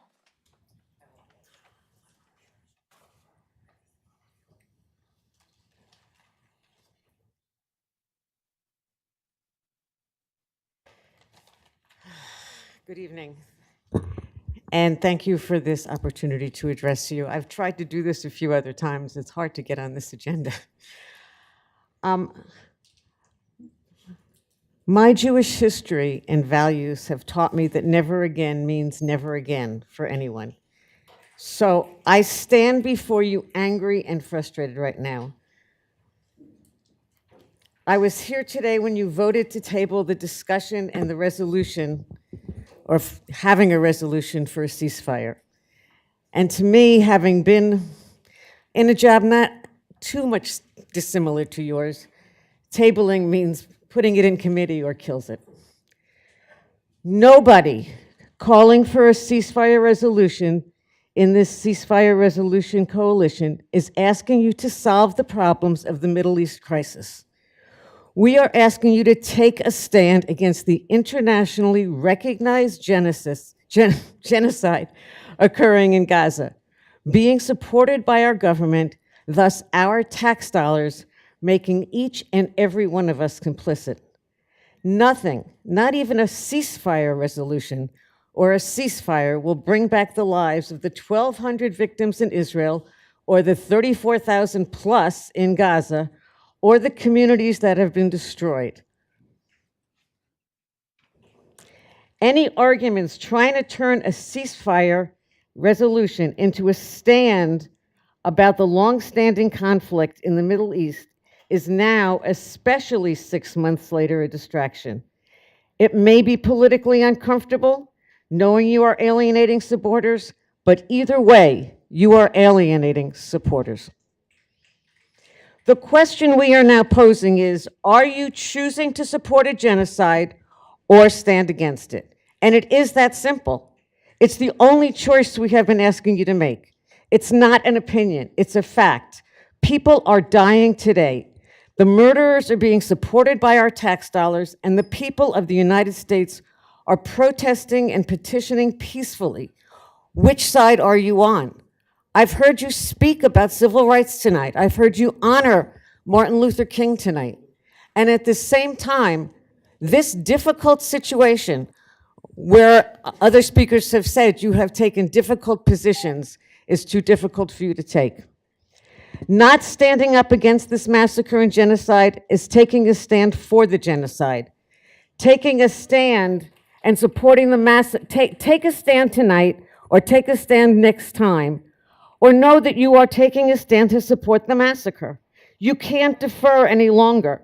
And that will let us know what kind of climate you want in Tucson, where you can see the divisions before you and the facts that there is scared people on both Come to a sides. conclusion, please. I am afraid to leave here tonight. We have heard from other Come to a people who are conclusion, afraid. ma'am. There are others that are Okay, waiting. I am finished. Thank you. Karina Bien Melchner. Karina Bien Melcher.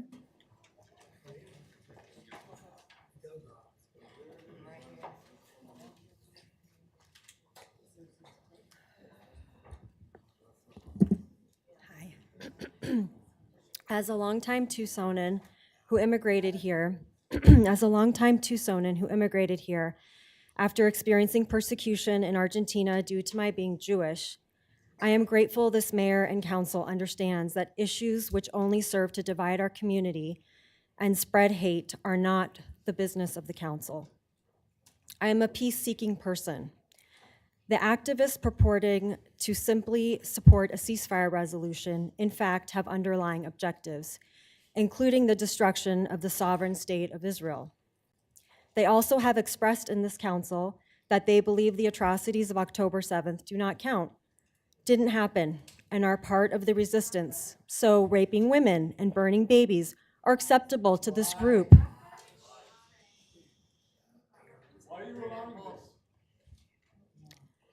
We know their efforts are cloaking their hate. Outside this in this room, in front of me, is sitting a woman with a shirt which says Israel is a garbage country that's only loved by garbage people. This is the hate I'm talking about. That's not peace.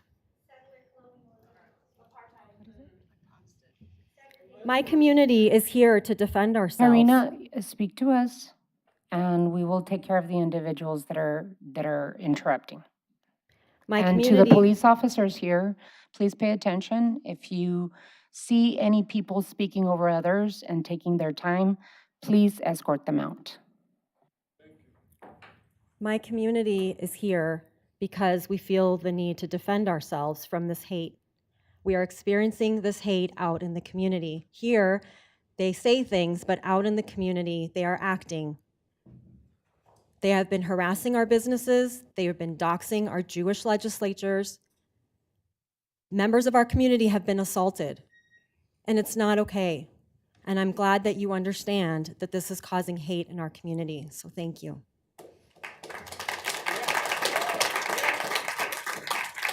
Ben Lucero.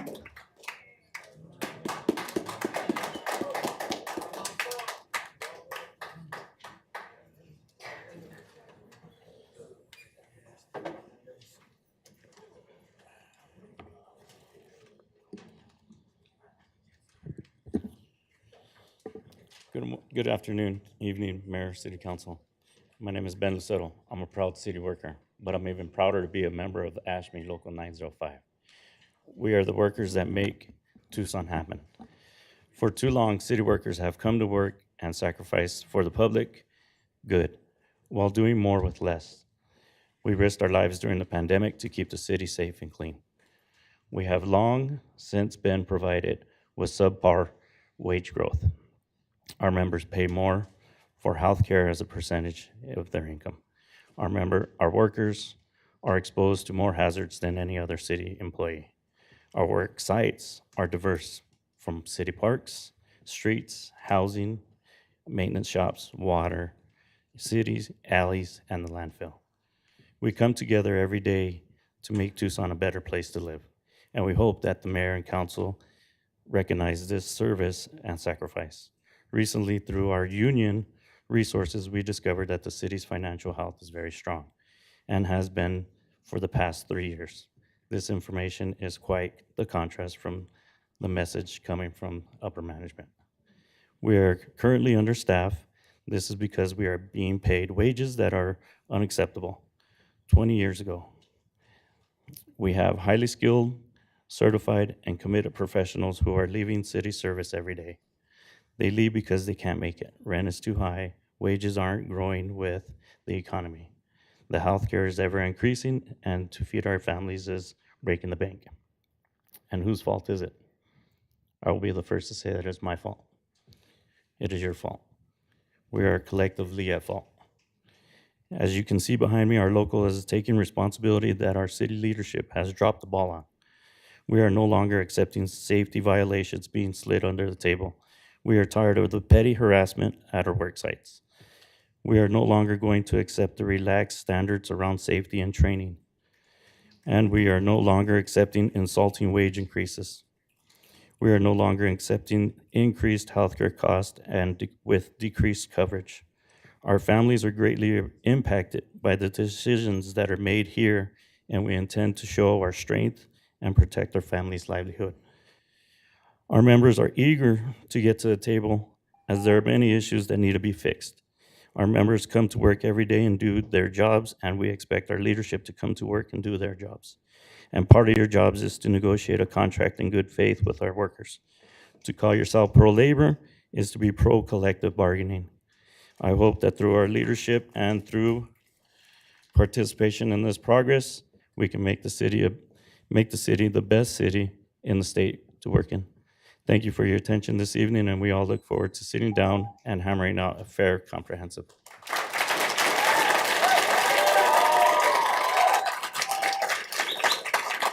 Andrew Kunsberg. Andrew Kunsberg.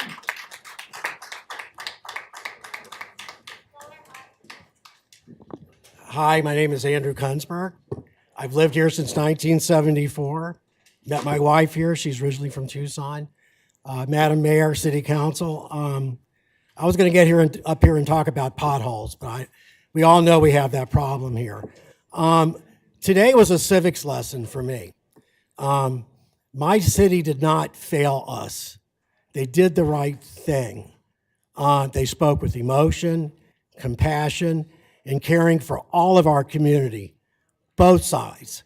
And I want to thank them for their compassion and their caring for my tribe and their tribe. This is a difficult time for everybody in the city. I love Tucson. And everybody that's here, if you love Tucson, we got to try to do this together instead of coming to this place and try to hate each other, which I don't. Every one of you on this council gave me a reason to love the city I live in. And I want to thank every one of you for giving me the opportunity to talk. Thank you. Thank you, Mr. Constable. Sana Ali. Sana Ali.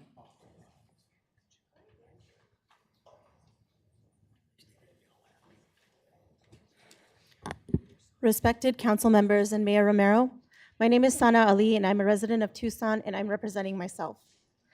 I want to thank you, Mayor Romero, for your support in 2019 as a council member when I served on the Islamic Center of Tucson board and you assisted in denying a license to a bar to be built across the street next to our house of worship. You brought ease to us knowing that we would comfortably bring our young children, pray 5 times a day without having to worry about the distractions that would come with the crowd. I do want to ask, however, where's the concern for the children in Gaza? Many of your Palestinian constituents can't reach their families, if they're even still alive, to see how things are, if they've eaten to break the Ramadan fast, or what the living conditions are amidst the bombing.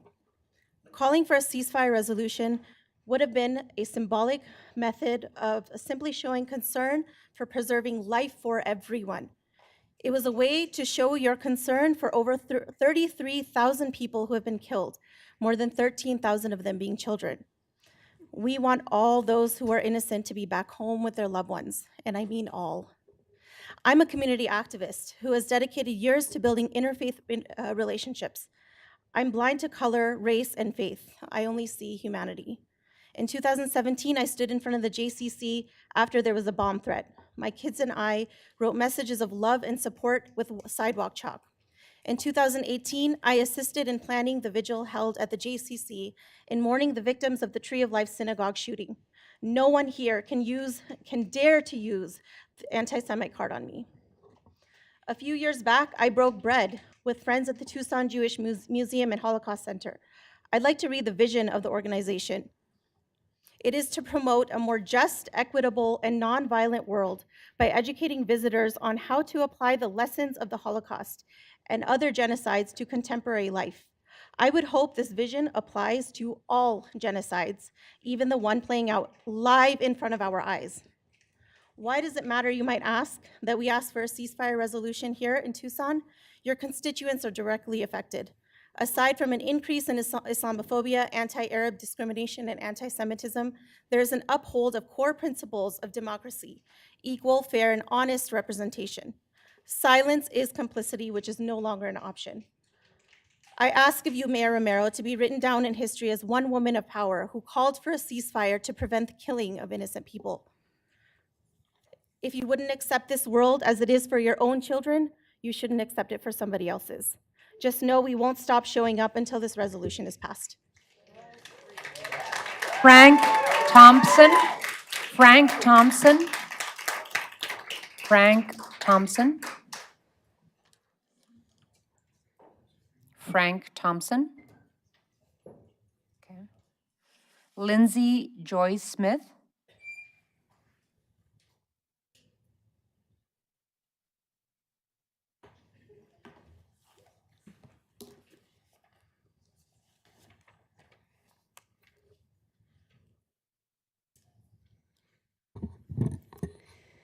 My name is Lindsay Joyce Smith. I am a Tucson resident, a native, a social work master's student, and an intern at Ward 2. There is an ongoing problem with the city of Tucson, the lack of institutional government support that menstruators experience when using the public restrooms. The problem will be rectified when legislation is passed requiring free feminine hygiene supplies for every stall in every bathroom in the city of Tucson. According to the 2020 census, over 180,000 female residents in Tucson are of the age to menstruate. People without periods have the luxury of knowing that when duty calls, they can locate a lavatory where all their needs will be met, and met free of charge. Menstruators should be able to use restrooms that also conveniently accommodate their toiletry needs, creating equity with everyone else in the community that enters the restrooms in the city of Tucson. Here at City Hall, the female restrooms have empty feminine hygiene receptacles, like ghosts of what once was available. These machines are no longer in service, but despite their retirement, periods have indeed continued amongst the menstruators in Tucson. There are laws that govern restroom sanitation, and yet remarkably, they fail to address the essential needs of menstruators. Period products. Unfortunately, this is not the first time that government has failed to bring essential voices to the table to determine maximum success for the entire community. And yet tonight, you all sit at the biggest table in Tucson, and I believe that you are the right voices for right now. And we have a precedent of progress. If you find yourself at the Ward 2 office building and need to use the loo, you will discover free pads and tampons in every stall purchased just this week because Councilmember Paul Cunningham gets it done and gets it done. You can fix this injustice citywide. We can honor the dignity, autonomy, and privacy of menstruators by making every restroom accessible in the city of Tucson. Please move with haste to remedy this discrimination and injustice against a population whose rights and dignity are being whittled away by legislators. The time is now to make every stall a stall for all. The city must stop budgeting like we are a male-only household. The city must stop budgeting like we are a male-only household. We have urinals, practical, sure. Essential, absolutely not.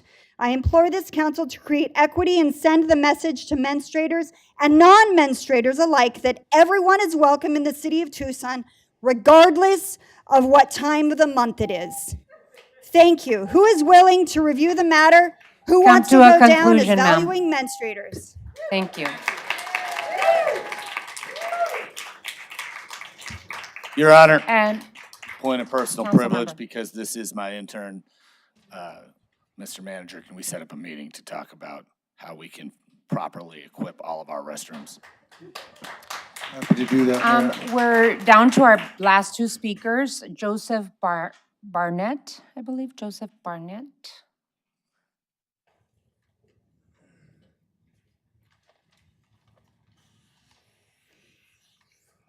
Use the taller mic, please. Yeah.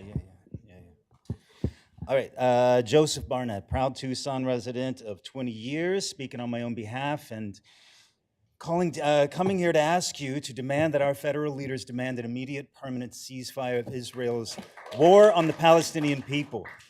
One of the pushbacks to a ceasefire resolution that we keep hearing is that this is a federal issue, that municipalities have no and should have no influence on these matters. Yet, Ambassador Nina Hashigian, U.S. Special Representative for City and State Diplomacy, has written otherwise. She writes, U.S. cities remain a voice for the country's values as federal leadership wavers. In the next study, when you have a next study on this matter, please quickly put aside the absurd notion that our community should not have a voice on this matter. More than 100 communities have passed ceasefire resolutions, and these have proven to influence the conversation at a federal level. Ours would be a part of that growing voice toward values of anti-war, anti-imperialism, anti-genocide. Many Tucsonans, many of us, have been contacting our federal reps on this, sending emails to the president, calling our senators, and some of us daily. And it's always beyond disheartening when there is only a response, promising a response that never comes, and sometimes it's even more painful when there is a response. When I write Senator Kelly asking him to take a stand against genocide, against forced starvation.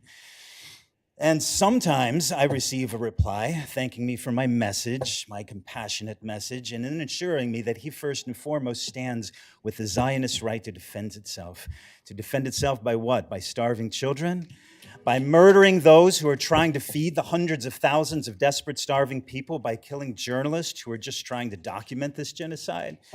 I know this is just a form letter from Senator Kelly's office, sent without thought, and eventually it does have a quick word on the concern for civilian deaths. This is the problem. This is so much worse than wavering. And justice needs at this level of harm, requires the voices of municipal leaders. Get the ceasefire resolution back on the table and demand to stop using our tax dollars on this genocide. Anti-Arab and anti-Jewish hatred are growing. It's clearly rising more and more as the voices calling for justice remain unheeded.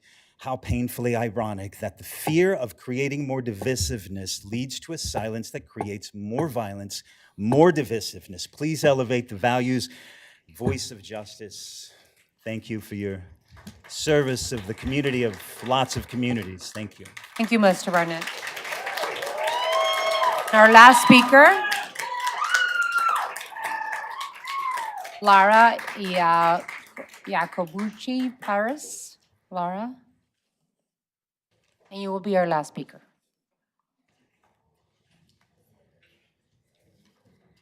Good evening, Mayor. Good evening, Mayor, City Council. I'm here to speak about a local issue in the month of fair housing. Housing instability is one of the most common reasons that people surrender their pets.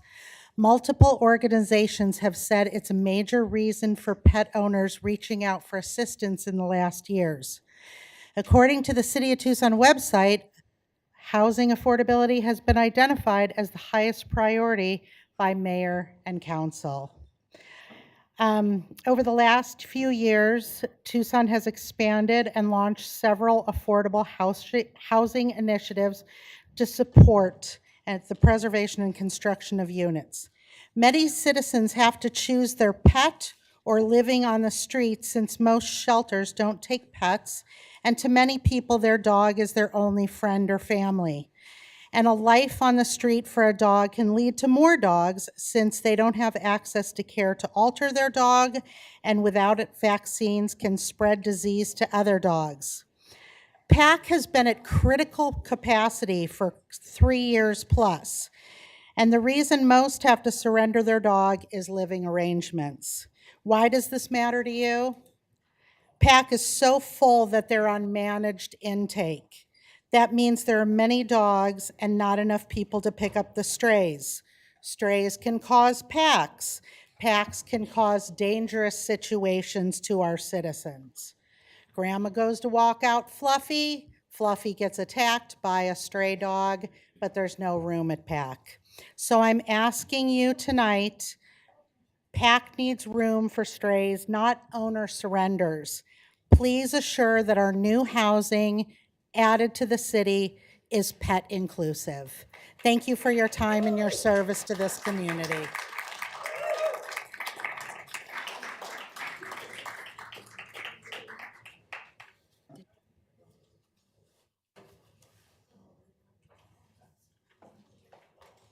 Item number 7. Consent agenda, items A through D. Reports from the city manager on the consent agenda are received into and made part of the record. Ms. Clerk, you are requested to read the consent agenda. Your Honor, on this evening's consent agenda, Madam.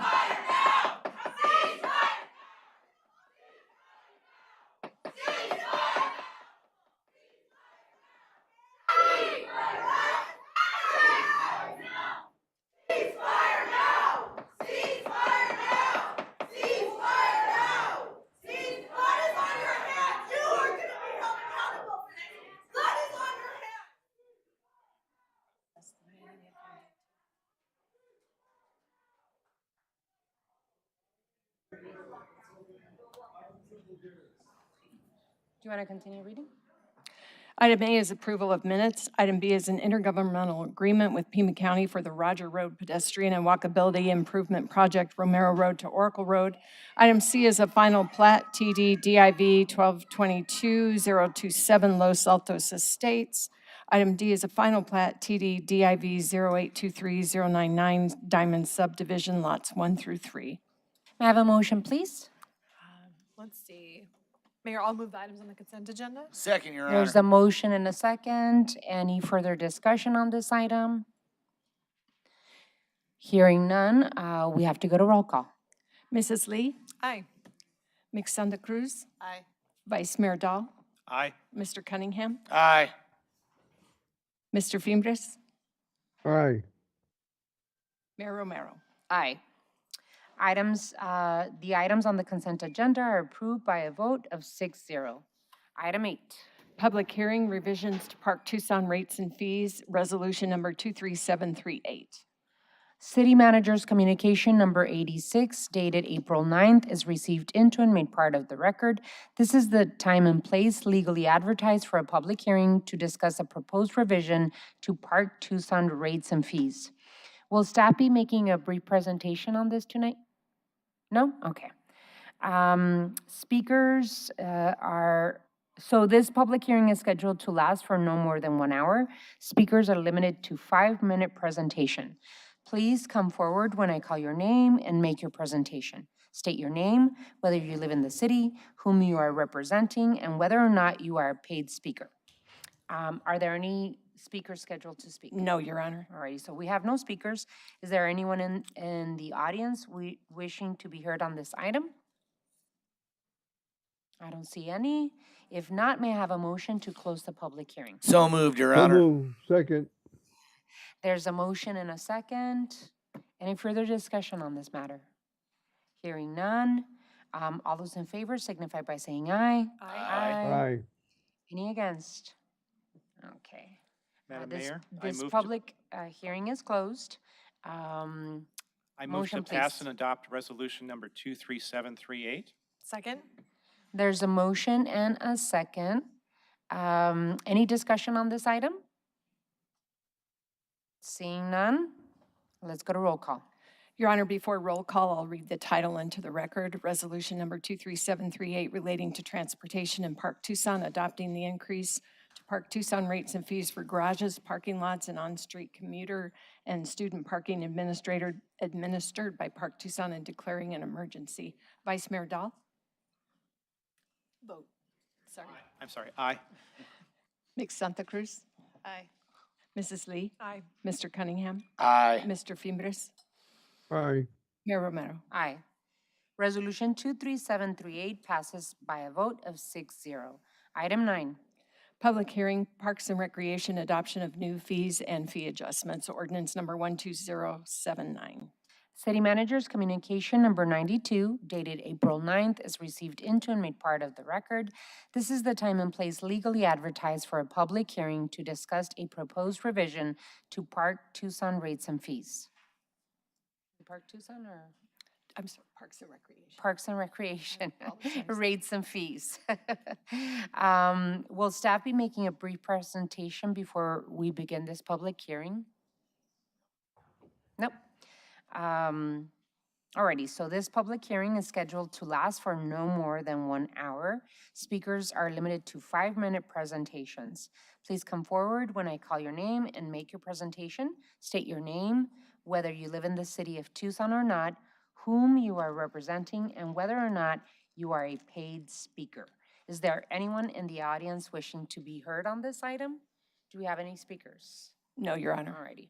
So if not, may I have a motion to close the public hearing, please? So moved, Your Honor. Second. So moved.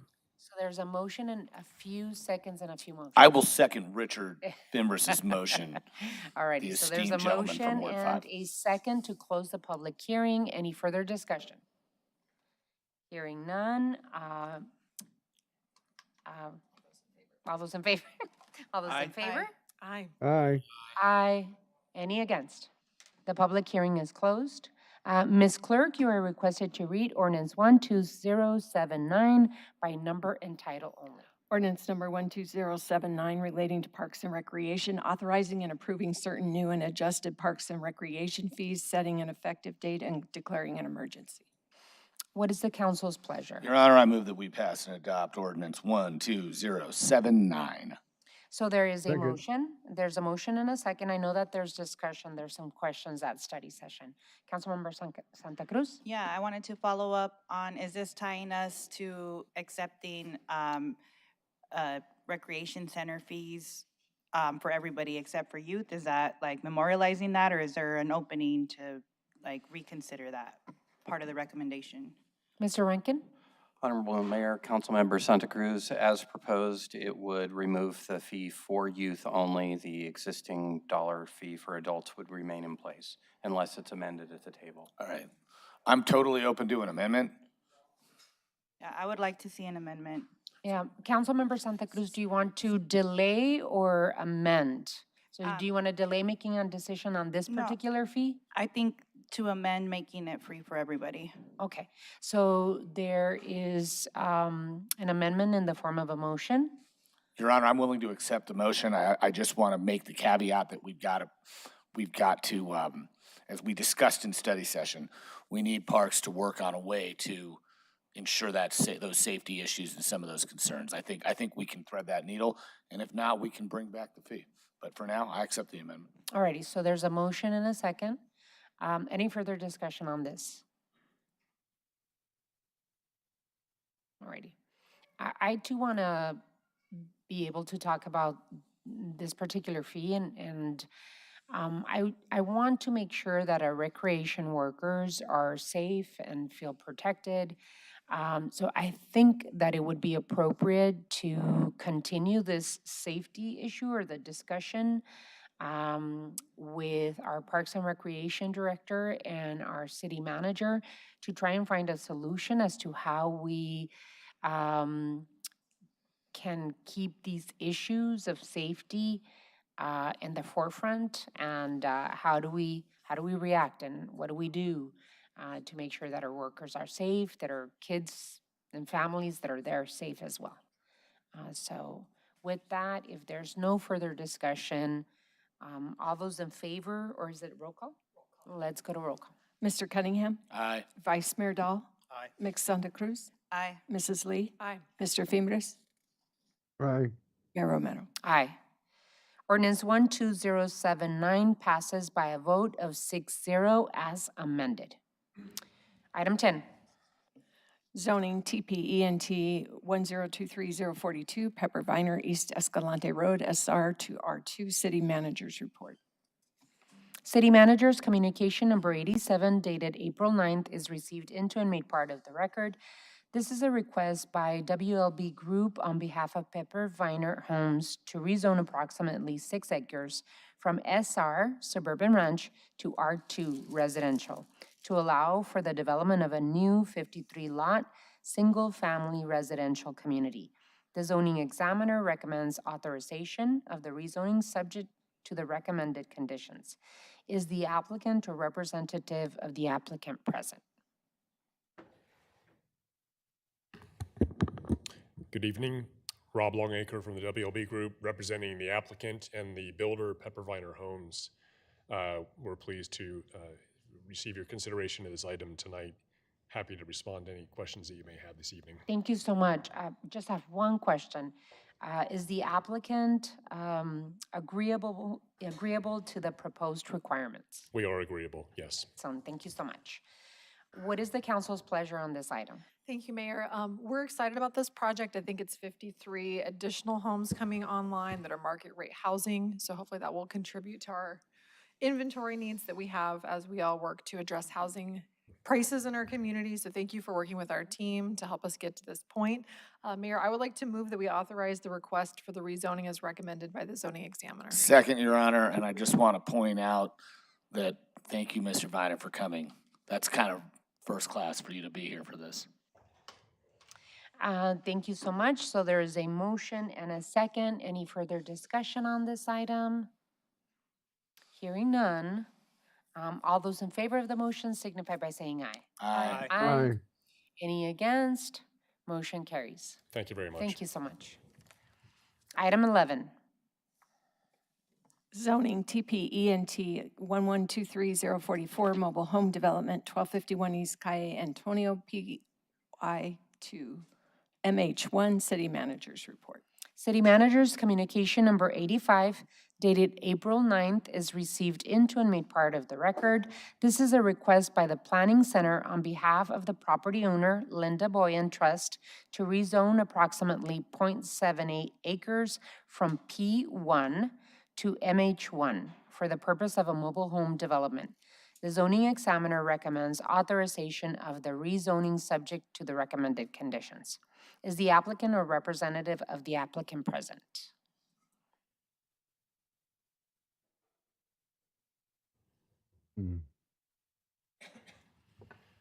Good evening, Mayor Romero, members of the council. Adam Call with the Planning Center, representing the property owner. Mr. Call, are you agreeable to the proposed requirements? Yes. Alrighty, thank you so much. What is the council's pleasure on this item? Madam Mayor, I move to approve the rezoning at 1251 East Calle Antonia from P1 to MH1. There's a Second, Your Honor. motion. There's a motion and a second. Any further discussion on this item? Hearing none, all those in favor of the motion signify by saying aye. Aye. Aye. Any against? Motion carries. Thank Item you. 12. Proposed multi-department rate and fee adjustments to include Planning and Development Services Department, Department of Transportation and Mobility, and Tucson Fire Department, also including Tucson Code Chapter 25 Amendment, Resolution Number 23739. City Manager's Communication Number 88, dated April 9th, is received into and made part of the record. Ms. Clerk, you are requested to read Resolution 23739 by number and title only. Resolution Number 23739 relating to Planning and Development Services, Department of Transportation and Mobility, and Tucson Fire, amending Resolution 23712, approving the publication of a notice of intention to increase rates and fees by approving and incorporating revised PDSD fees, scheduling a new public hearing for all fees, and declaring an emergency. What is the council's pleasure? Madam Mayor, I move to pass and adopt Resolution 23739. Second, Your Honor. There's a motion and a second. Any further discussion on this item?